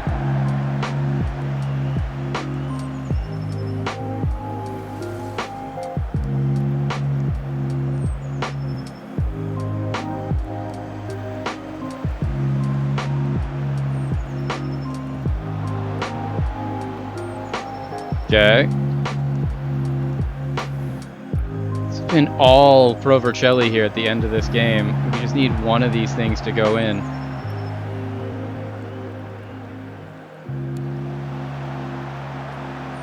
Oh, come on. Motta here. We've beat him 3 times tonight. We should be able to beat him a 4th. To be fair, also, we gave up 2 crazy... Like, all 4 of the goals that they scored, I'm like, I don't feel like they should have scored any of them.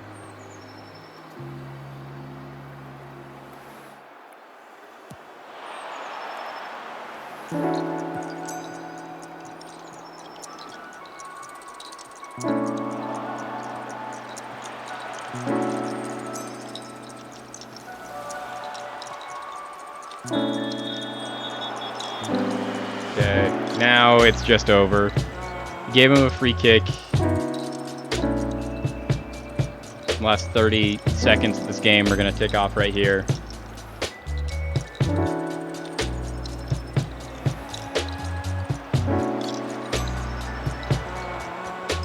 Okay. You've resolved the question of the game tomorrow? Perfect. That is a great thing. I look forward to hearing all about it. Right now, though, I think it is a well-deserved break time. That's what I thought it was, since she called me to ask me if she could. And I said, I don't care, of course.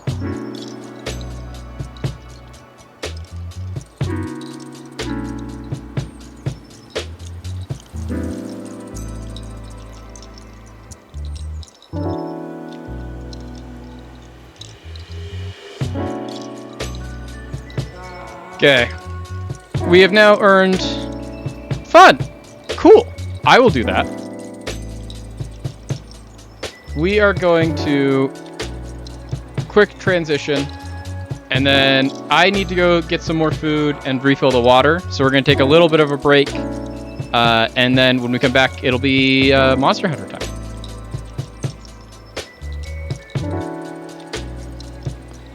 So we'll be back here in a minute.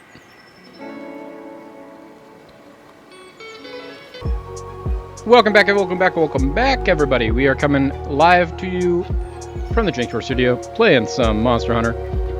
I just had to finish eating my snack. I have taken the training wheels off and I'm learning, which means that we're not going to really make any progress probably today. Because, like last week, I am going to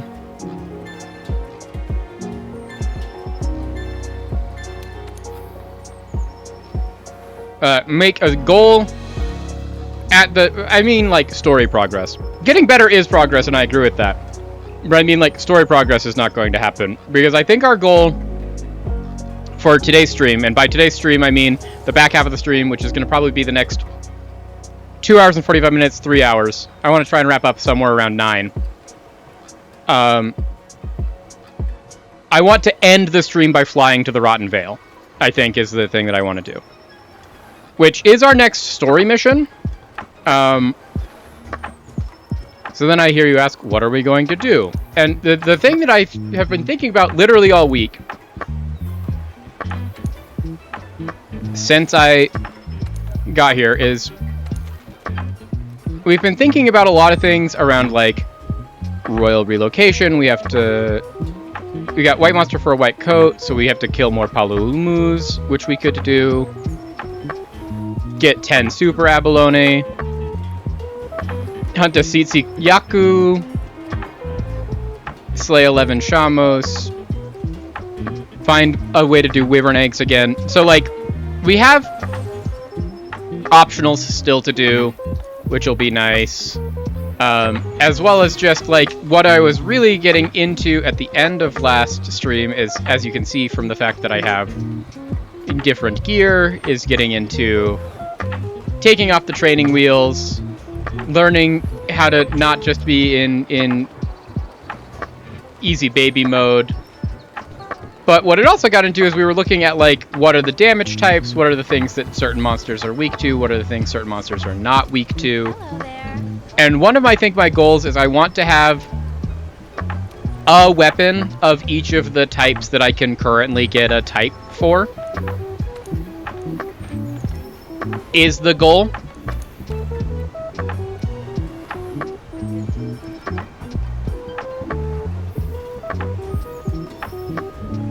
Because then I can mix and match and do the things I need for the things that I want. Of, like, our current weapon that we use is our Sworn Rapiers. It does water damage. But there are certain things like the Palu Lamu, whatever, the big white bat thing, that isn't as good about, like, it is really resistant to water damage, so we'd want to have something different than that. And for that one, we want something like a fire damage option, which we don't have. We have these wild hatchets, which are great. We have our match slicers, which can become good things. We have our pulsar hatchets, which do thunder. We have these bone hatchets that we want to turn into blazing hatchets so we can get fire. Yeah, 100%. So, last time on Dragon Ball Z, we made it to, I don't know the name of the area, but that's what we have the map for. Although I have to get away from there so it'll let me actually open my map.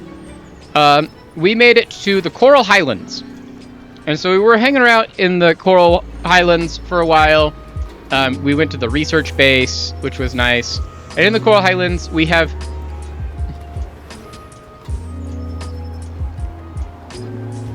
not the full conversation. We did have a brief conversation on just, like, how builds work in that. But it's also, like, I don't really need the conversation yet. The little heads up that I got is that it's just, like, the numbers that you actually look at on the weapon don't really... they are just kind of lying to you. Because there's a whole equation that you have to follow to get from the number that shows up on the weapon to the number of, like, what your actual damage is. And then... what else was it? And then we got the, like, sharpness really matters, and so keep ahead of sharpness. And then that different monsters have different weaknesses to various different elements. And that I can check that based off of, like, talking to the guy who's making the bestiary. And I can look at what all of the things are weak to or not. But it's also mainly just, like, what we're trying to do is we went to the Coral Highlands, we defeated the Tsitsiyaku, we defeated the Palumu, we built the balloon so we can go to the Vale. And then when we got to that point was when I was like, hey, now I have the stuff to make the weapon that I wanted to make, which is these rapiers. And then we went to take off easy baby mode, and we just started doing hunts without all of the, like, defender gear to be like, how much harder is it? Really? Like, what is your actual difficulty spike here? And the answer was harder for sure, but not undoable. So, like, we hunted an Anjanath in the exploration mode to be able to get some more Anjanath armor, and we are going to probably do another one of those today so that we can get more pieces to try and build the blazing hatchets, so we have a weapon that does fire damage. Because we don't have one right now. And then we then also did an entire Baroth fight with our weapons as it is now that we didn't faint at all in. When we did the Anjanath fight, we fainted twice, but we were still able to do it. And I did learn a lot, I think, from that experience about, like, how I need to be more careful about, like, dodging actual attacks, and, like, when I do take low health, of, like, how to run away, but not far enough that, like, it de-aggroes, but then, like, behind cover so I can take my potions and, like, heal and then get back into fights. It was a big learning curve, but it is, like, we are picking it up, and it is very much, I'm glad that I did it now instead of just blitzing through the base game, trying to get to the DLC, and then trying to learn this in the DLC where it's just everything's incredibly hard. And so I think that the vibe that I want to go with for right now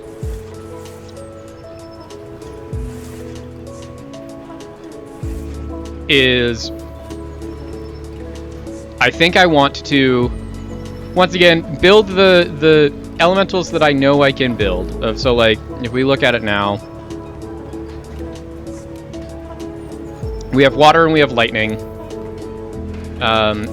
Other weapons that I know I can make are, we could get ourselves up to this Tsitsiyaku tree of, like, luminous daggers. We know, since we've built the luminous daggers before. We can't go to ice. We can't go to blast. We know we could get to this Anjanath tree blazing hatchets pretty easily. And that gets us to fire.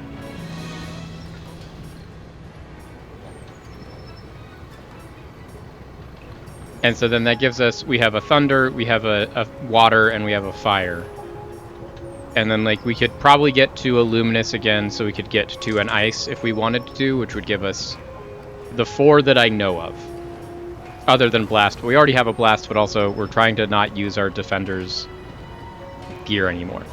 So that's the conversation I've had, but it's also like we haven't needed to have more than a conversation than that up until this point. The conversation that we had last week with Gantetsu when he hopped on the call for a little bit to give me a maybe 15-20 minute conversation on just like, hey, here's how perks work. Here's general idea of, like, you know what your combos are for your dual blades. You know that your dual blades need a lot of stamina, and so I'm like, cool, then I will prepare equipment that is, like, gonna do stamina things. And that's kind of where we're at.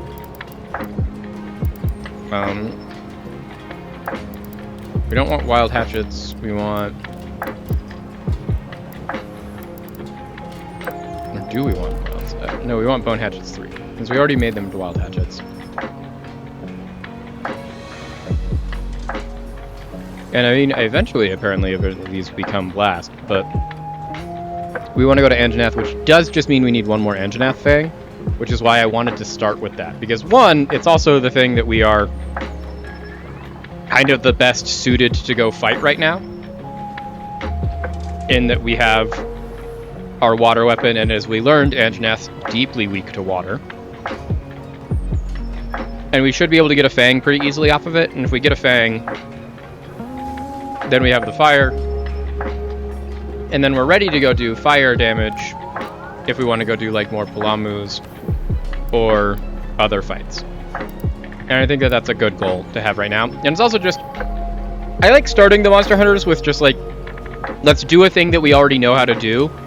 Because if we do a thing that we already know how to do, we are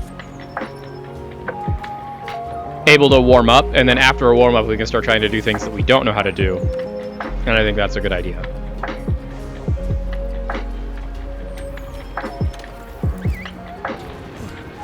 But so that's our recap, and the little bit that I do know about element math conversion and conversation and stuff like that. Of just like, you want to know what your things are weak against so you can do better damage.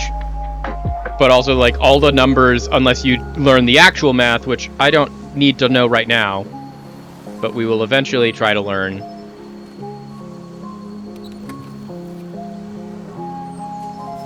This is also, I think, the first time I've ever played a mission and it's been nighttime.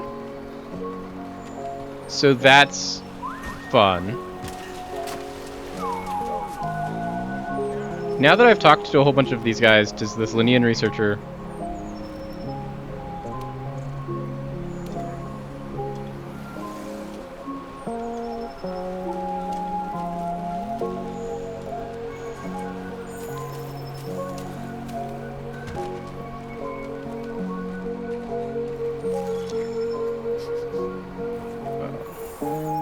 One thing that we can do is we can just get Monster Hunter music going. I know this game has good music, it's just so quiet.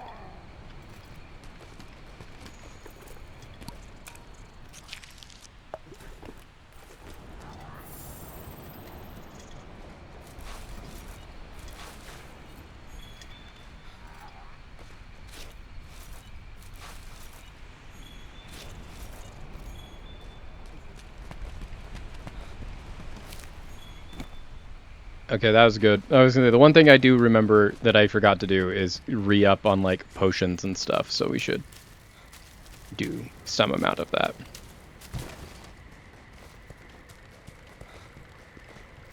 There we go. Got the herbs. So now we're back up on potions. Perfect.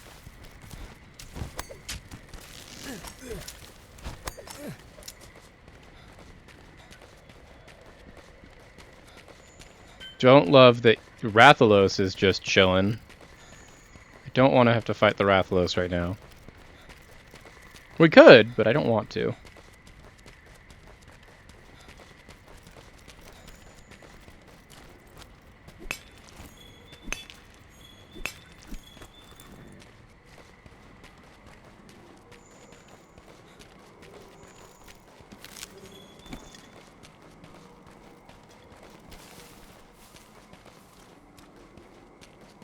So we don't see the Anjanath in the Anjanath nest. Is the homie in here again?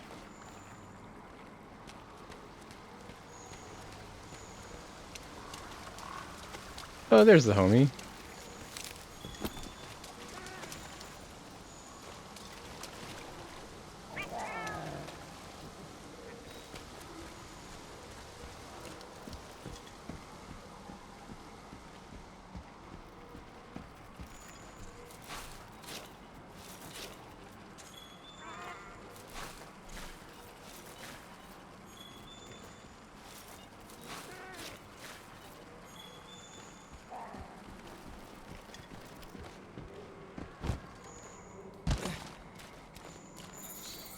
So I'd like to get up there.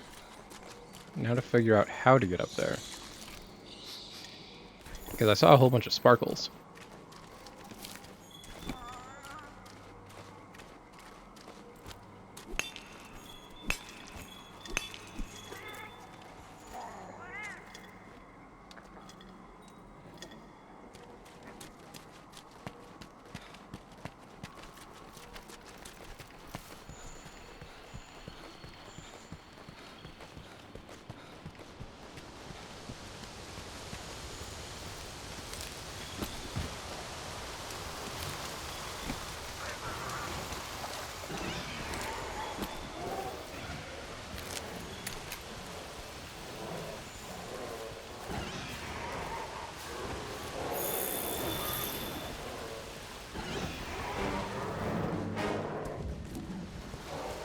Okay, so we have found 0 markings for our quarry.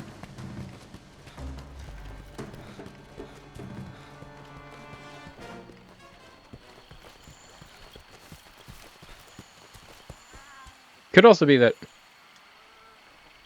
what we're looking for is only a diurnal creature.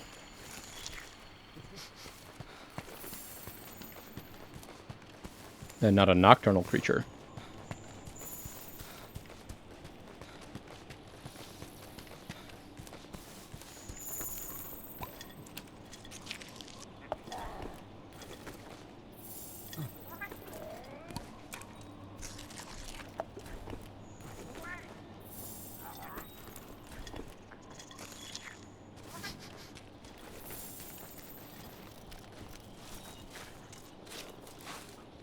Okay, so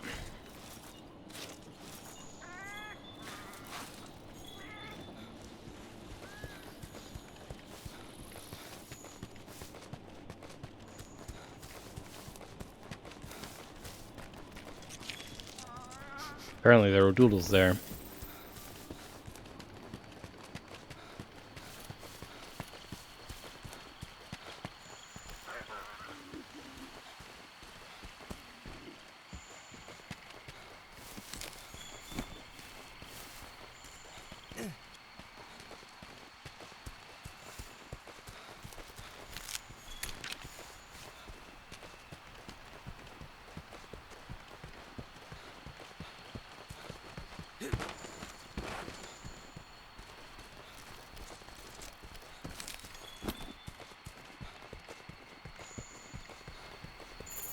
Oh, okay, so we found Puke prints.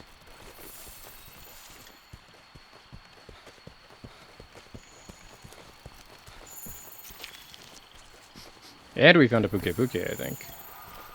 Which, like, I'll fight a Puke.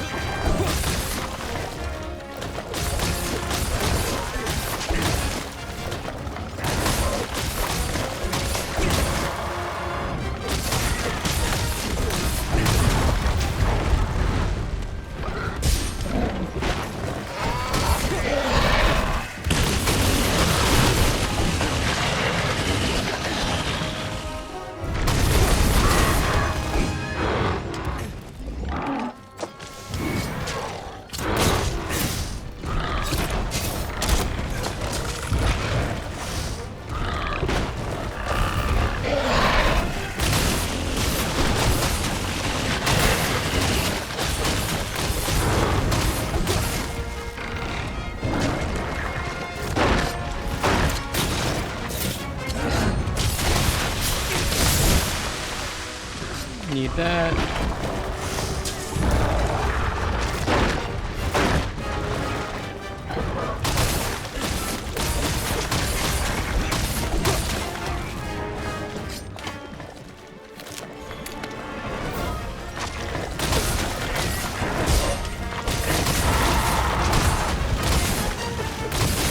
Broke off the tail. Nice.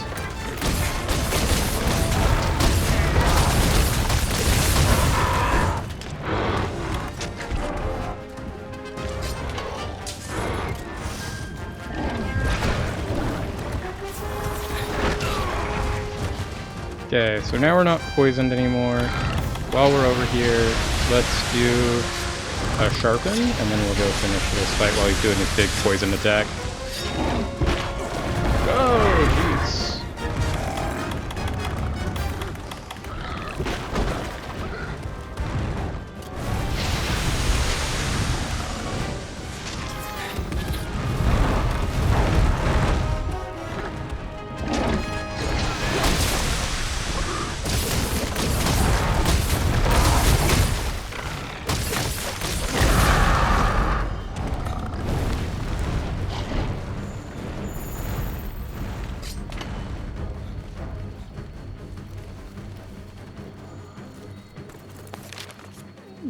Okay. Go track the Puke. I do want to get this tail.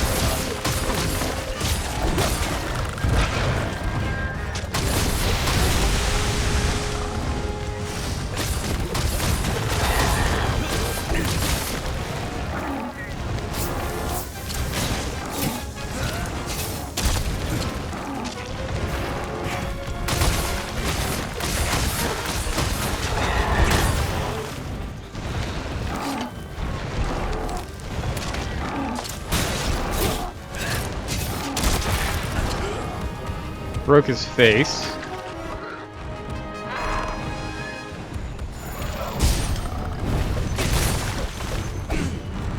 Is he flying away again? Apparently, yes.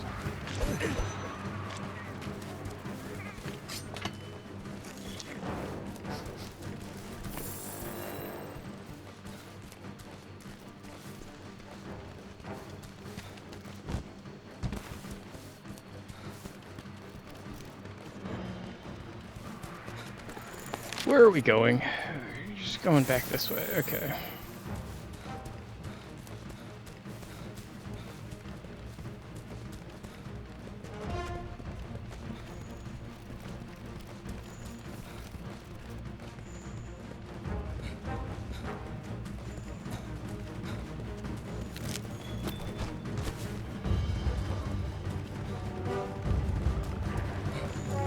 It's up in its zone.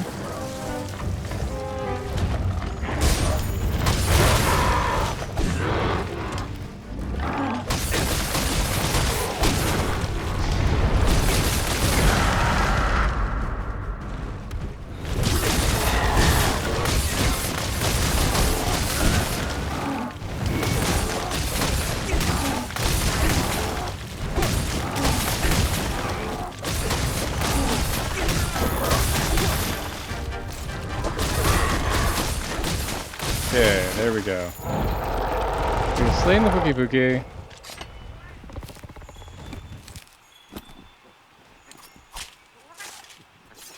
That's a step in the right direction for one of the things we wanted, since I think there's definitely some amount of things we can get out of having this Pukei-Pukei.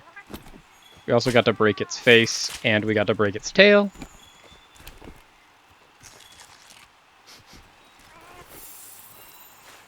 Now, we should go find the thing that we actually wanted to find in this jungle, and that is the Anjanath, because we need to get one Anjanath tooth.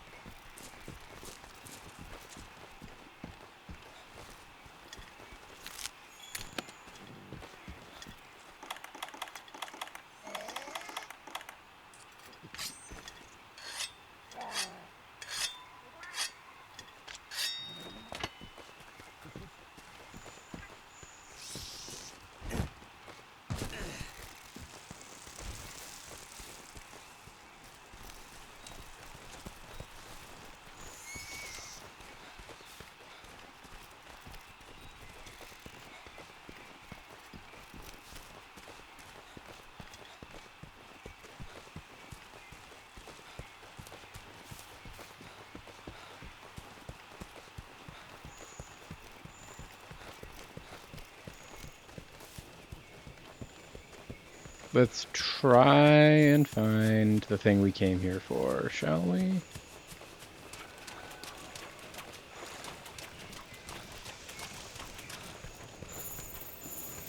We found Rathalos footprints. We don't really want to fight a Rathalos.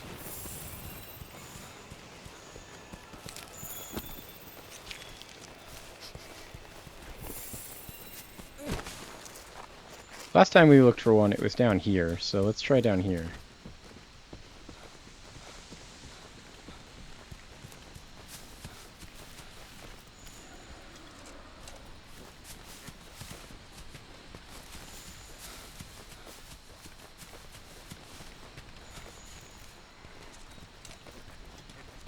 Honestly, I'll fight this Great Jagras. It was one of the other things we wanted because we need to kill it for our last Great Jagras armor piece.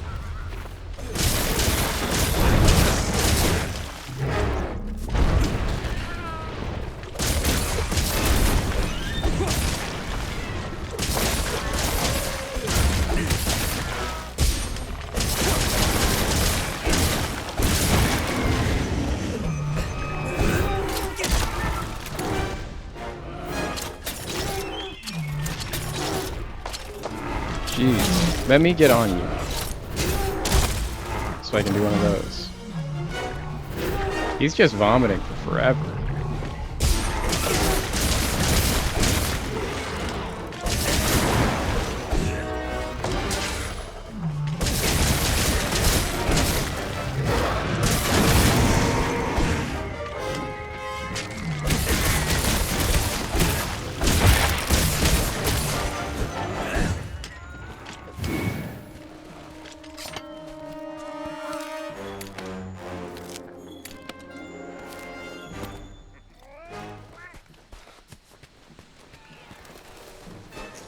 Ran this way.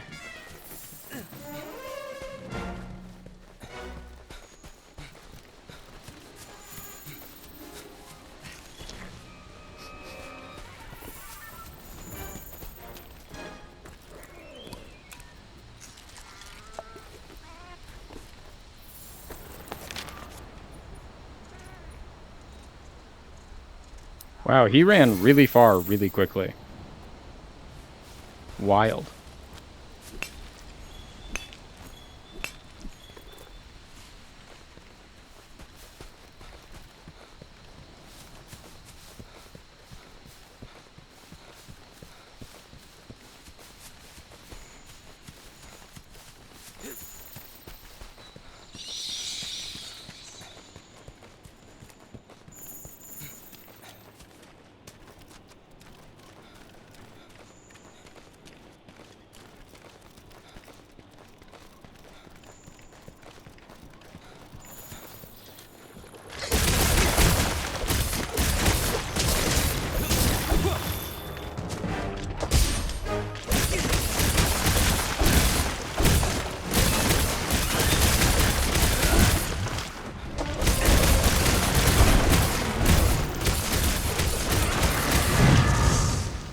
Okay, so the thing we're really learning from this is that we have gotten way stronger than we were at the beginning. That was the first boss of the game, and we just absolutely dumpstered it.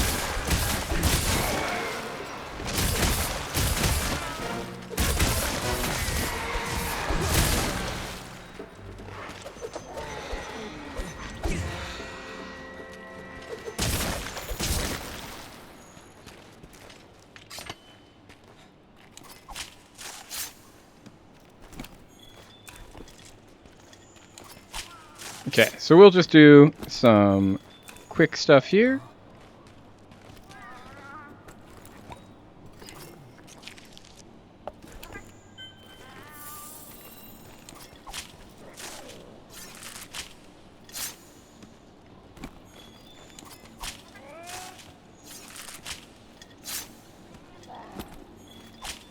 So, I knew... There we go. That was the one thing I needed. Was a Great Jagras main.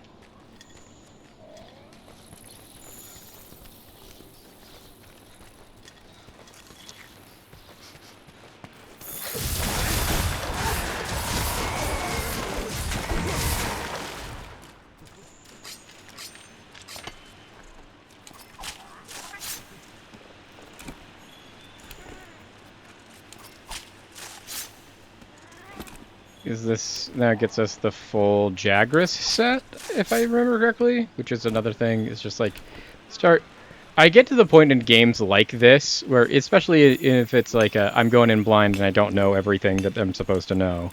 The one thing I do know is that, like, it's never a bad idea to have all of the things possible to craft for you.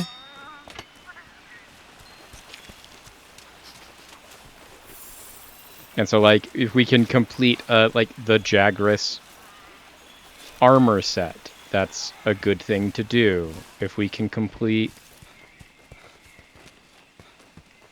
the Anjanath set, that's probably a good thing to do. Stuff like that, where it's like having complete sets for most options is generally, in my experience in games like this, a good option.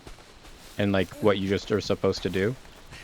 But especially when we're doing the warm-up hunts like we're doing right now, just like it was a real stressful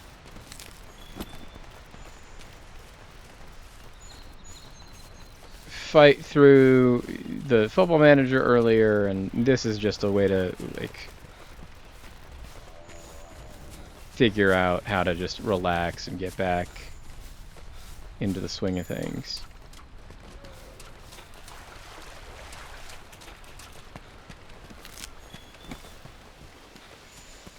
We've already got max honey. We already have max herbs too, so we don't need to do both of those anymore.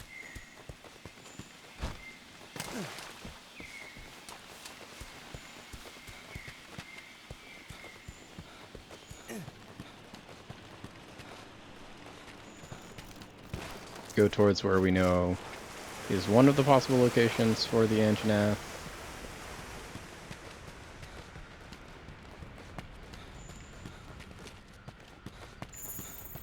There we go, Anjanath. We found footprints. Perfect.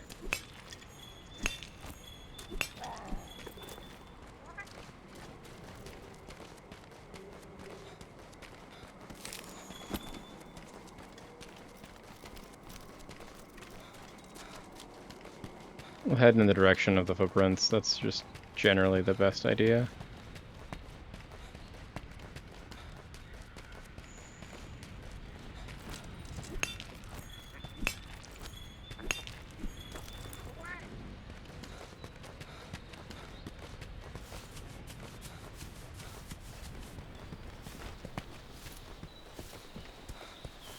So he's not up here.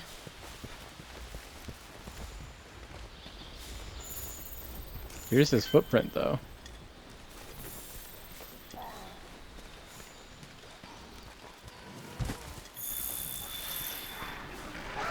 You don't want this smoke, Jagras. You don't realize that because you are just small little raptors.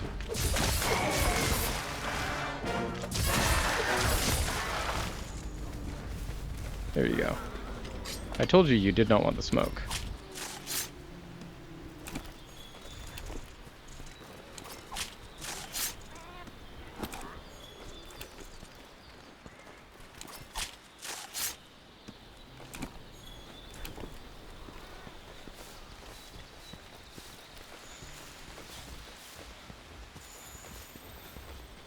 Oh, here we go. This is a Rathalos carcass. These are Rathalos footprints. We don't care about the Rathalos. We're not here to hunt a Rathalos.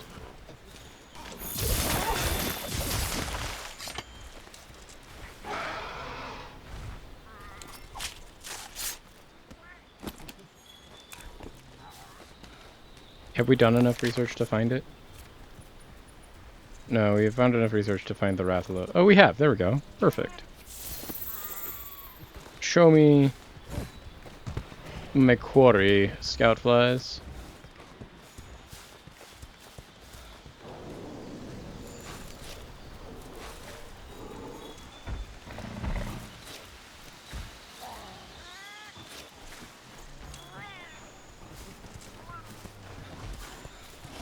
Oh, hey.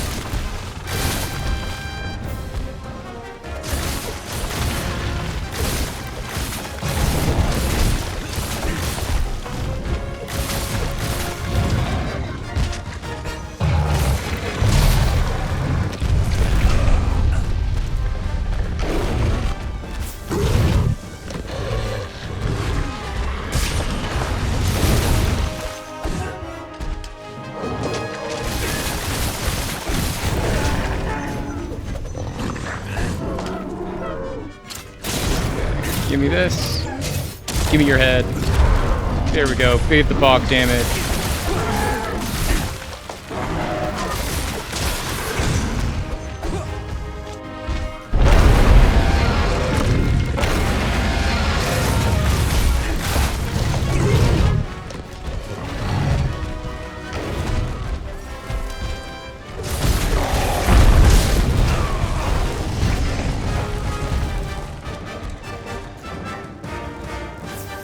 There we go, got that. Okay, we're doing technique number 1 of run over here. Get our damage up again. Okay, and then run over here. Get our health up. There we go.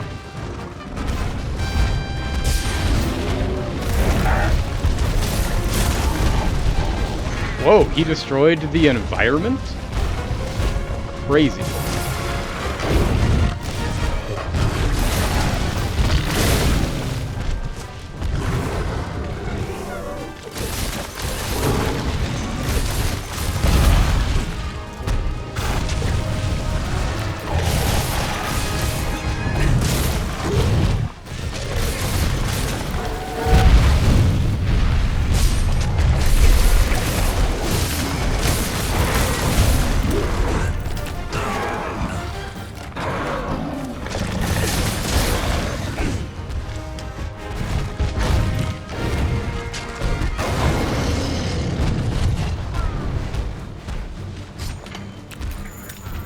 We're doing big damage. He's already limping.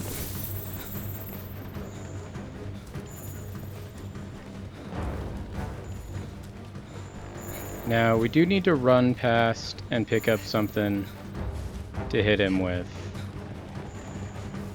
There we go. That's ammo.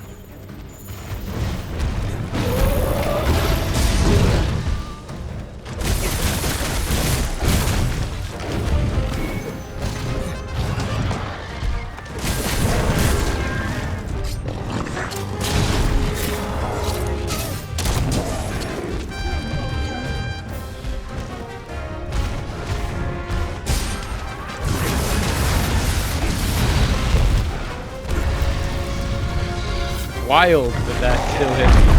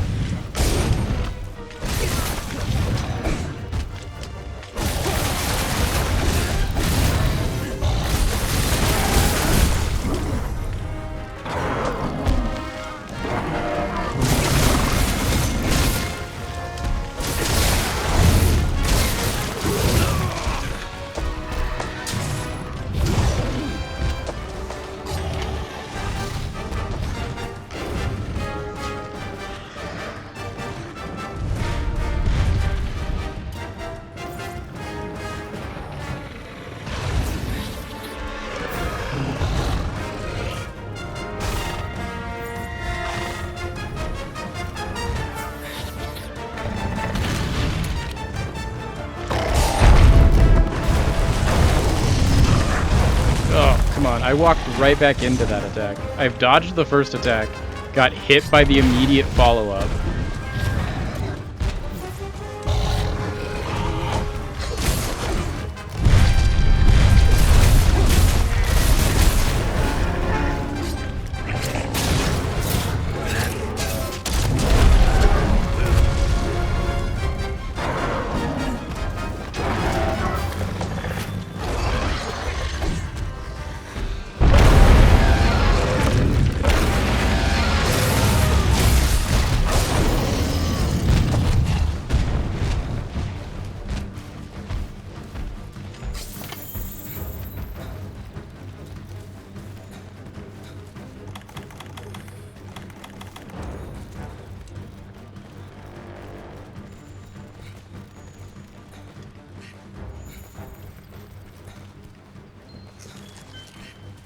Ooh, we also need this because I've been using potions.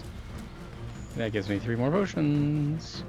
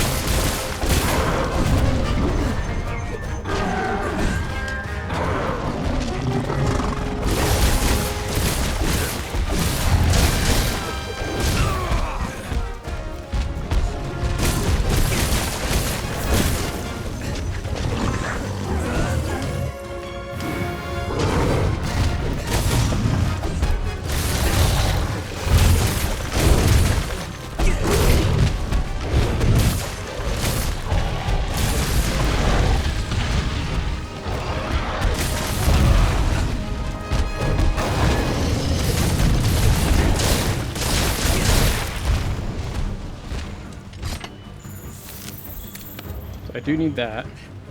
We also broke his face, which is great because the whole reason we're doing this is to get a tooth.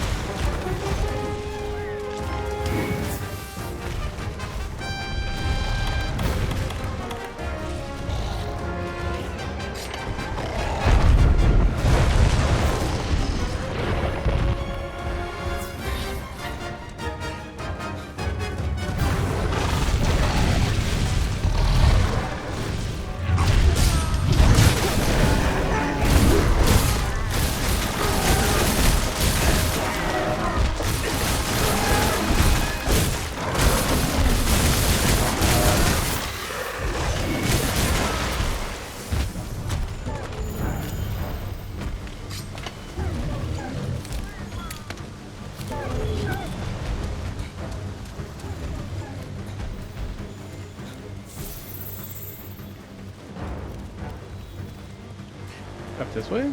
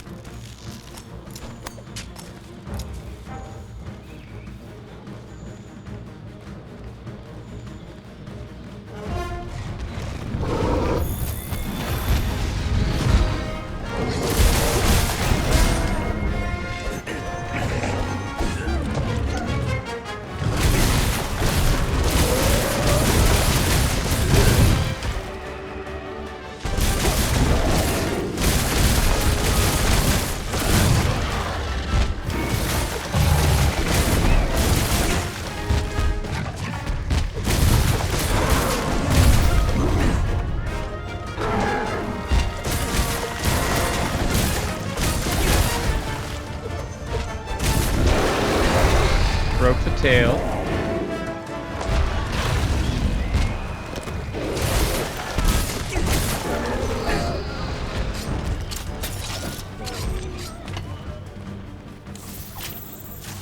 Okay, so we do need to get my whetstone back out again.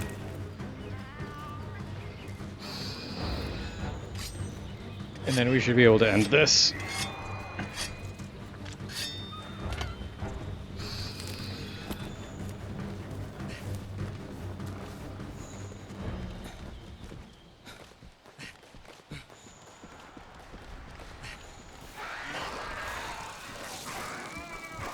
Oh, he's sleeping up here now.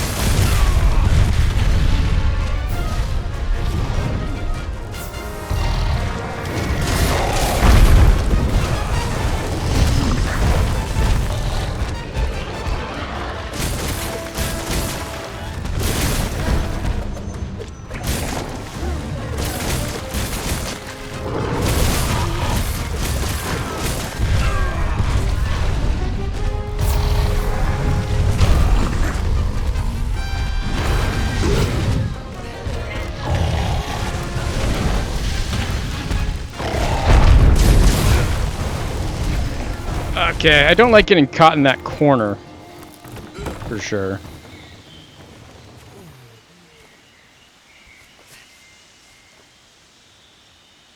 Okay. Let's get out of here.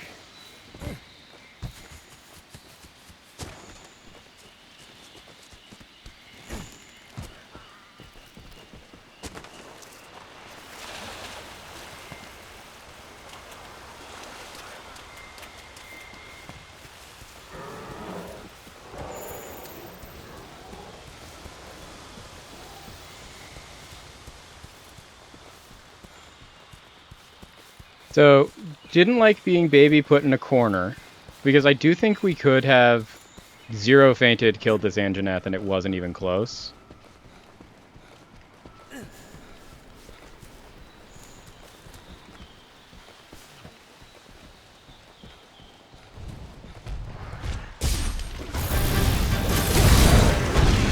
See, like, literally it was one attack left.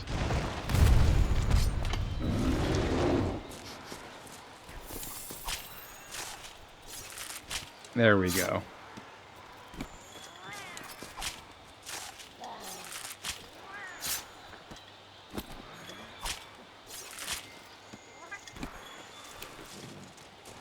Really? Didn't get us a single tooth?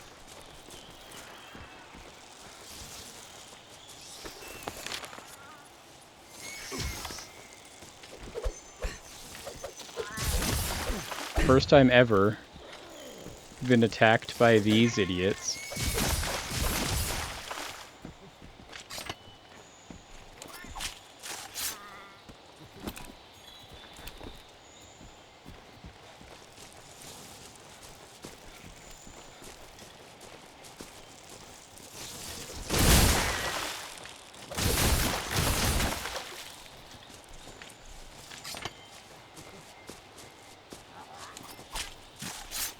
Okay.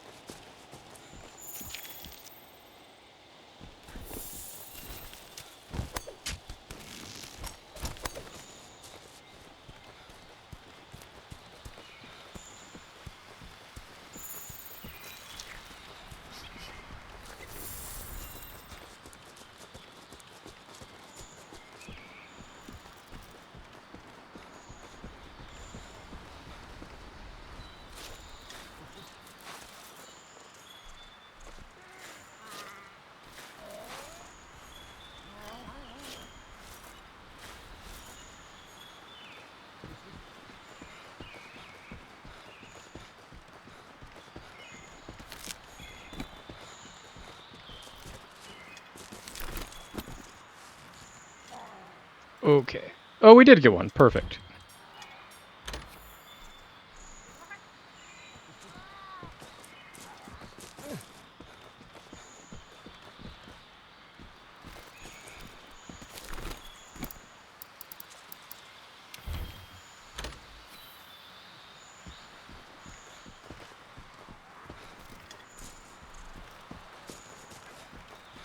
Okay.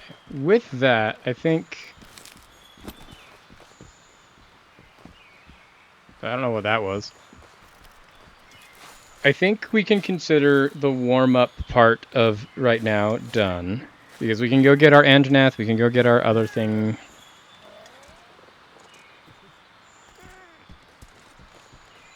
And I like that. So let's call this done.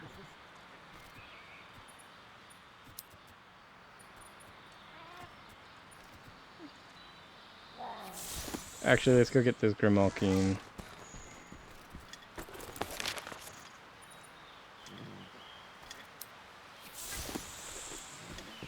We need to go down.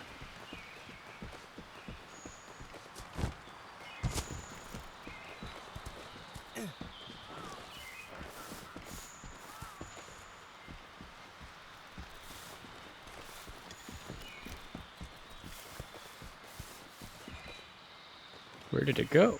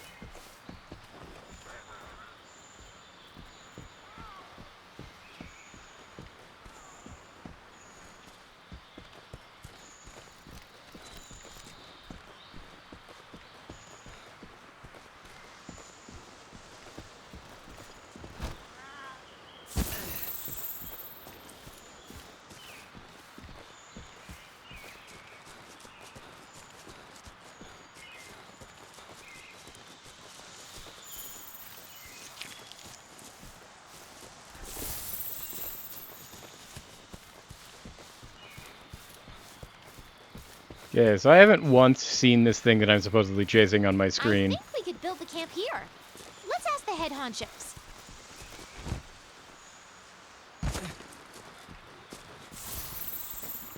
As much as it pains me, I know one of the things I need is a moss swine hide.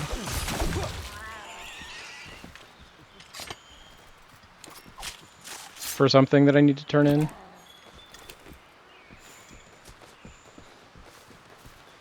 Also, apparently I found a new camp, which that's dope.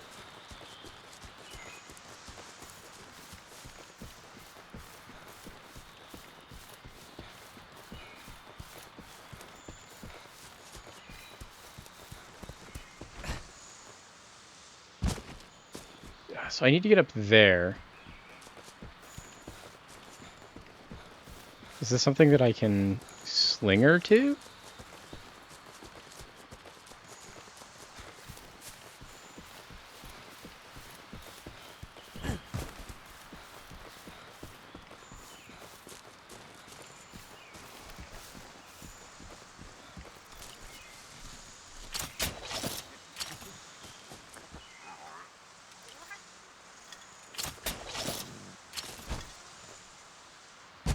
Jeez, how do I get that?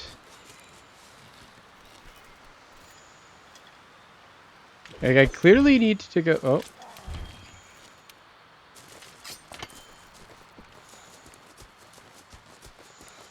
I need to somehow be able to jump onto this thing and swing over to those vines.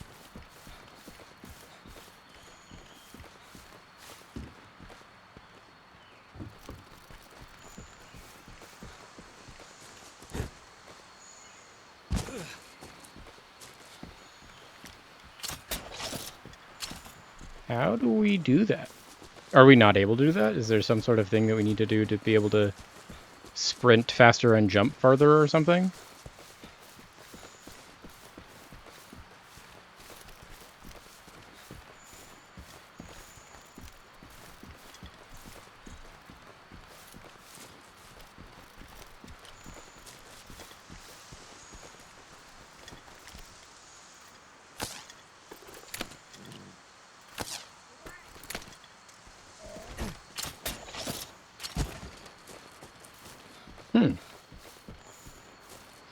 Interesting.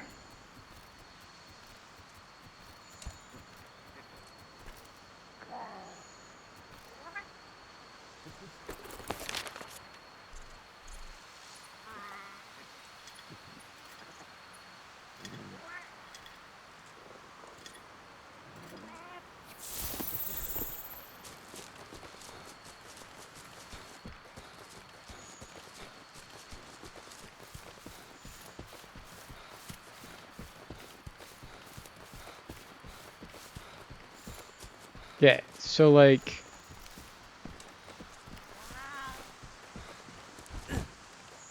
Oh, maybe it's I'm hitting it too early? Because like that did me do a roll and then I fell off the cliff.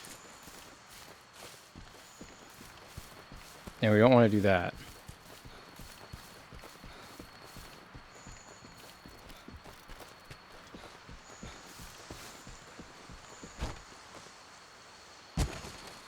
We're just like, there's no way we make that currently.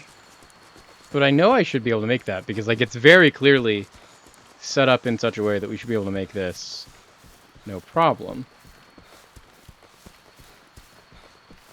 Why can't we make this?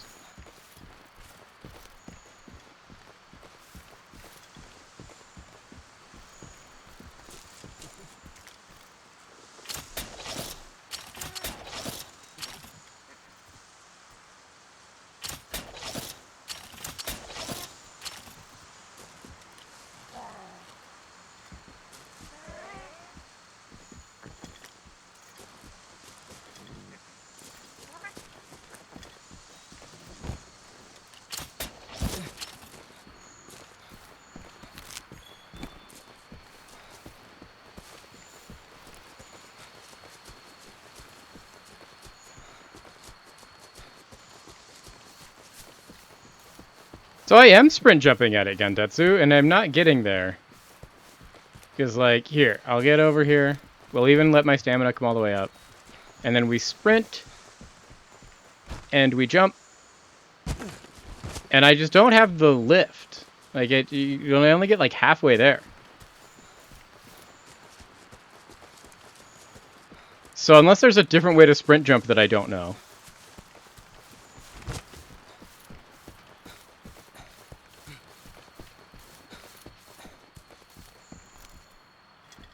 Yeah, that's the thing, is like I don't even know how to get here. Or that I'm even supposed to be able to get here. I didn't mean to shoot you, Minor Palico. I meant to shoot that thing next to you. The answer can and probably should be I'm not supposed to get here yet. But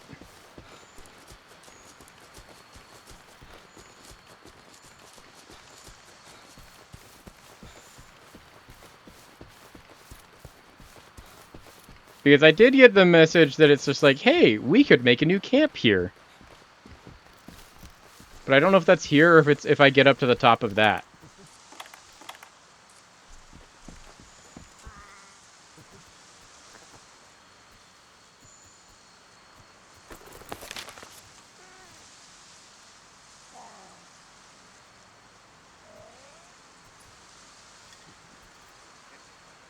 I am sweating. You know what? This might be a one-time.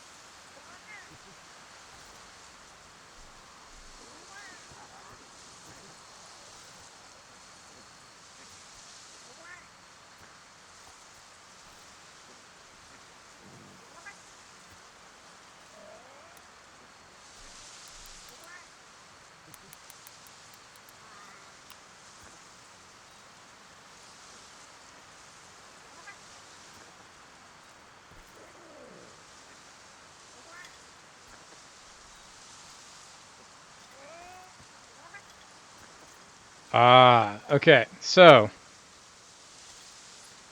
if this is it, I used my one time for something that's really stupid. But if this is it, I'm going to be so mad. So, the internet says the answer is... Oh, that was it.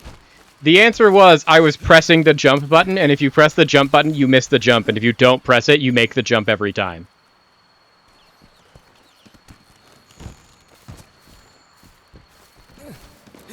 My goodness. That's a thing that I don't think I ever would have learned on my own. Because they've told me exactly one thing, and that one thing is... If you run off a cliff and press spacebar, you jump. And it was literally just a like, oh, don't press jump and it'll work, forehead.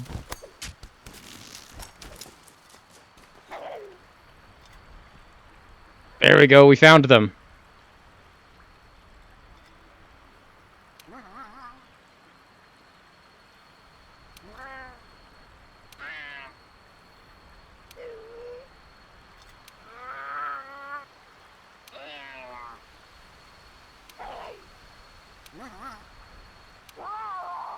We did it.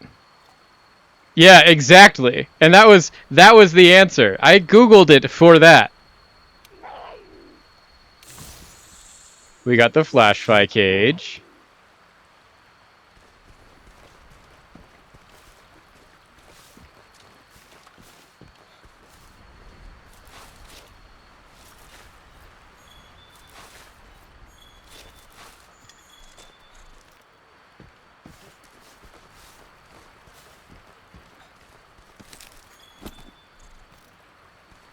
Hello, cool cats. Okay, now I feel comfortable getting out of here.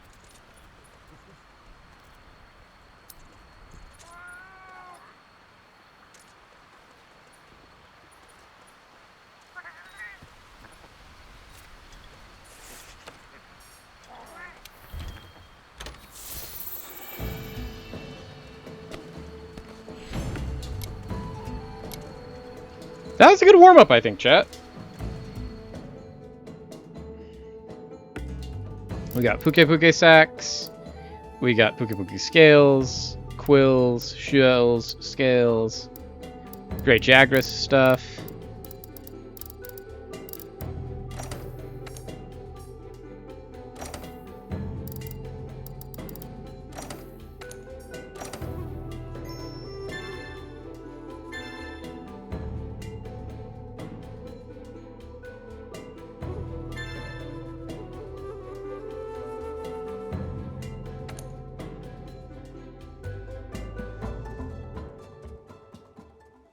Plus, we unlocked that new mission to unlock the 3rd camp, so now we can have 3 camps.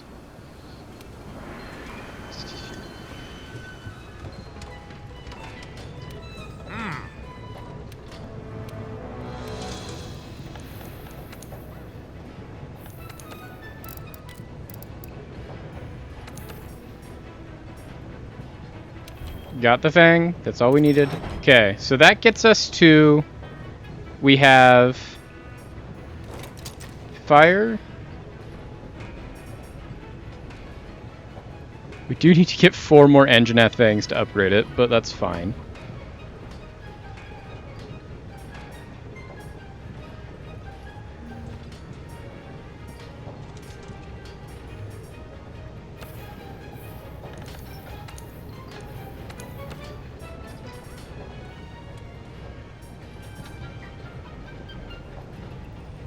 Fire attack might be worth getting now that we have a fire weapon.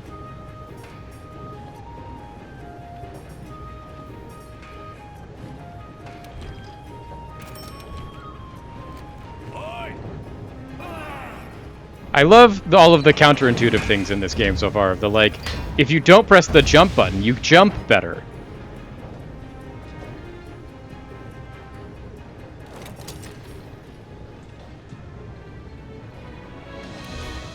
This gets us to Anjanath power as well, which will be nice, and we could do our Go Kill Palumu set, essentially, is what I'm going to call this. We have our fire weapon and we have all of our fire damage.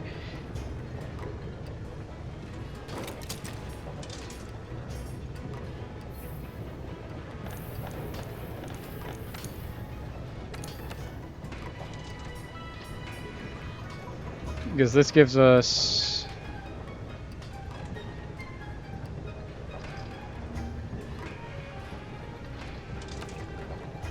We have Anjanath power, reduce stamina depletion when health 40% or lower. How do we do the... Look at whole character again? Oh, C. There we go. So we have Marathon Runner 2, we have Poison Resistance 1, Defense Boost, Fire Attack, and Artillery.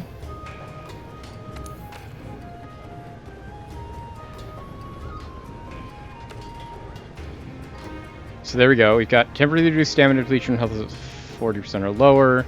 Celestine stamina depletion reactions continues doing stamina. Perfect. We have poison resistance still, which is whatever. Just, you don't need to take poison damage. Defense boost.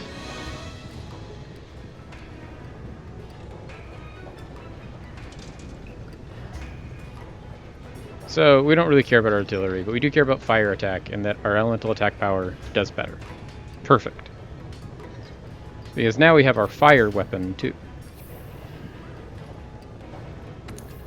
And I do want to take off our ghillie mantle for our glider mantle, I think.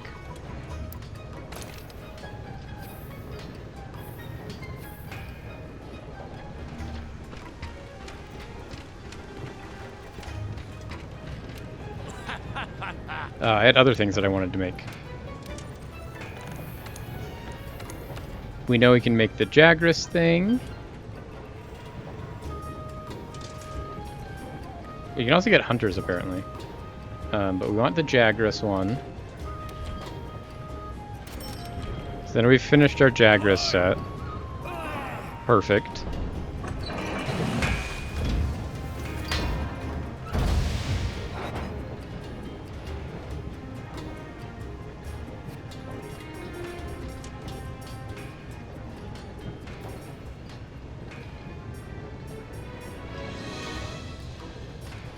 If this is the only thing I can make with Gajiaos, we should just make this.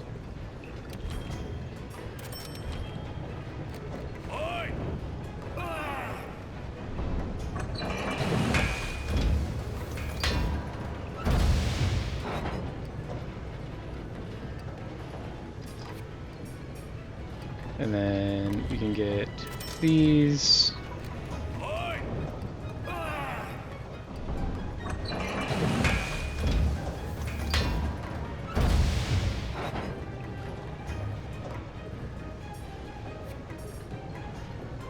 So we have Vespoid.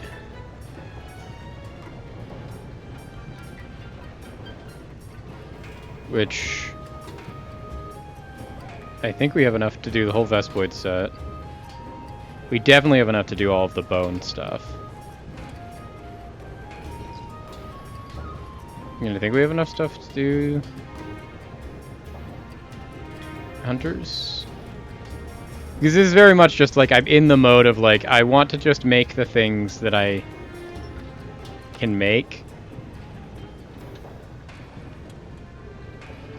That's nice.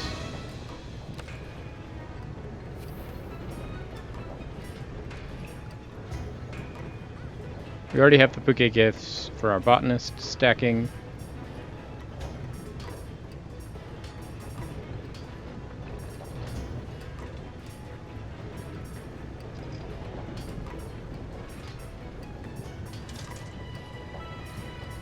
Water attack might also be getting good.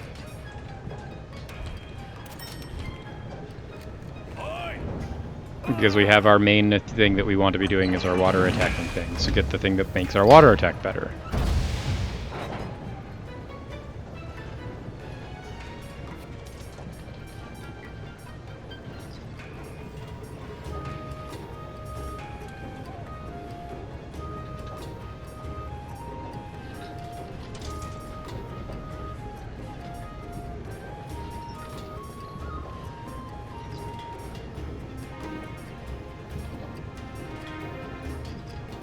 I think that's our first divine blessing we could craft. It's the Lumu cowl oil.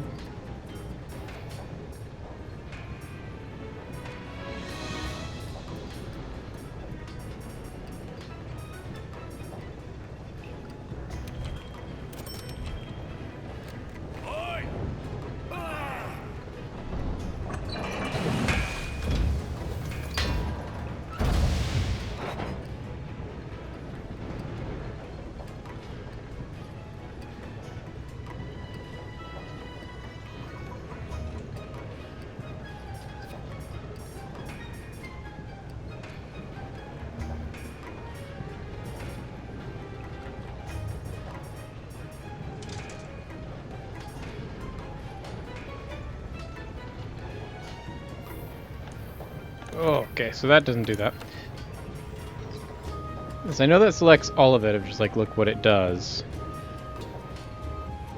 But it doesn't just make it all for me? Unfortunate. Unfortunate. I'd love a craft all of these button. Because as much as I love playing Fashion Monster Hunter, which is what we're doing right now,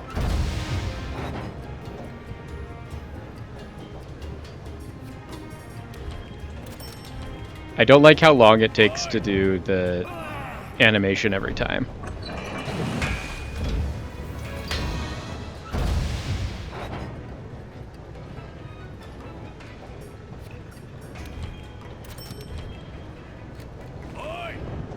Which I could do this probably not on the stream and it would be fine, just to like, hey, craft all the stuff. But it is also just like, this is kind of what we're doing. It's just like, I find this really calming and relaxing, which is great after how stressful like the week has been and all that stuff. And like we can do just kind of like a little recap of just like, I hope you all had a great week, chat. I know I did.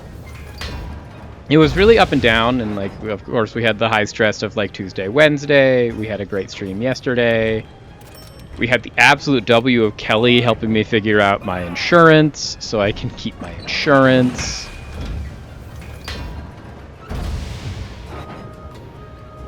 Going to a party tomorrow, that'll be fun.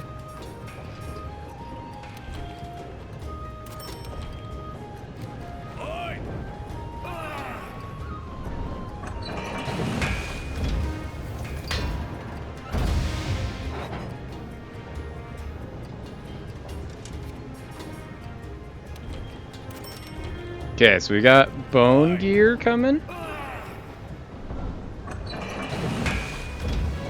And then I'd like to do some amount of the hunter.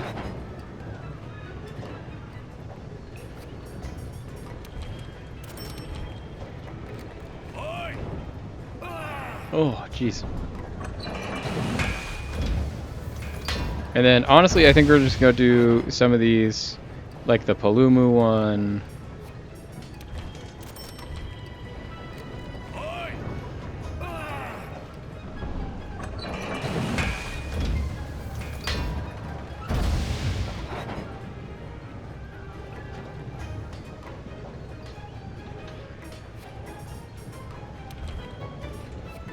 Got 5. Okay, so we only need 3 to make this armor, so...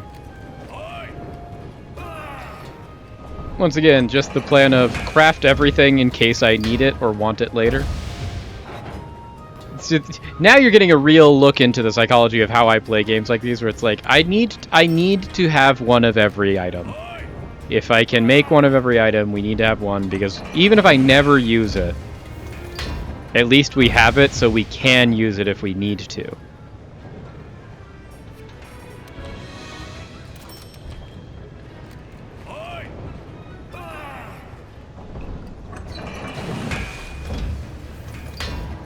Okay.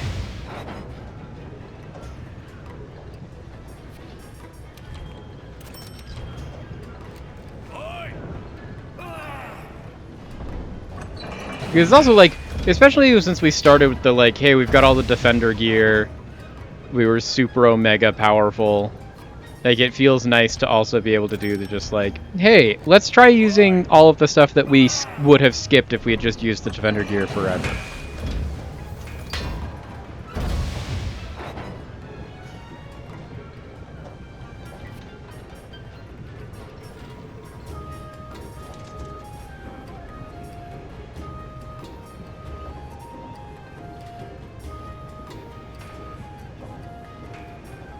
So we can do both of those.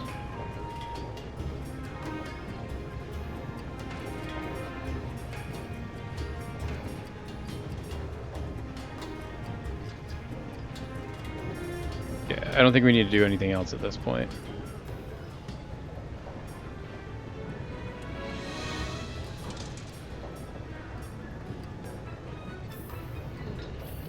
So let's not. Okay, we got out of there. Let's get rid of the stuff that we got on us that we don't need. We don't need...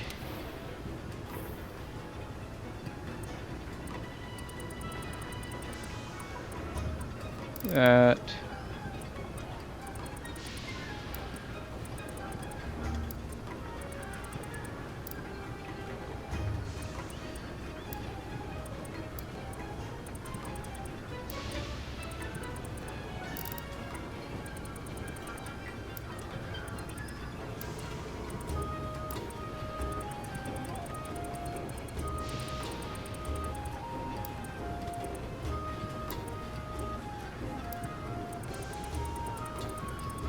So I'm hitting C to do this.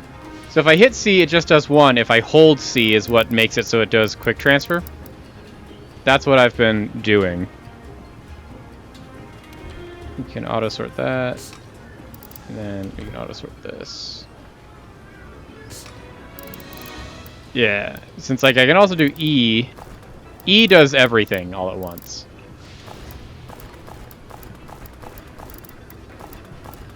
Okay, so E is everything all at once, C is just one at a time. Good to know.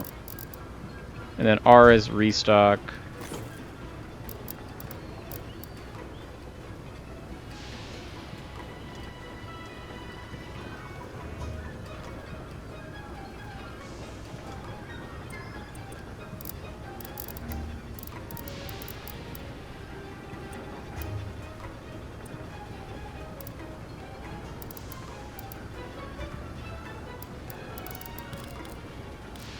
Yeah, this is what we want. And then...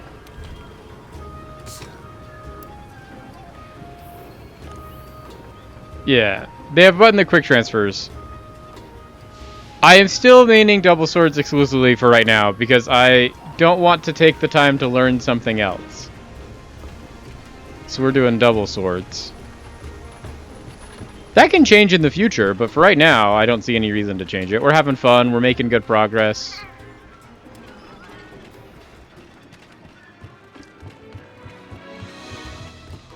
And the double swords have been really good.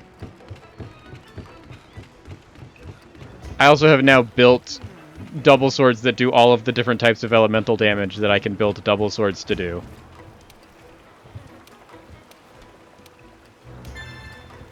We got upgraded stuff there.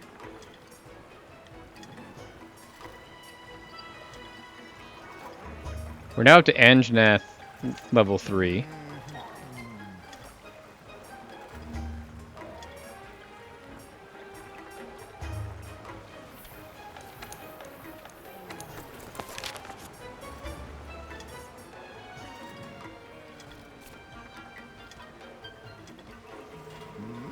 So plate is the hardest thing to get. Good. Pelt scales are really easy to carve. But yeah, right now we're still using double swords. I don't really know how to do anything else. And I don't want to both learn how to play the game and learn how to play multiple types of things at the same time. I want to focus on, can I play the game? And then we can focus on, can I play multiple types of answers. I agree. I don't think wrong answers is what I'm implying. It's this is what we're doing.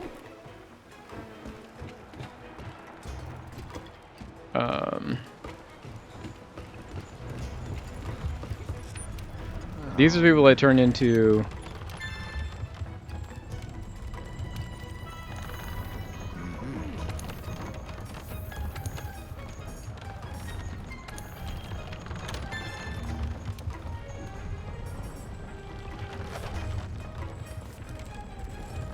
I need an Anjanath pelt to set up this ancient forest too, and I used all my Anjanath pelts. Well, that seems like a future problem. I think we're gonna step into another thing that I want to do, which is I want to try using the fire things. So we're gonna go do...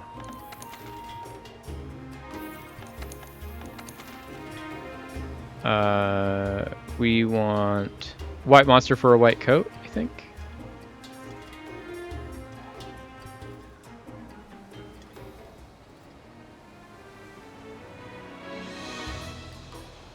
Yeah, we'll do a couple of these.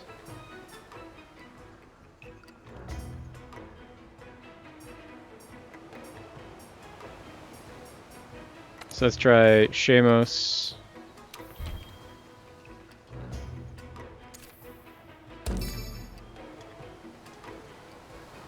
Let's just work through some of these. We did our warm-up. We built some new gear. We're going to do some of these missions as part of getting used to our new gear, ending with killing the Palumu, and then, like I said, we'll try and end the stream by going to...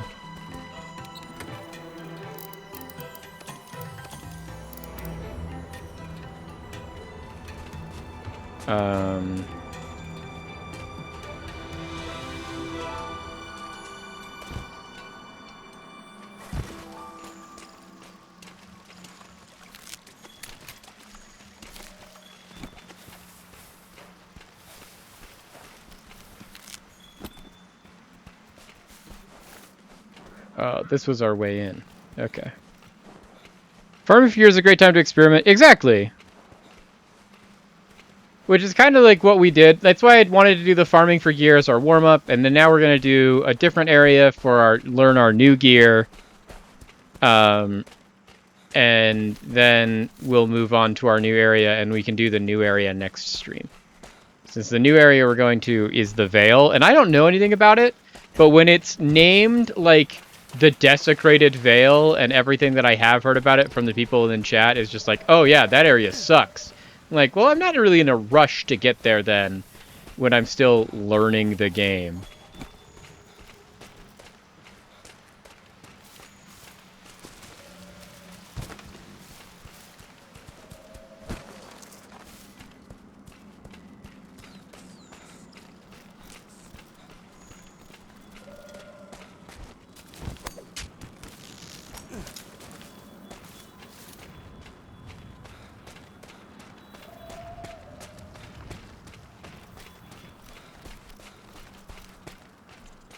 There we go. Those are the things we're looking for.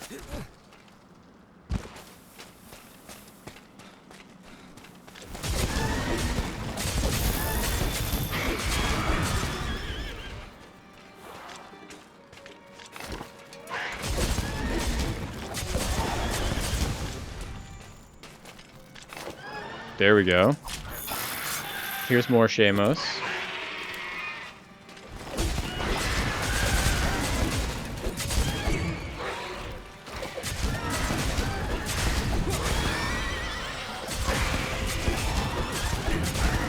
These seem to do pretty good damage. Now, they did have an affinity minus 20% that I don't know what that means. Which will, you know, be a learning in the future.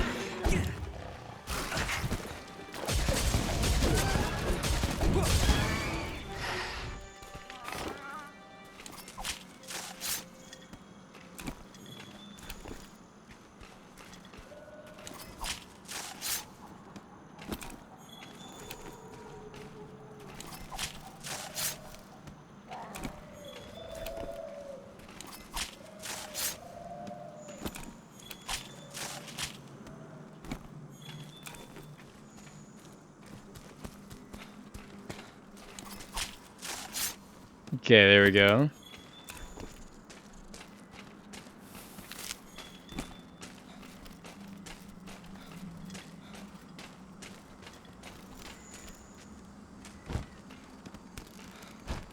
There we go, we got over here. There's got to be some Shamos over here, right?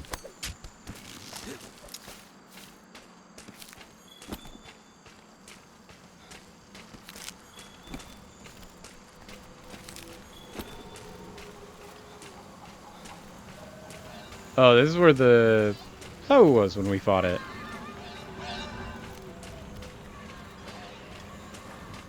Is this a conch shell? This is what they're calling a conch shell? I don't believe this.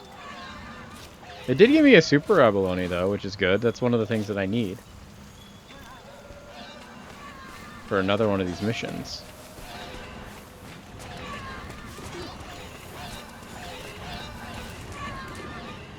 There we go. The good thing is I know where to find more Shamos from here. Like how to get to another place where I know they are. And it's good since I need to kill 4 more of them for this mission.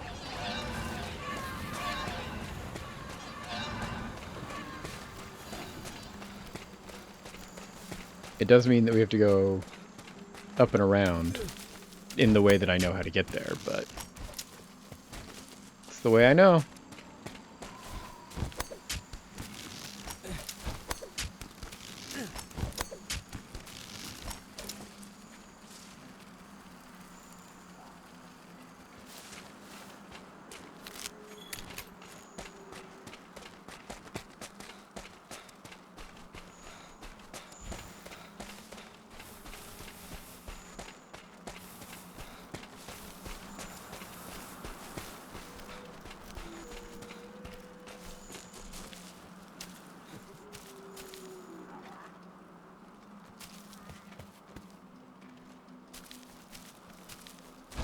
The mining outcrop up here? Oh, there it is. It's like, I'll take a mining outcrop. I know you can get dragonites over here and coral crystals.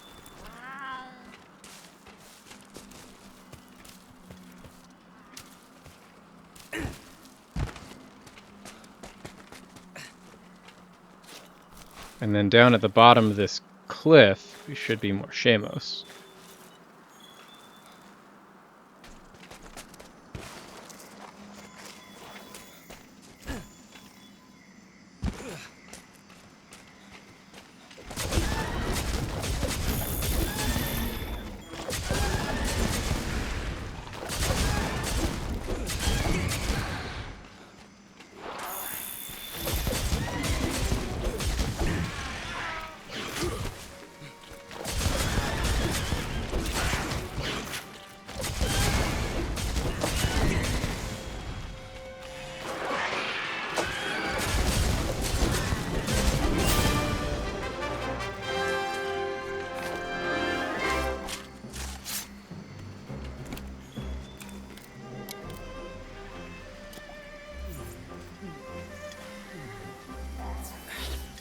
Okay, let's harvest all the stuff we got.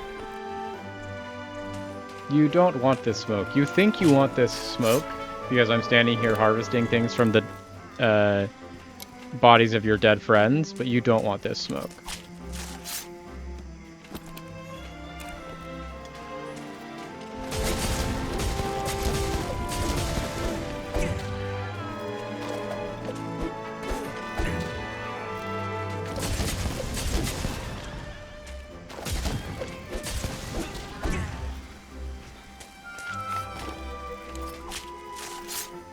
There we go. We'll just get this last little bit out, and then we'll get out of here. Cool. So there's our first one. Honestly, I'm liking these. Better than I thought they would, because I really like the moveset from the other one. Take all this.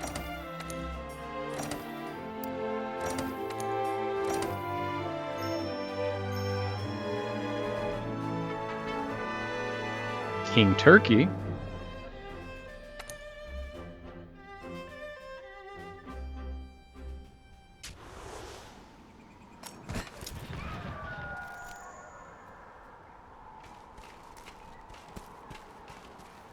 Are you okay? Then we can do... What does this mean? Oh, it means that I did the special arena. Okay, perfect. Let's do Asitzi.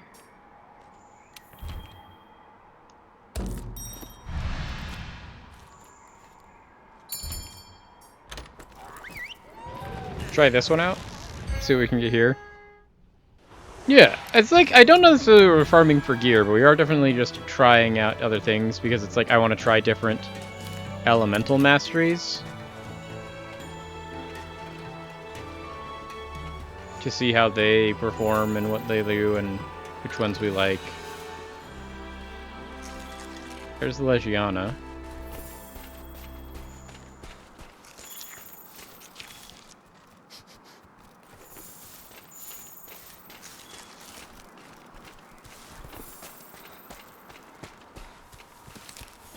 It's also the one thing where it's just like, I don't know that I necessarily want to get out of this area now that I just got to this area. I wanted to spend some time to explore here instead of just go immediately next down to the everything's gross Vale place. These manta rays look really cute too.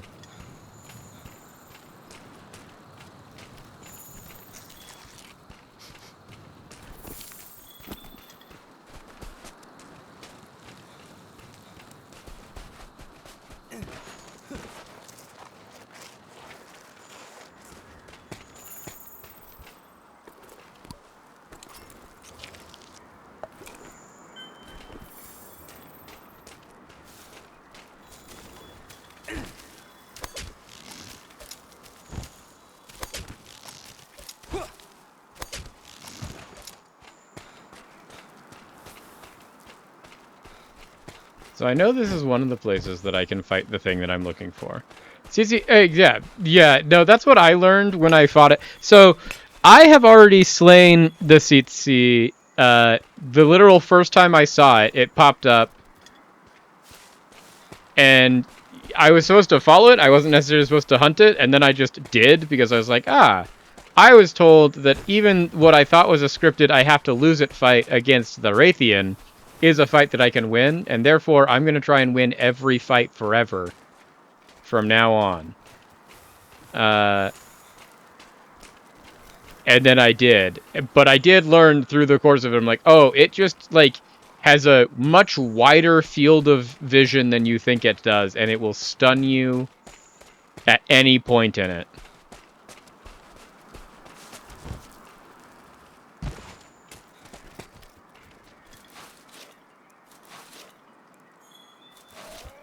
There he is. I found him.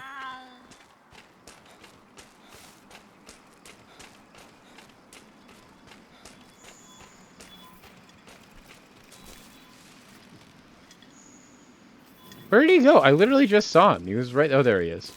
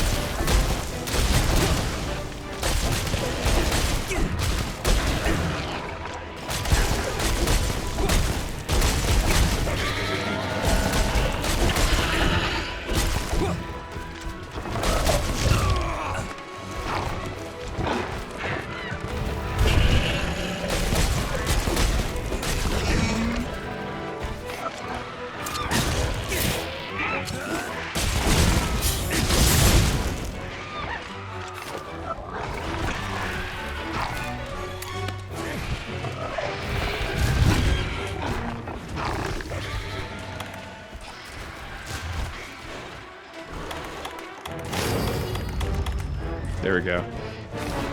What I don't like is how fast these things lose their sharpness. Come on.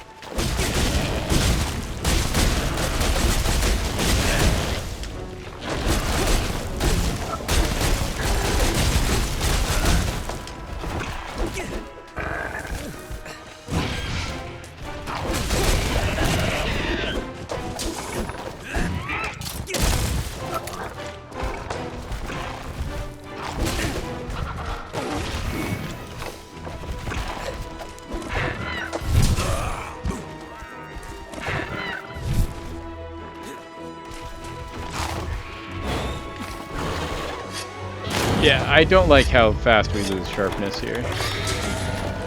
Good to know. But very annoying.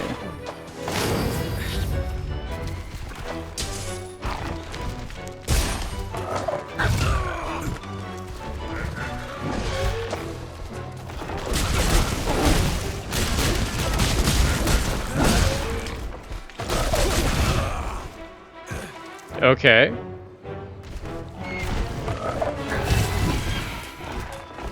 I don't know what just happened there.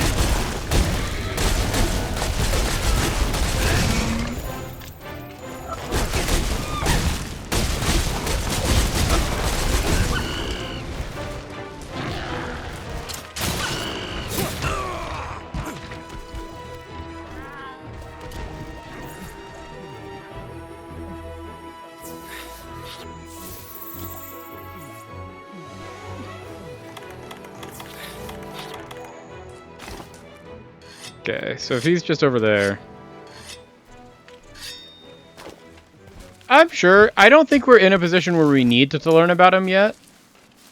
Is my take on the whole scenario. Is like, I don't think that it's necessary information for probably a while. I'm sure this would be. This thing's like... I do like that the big charge up for its thing makes it really easy to hit.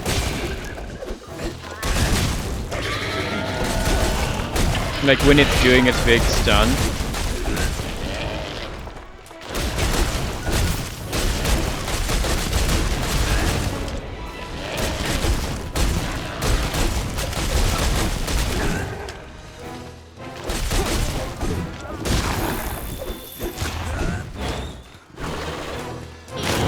Oh, so close.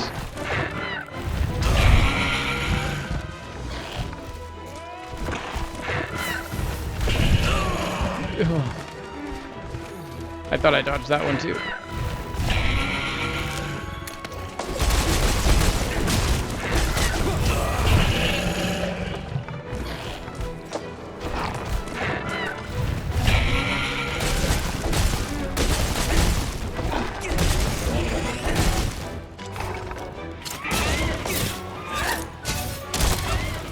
There we go.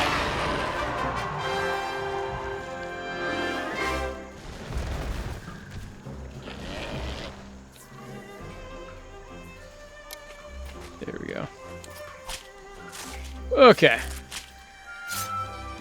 I agree. This is probably a fun fight to like learn hammer or greatsword or any of those things that definitely like do big damage, but don't have a way to necessarily get that are like way harder to move with and aren't as mobile.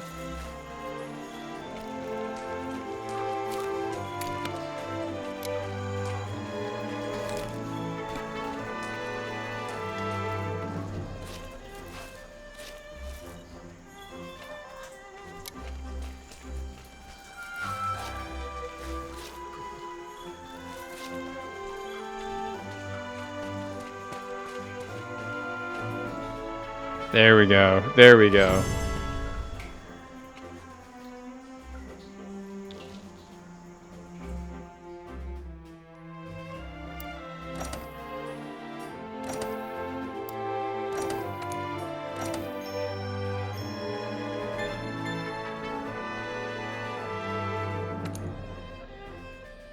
Okay, we didn't faint, which is nice. We haven't fainted on any of our quests that we've been doing, which is... This is the first time we've been trying to do quests like this. What do you have to talk to me about, Palico?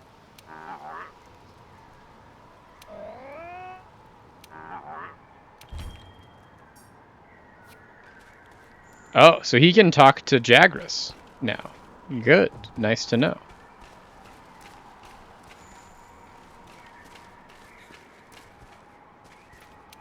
Okay.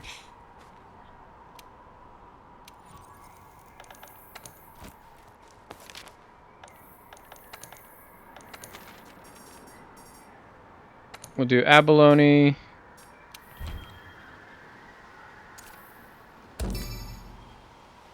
And then we'll do Palumu, and then we'll start getting ready to go to the Vale.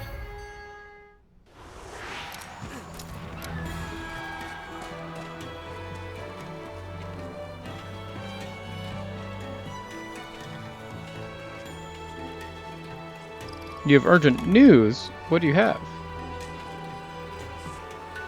Was it that you could talk to Jagras? Because I know that.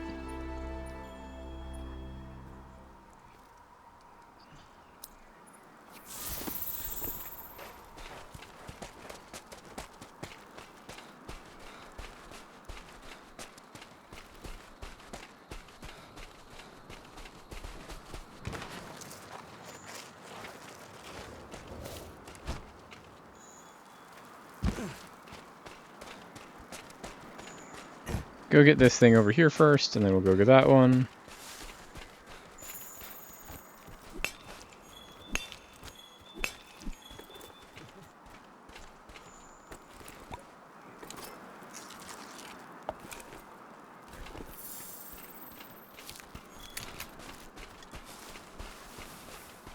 There we go.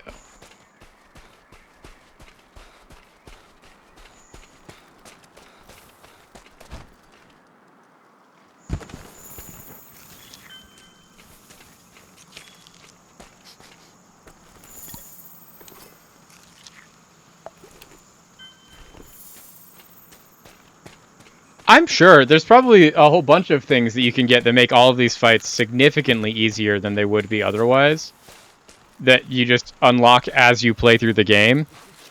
The thing is, like, I don't actually think that the Tsitsi is actually that hard, because, like, it has such a big lead up to its stun move that is so deeply punishable.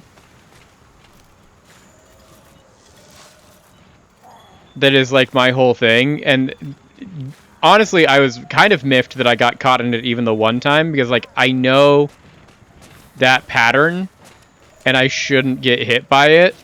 And I was, like, literally one step away from safety.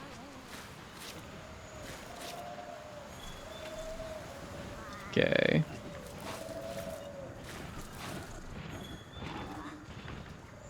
There's 7 abalone.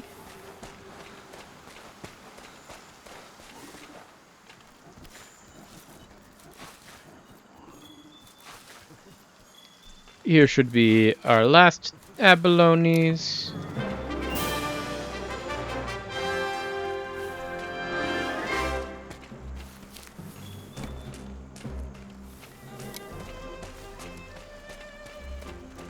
And then let's go try and kill this Polamu.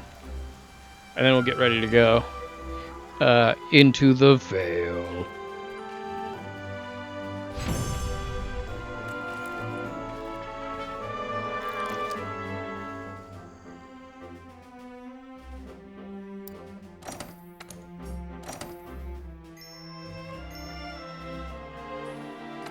Soulful caviar, eh?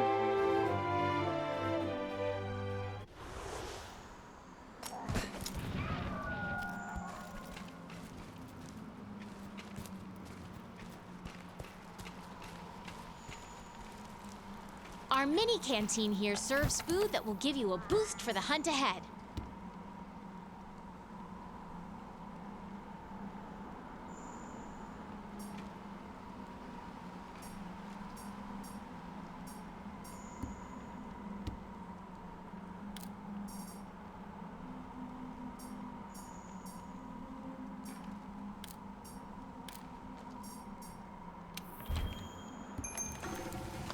Let's eat something.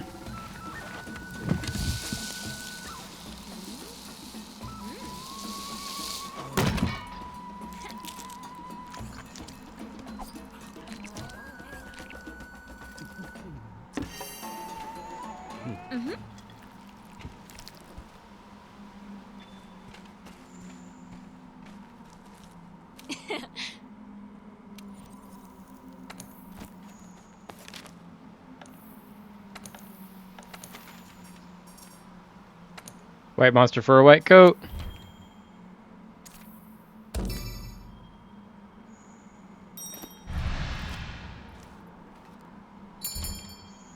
Okay, let's go do this.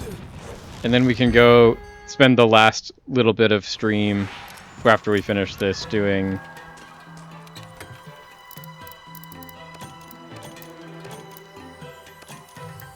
Oh, do they want us to catch it? Okay.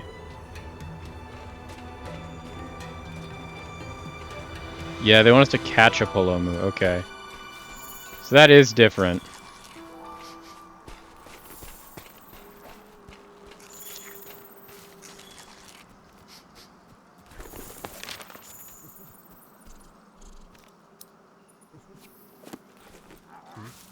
Here's another Palomu footprint.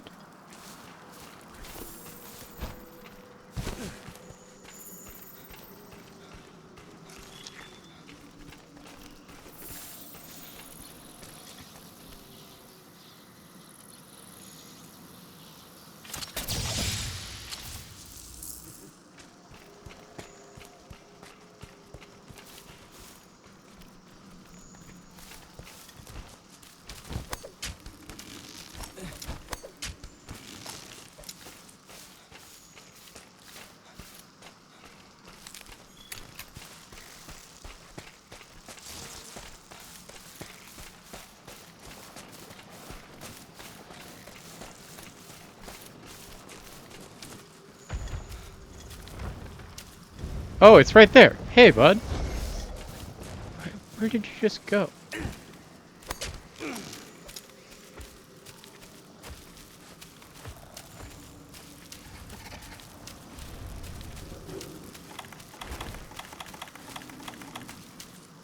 There we go. Okay. And away we go.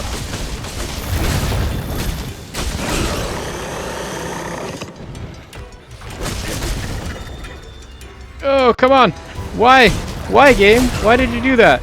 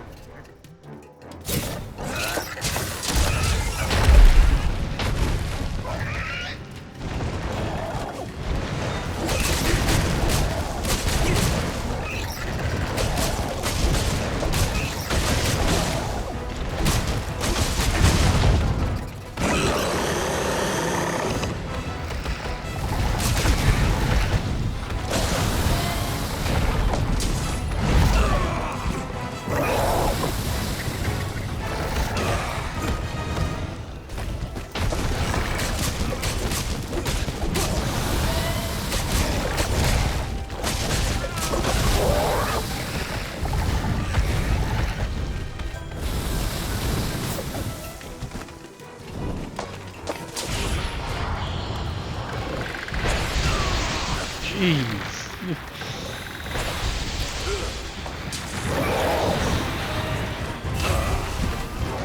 Okay.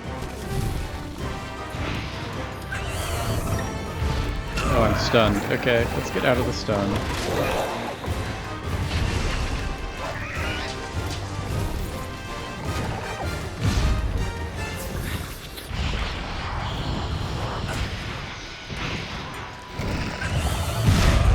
Oh.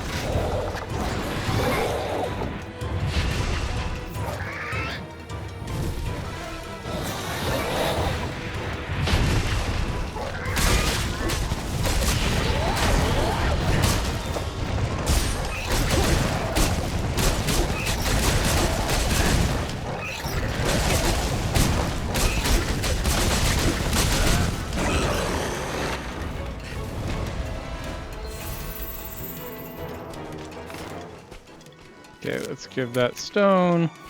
Let's grab this material. Let's track the footprint. Where does it think it's going to go now? Oh, it's way the heck over that way.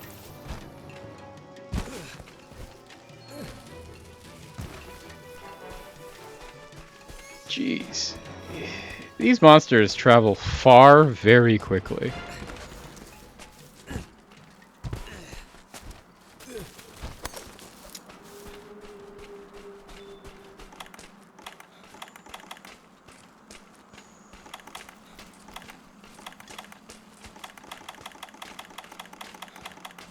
There it is.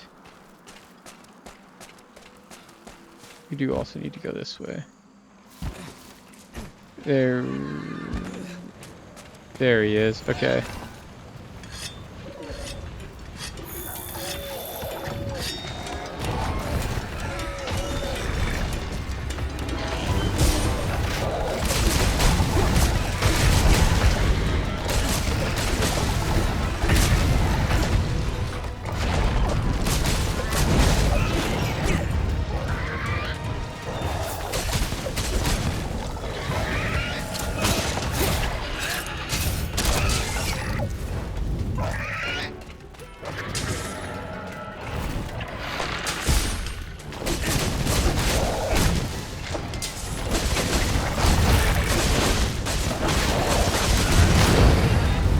Whoa! Tsitsi has also shown up, apparently. Okay, it's running away, though. Perfect.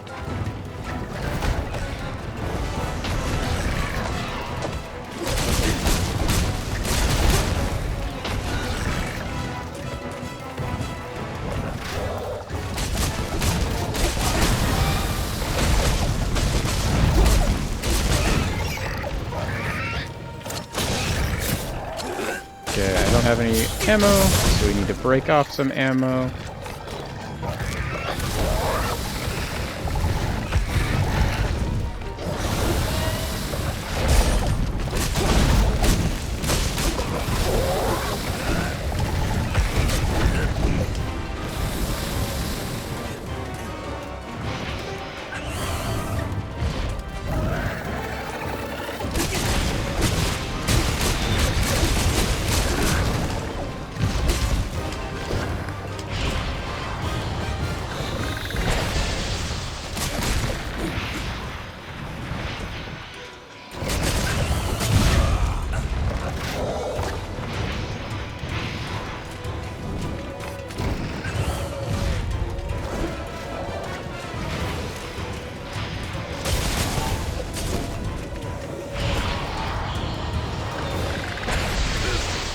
Whoa.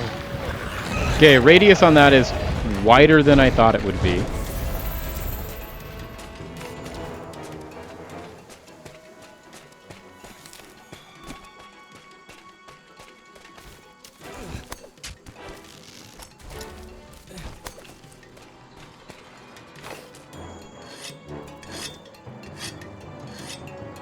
Oh, I would agree. This thing is a huge target, so it's definitely going to be easy to hit with some of those big things. So like, I'm not against trying to learn other weapons.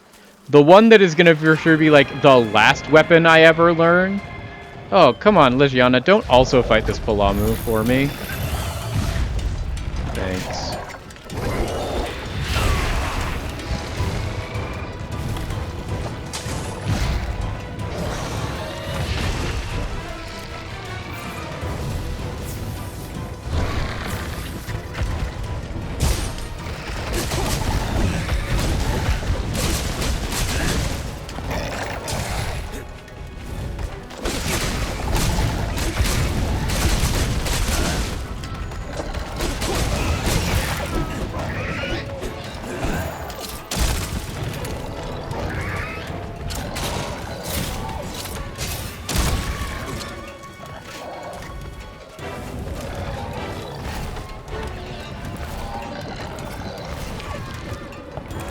Oh, is that the limb?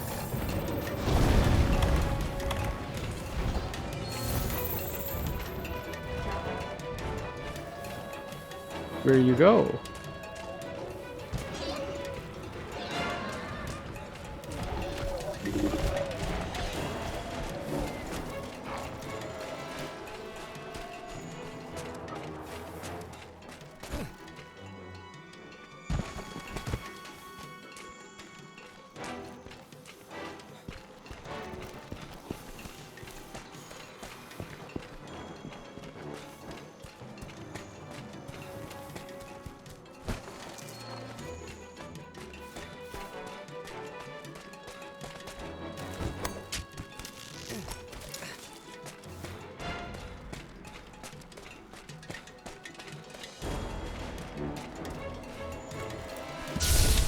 Oh, that was not what I wanted. It's a good thing I have 2.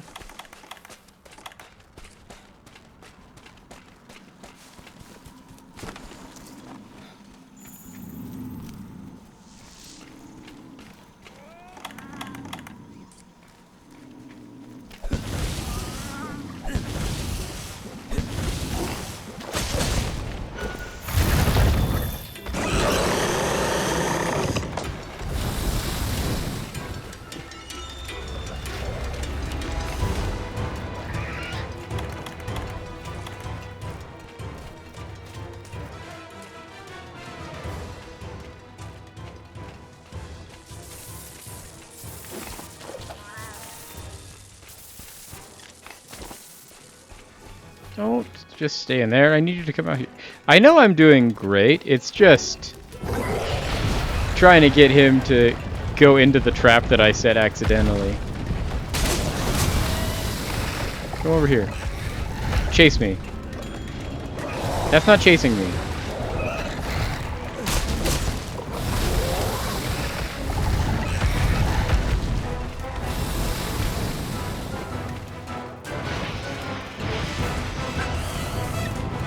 Come here. There you go.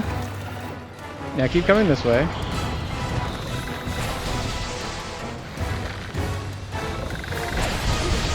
Okay, so that was a wild turnaround that you just hit me with.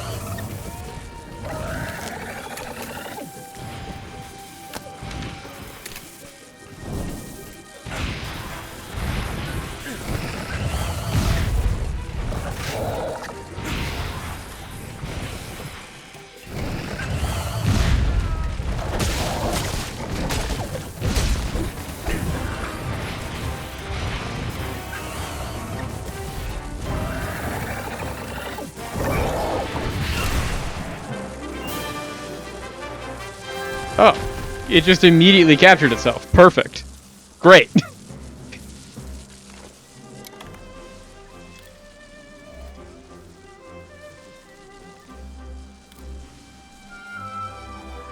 Okay, I think this is the one I want to go to. Thank you. No, I do think it's interesting, but it is very much one of those where I'm like, I remember the first day I streamed this when none of you were here, and I took out the bow guns to just be like, ooh, these probably are good, and then took one look at all of the things, and I was like, I need to know so much more about this game to be able to even begin to understand how to use this weapon. And I know more about the game now, and I still feel that way. I'm just like, I still don't know enough about this game to be able to effectively use this weapon. This was not where I wanted to go. Okay.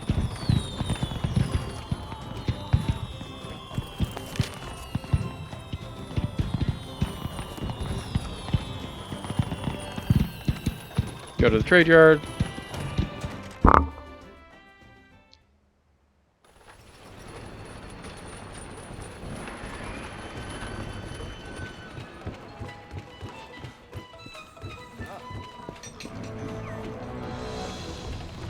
Hello.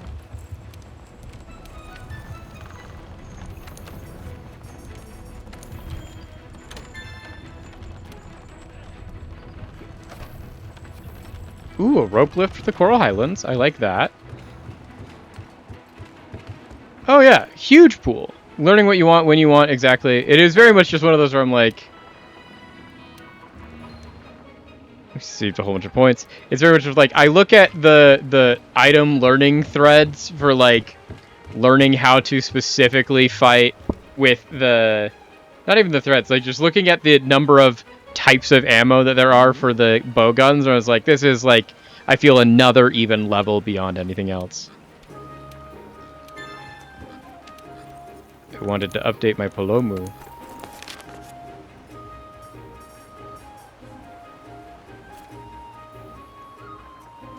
Okay. So yeah, like this was one. The whole reason we got the fire ones is so we could fight the Palomu because we saw this red X next to water, and we're like, so we shouldn't fight it with water. And then ailments. Blast is apparently an ailment. Good to know.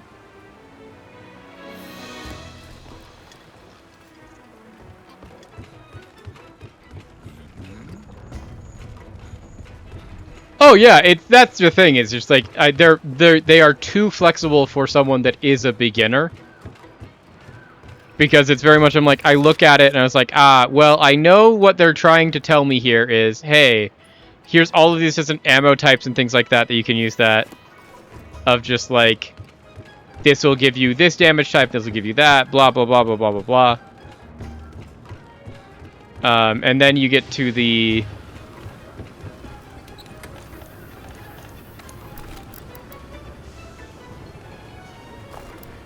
Get these away.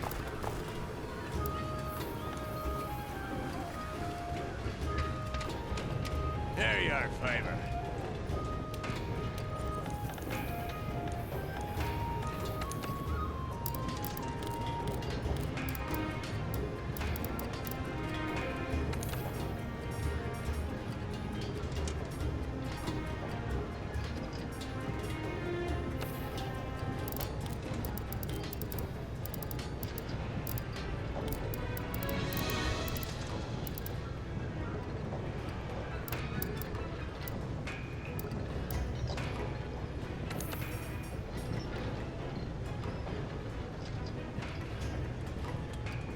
Oh, probably. Just from the little that I know about them, they probably would be very, very nice to have a whole bunch of just informations. Just to, like, track it all.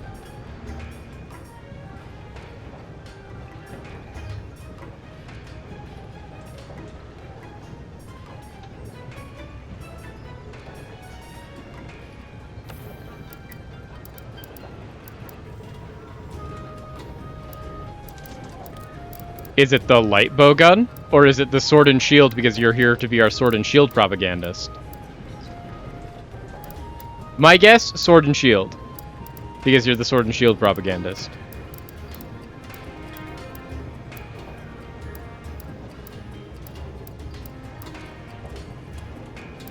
Okay. I knew it. I guessed correctly.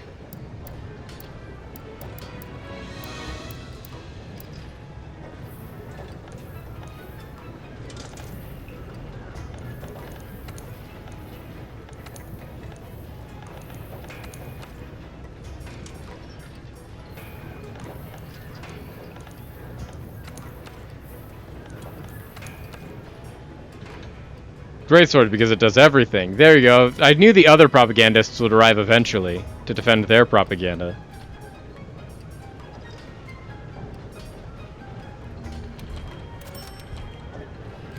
Pshaw, pshaw, you both say. I've been enjoying my dual swords, I'll say that much. Mainly I like it because there's like literally 3 buttons I need to hit ever. And that is like the level of what my brain can handle right now. Lumu?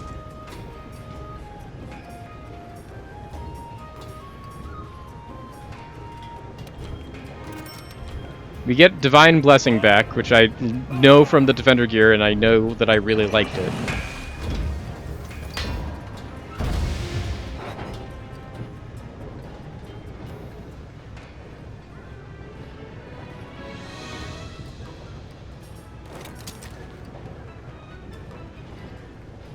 Okay, so let's go to change equipment. On me.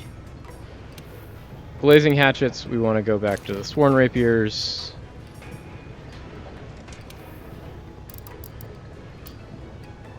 Want to go to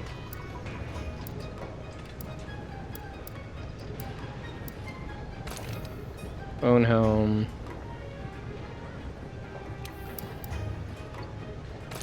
And Jamail.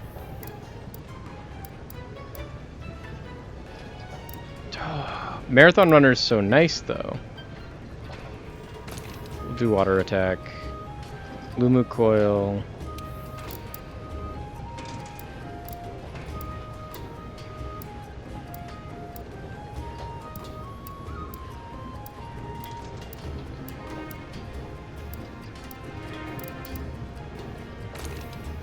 Just speed sharpening is probably good. Hammer is for bullies just being mean. Fair enough.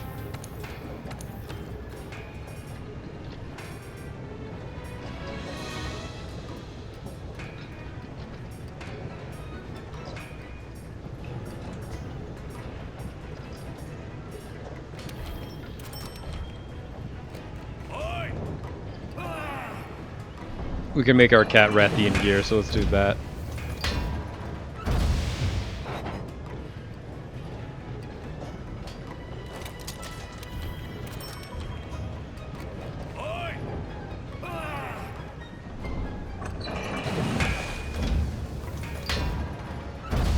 Jeez, when you get into propaganda mode, you're going hard. You're really trying to sell this sword and shield.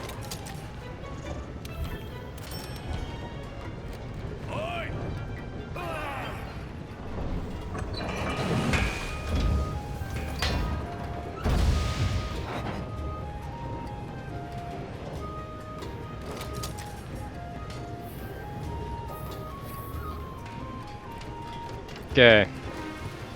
With all that being said and done, we're gonna go start the next. We're gonna start the last things that we're gonna do because we got about half an hour left on the stream. So that's time to do probably exactly one more thing. So we're going to. Shouldn't you prepare before you head down to the Rotten Vale? I am preparing before I go to the Rotten Vale.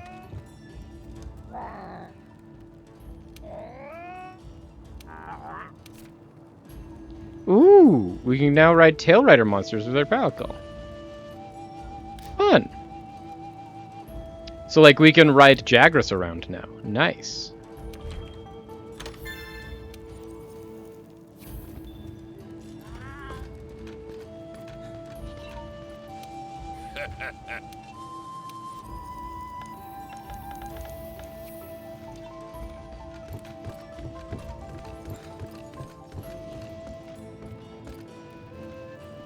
Oi, what do you want?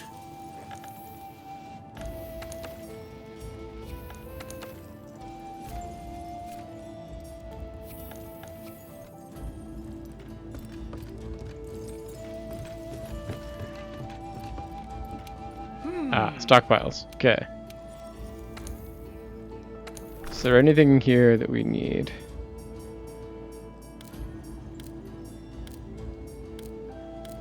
I don't think so.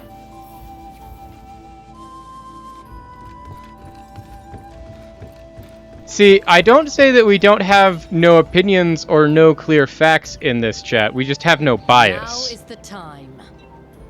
There's no bias in the chat, but there are definitely opinions. Okay, we're gonna go see what this Rotten Vale is all about.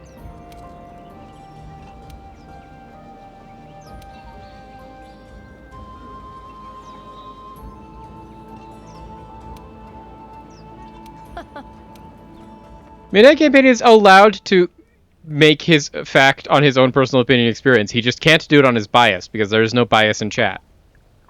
This is a bias-free zone. In that it just doesn't exist.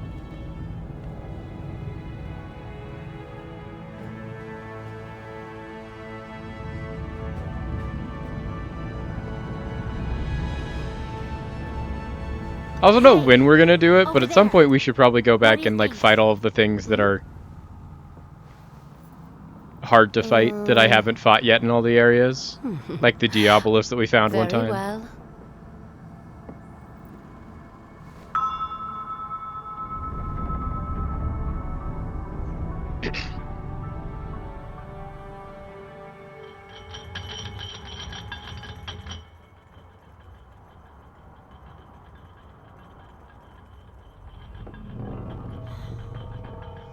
Anchor's away, but this anchor is also an elevator. There! Heads up! Weird snake lizards. Great gyros. This'll definitely complicate setting up camp. I know. Catch!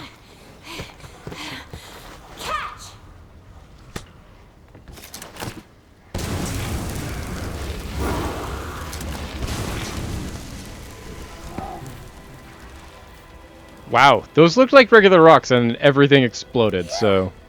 When in doubt, burn them out!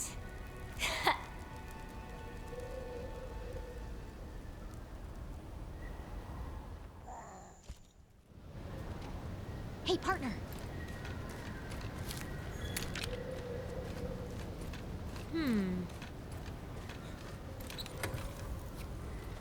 Nothing here yet.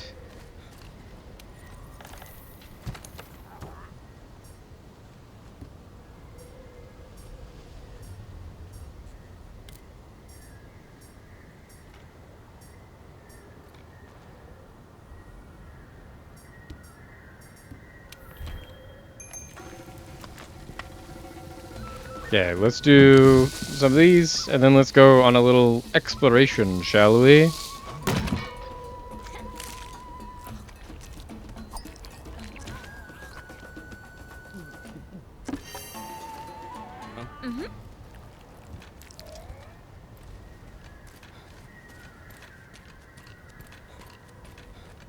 So we need to site a Great Judos and investigate the Rotten Vale.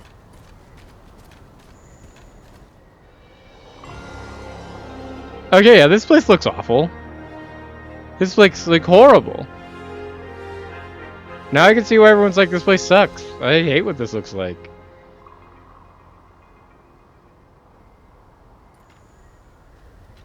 It's like the every Souls game has a poison swamp. The effluvium.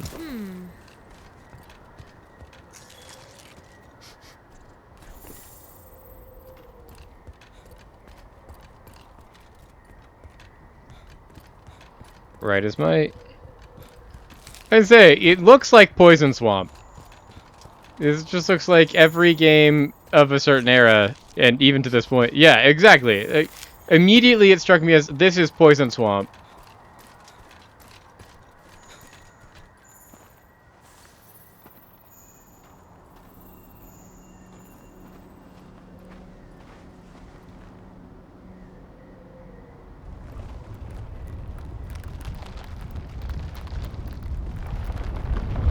Don't like big wind chimes. Okay, so that was not the monster I'm here to look for.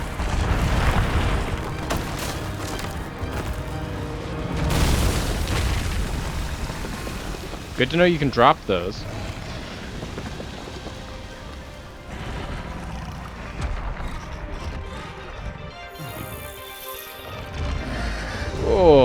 Okay. Hey, partner! Watch yourself!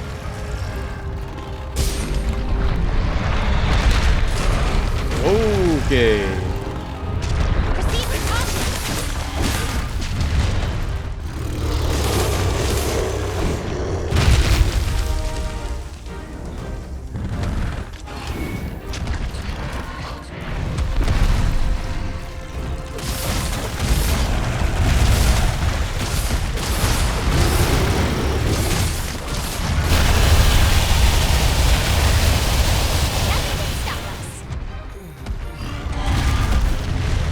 Okay, I don't even know what effect I have right now.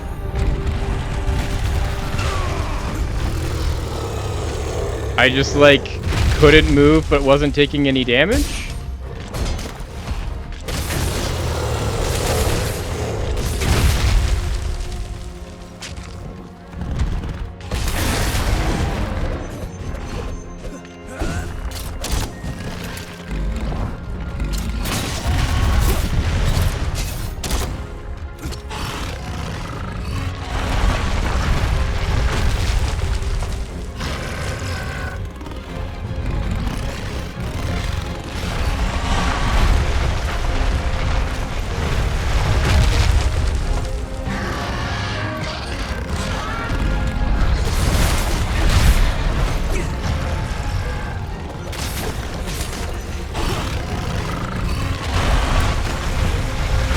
bad choice.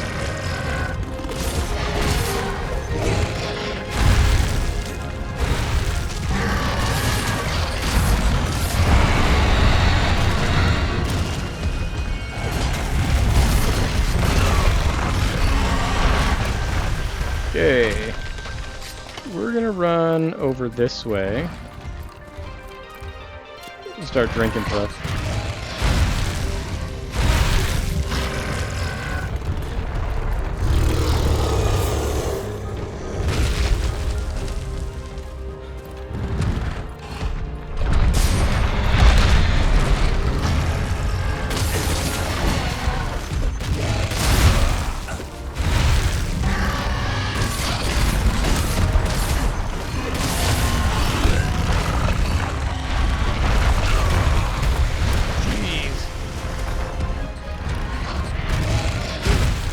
Okay, so we fainted there. Oh, was that me being sleepy? Was that what that weird effect was? Okay. If you run out of health, you'll faint and be returned to the closest camp. Faint too many times and you'll fail the quest. Agreed. I did know those things to be true. Okay, since I was like literally I just had no control of my character.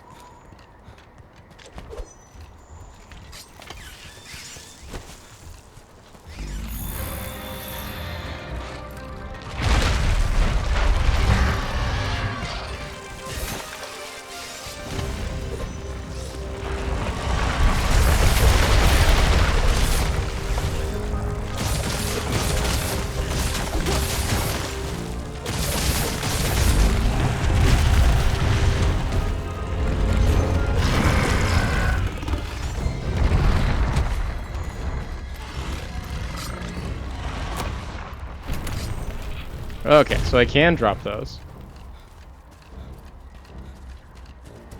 I don't know where that guy just went, but...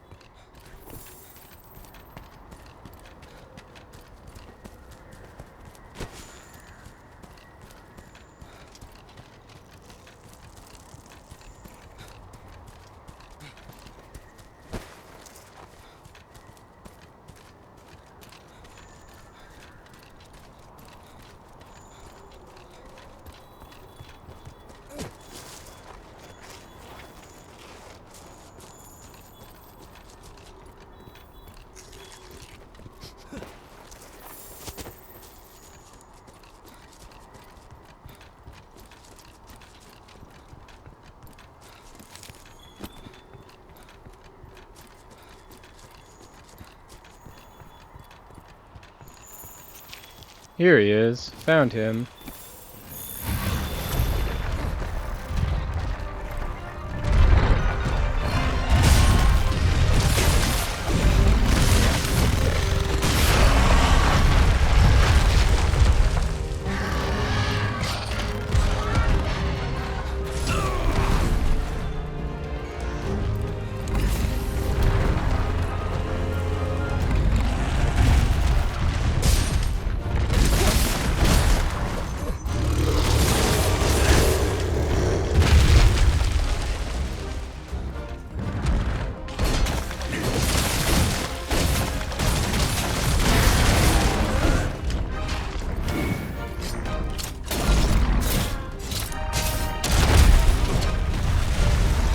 Keep breaking his face.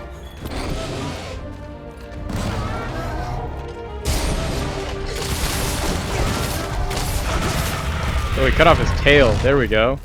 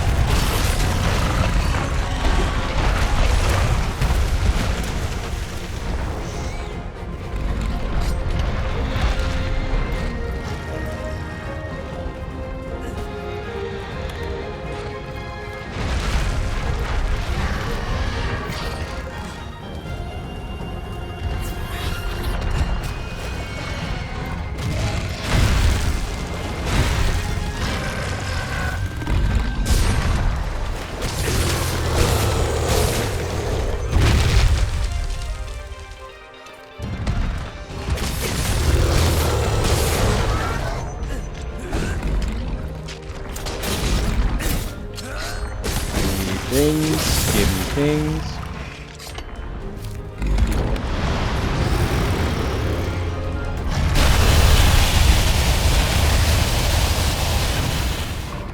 Okay, so there we go. Does that wake me up? That woke me up. There we go.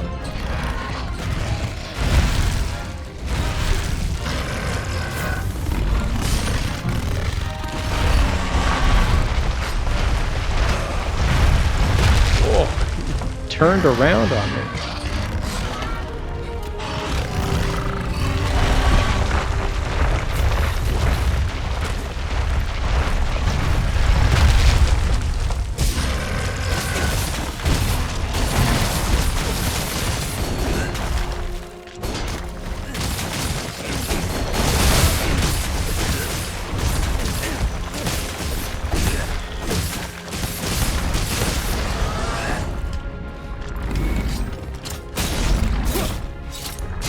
Bonk your head. There we go.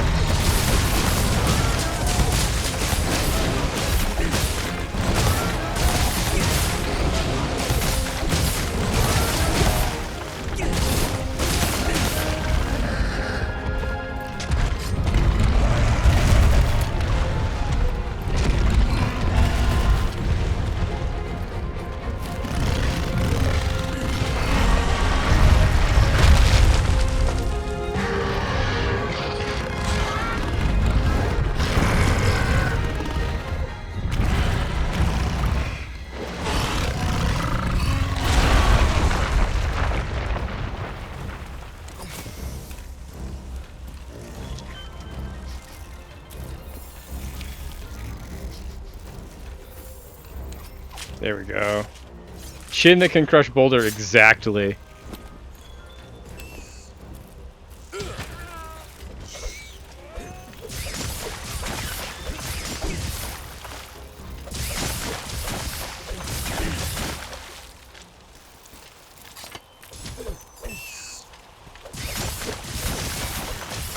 I hate everything about this place. All the bugs here are fighting me.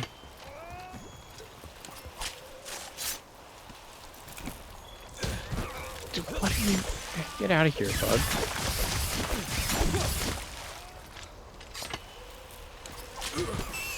Where does this bug keep coming from?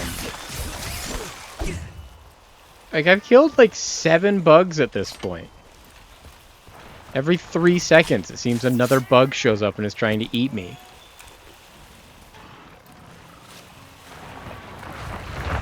Oh, now he's back.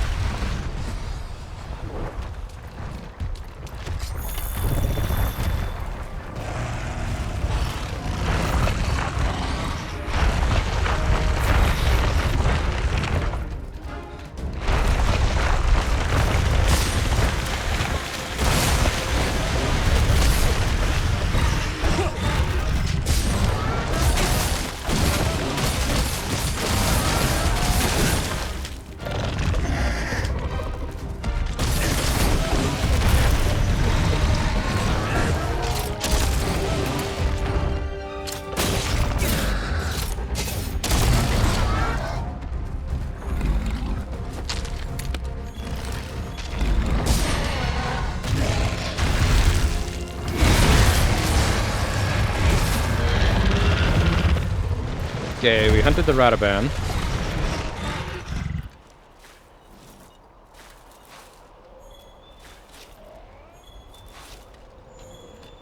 Yeah, this guy was all chin and bones.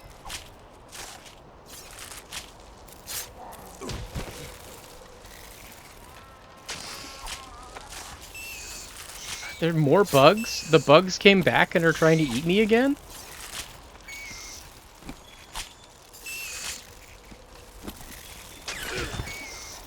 I believe that.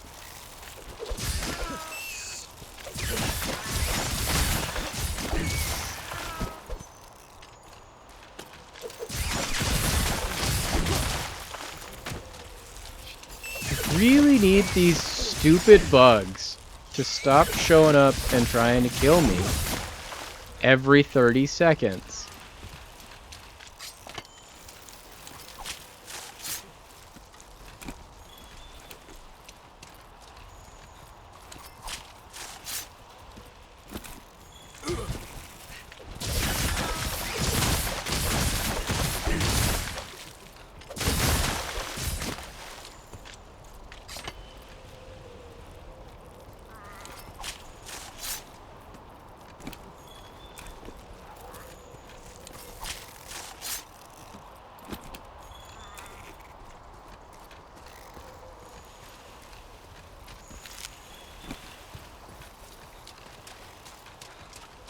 Okay, so we are not going to fight any more of these stupid bugs right now.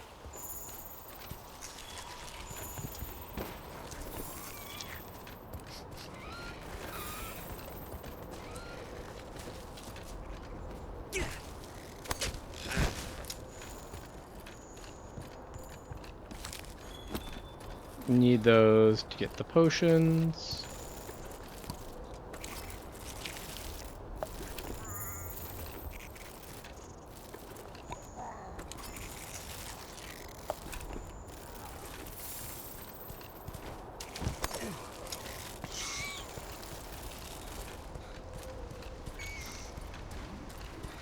Little crawly hidey hole.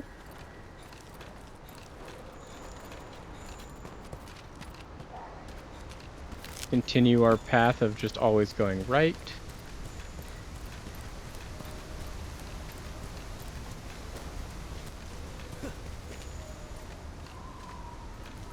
Shiny bone pile. Love shiny bone piles.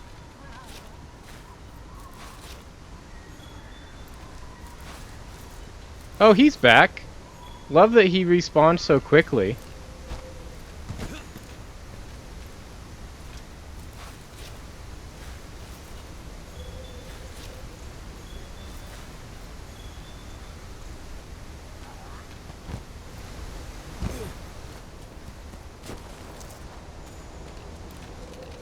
I don't want to fight another one immediately.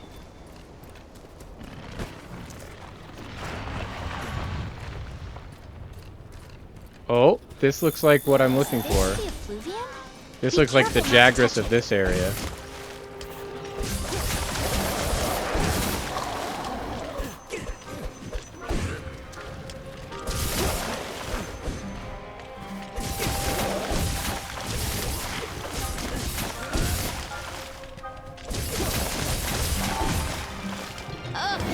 This place is filled with that vapor stuff. Don't breathe it in or your health will drop. Here's little baby Gyros. Oh, those things are also fighting me now.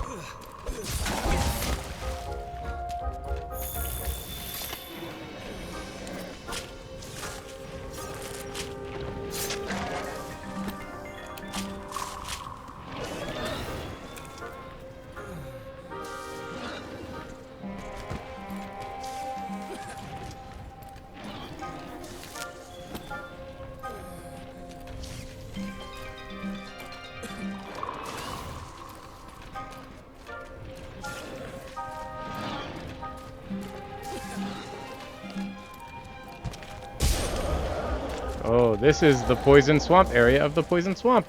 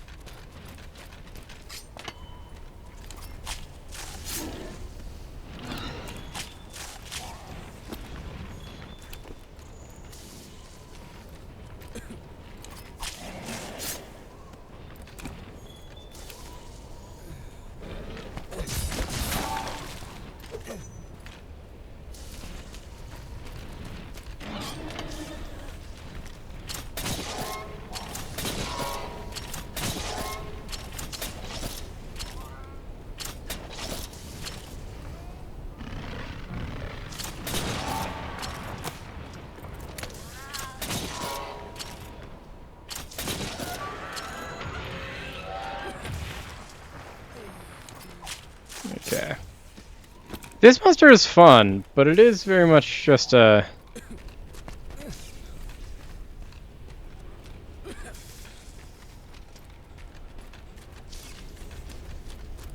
Try and get out of this effluvium.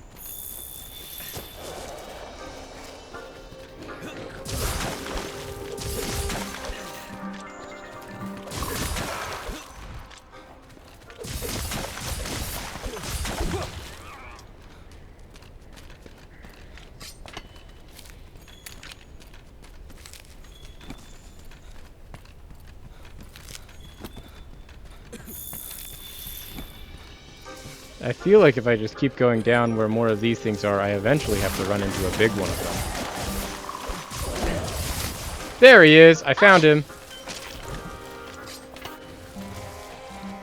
So let's get out of here, Hey, shall we? partner, how about we head back to the research base and take a break?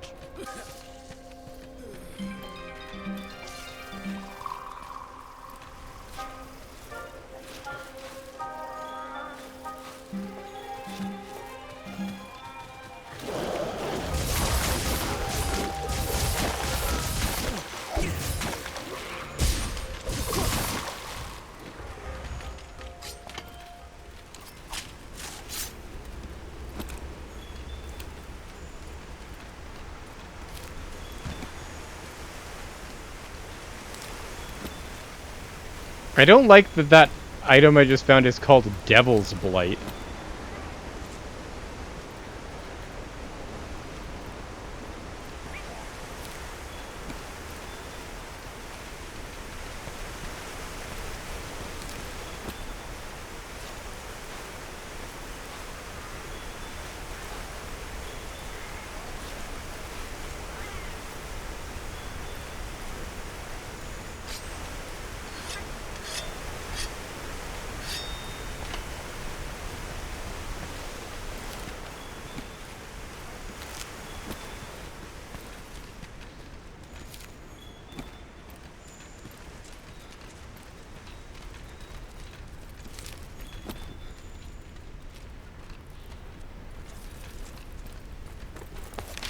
Yeah, so how do I get from where I am to where I want to go?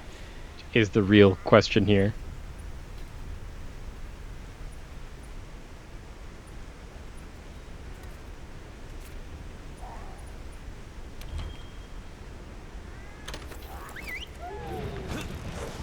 Okay.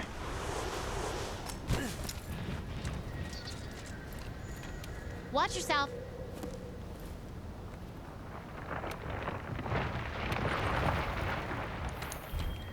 Yes, let's get out of here. We have made our thing. We killed the big idiot. We found the second big idiot. The thing is like the big roly-poly guy isn't hard. Like I actually really liked that fight. It's more that I hate the place I have to fight him in.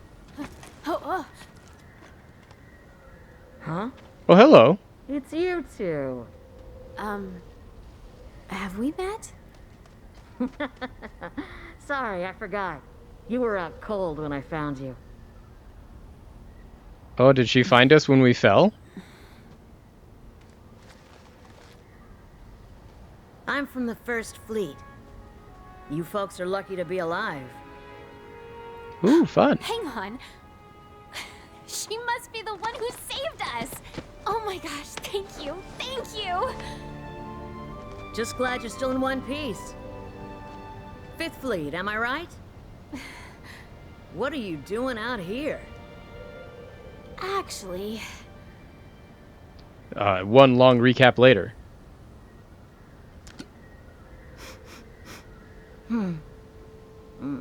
This is from Zora Magdaros? I'll see what I can find. I've spent years delving into this valley's secrets, and I'm starting to understand a thing or two. Now it's your turn. Learn all that you can about this place. Next time we meet, we can compare notes. Sound good? yes. We're on the job. Good. See ya.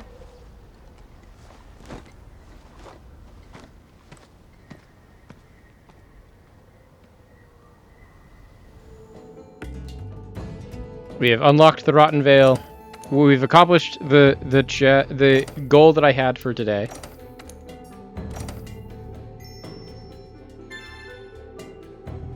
We hit Hunter rank 8.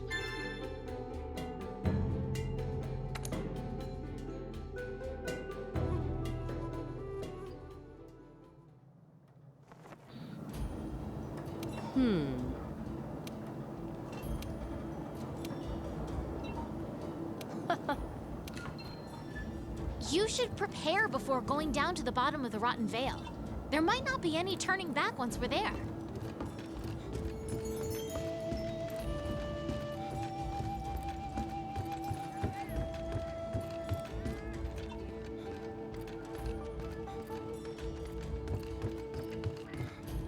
Greetings.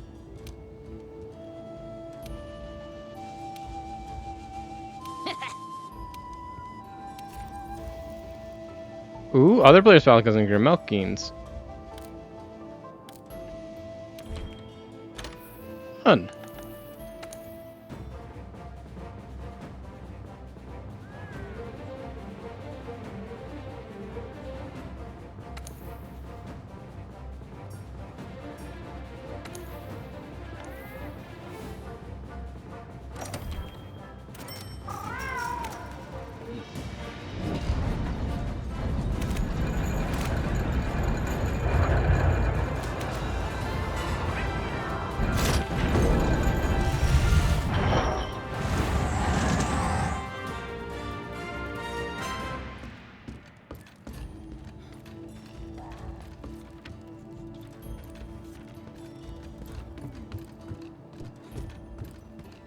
Okay, one last thing that I want to check, and then we'll be done with the stream, is what can I make with my new stuff that I found?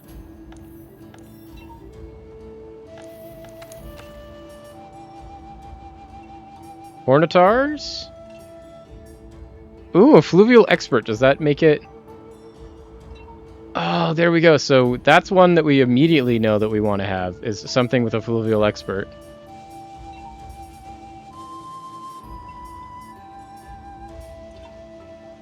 I don't know what a Bon is. Is that what that thing that I was... Oh, Radoban. Okay, makes sense. Radoban.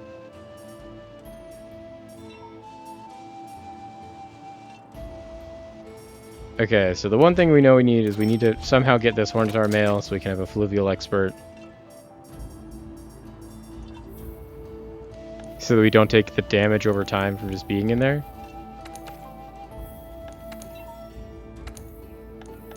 And then, what can... Oh, Dragonbone Twin Blades. These do Element Dragon and have Elder Seal low. We just need to get Warped Bone. Which we already have 2 out of 5, so... Not hard.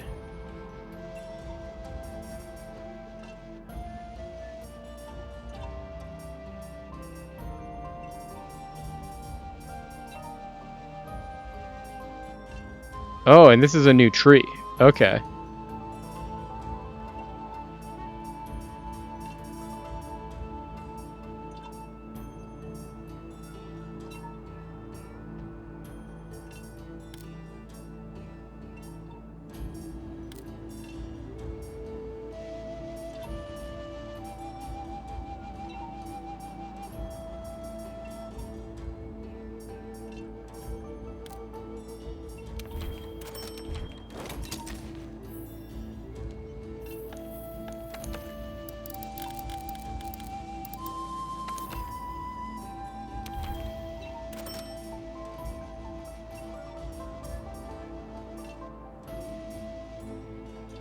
Okay, so that's what it was, is we can start getting towards these. Okay. Okay. So this is our new thing that we're going to try and get to, because it's now a new element.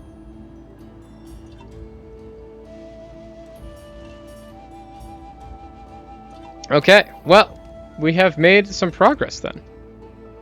Well, with that, chat, thank you so much for hanging around. This has been a lot of fun. I genuinely really enjoy this game. We've made a lot of progress today. We got our things back up. We built all of our weapons. We've made it to our next area. We'll now, next week, get back into that, and we'll figure it out. As a reminder for next week, things are going to be a little bit different. I have to still figure out what exactly next week is going to look like, but I hope that at least for now you all have enjoyed what we have going on this week. I will see a lot of you that are in chat right now tomorrow. And for everyone else, I will see you all next Monday. Until next time, thank you so much for watching. It means the world. It has been my pleasure to entertain you. I have been Sam. This has been the Jank Drawer. Take care of yourselves, take care of each other, and I'll see you next time.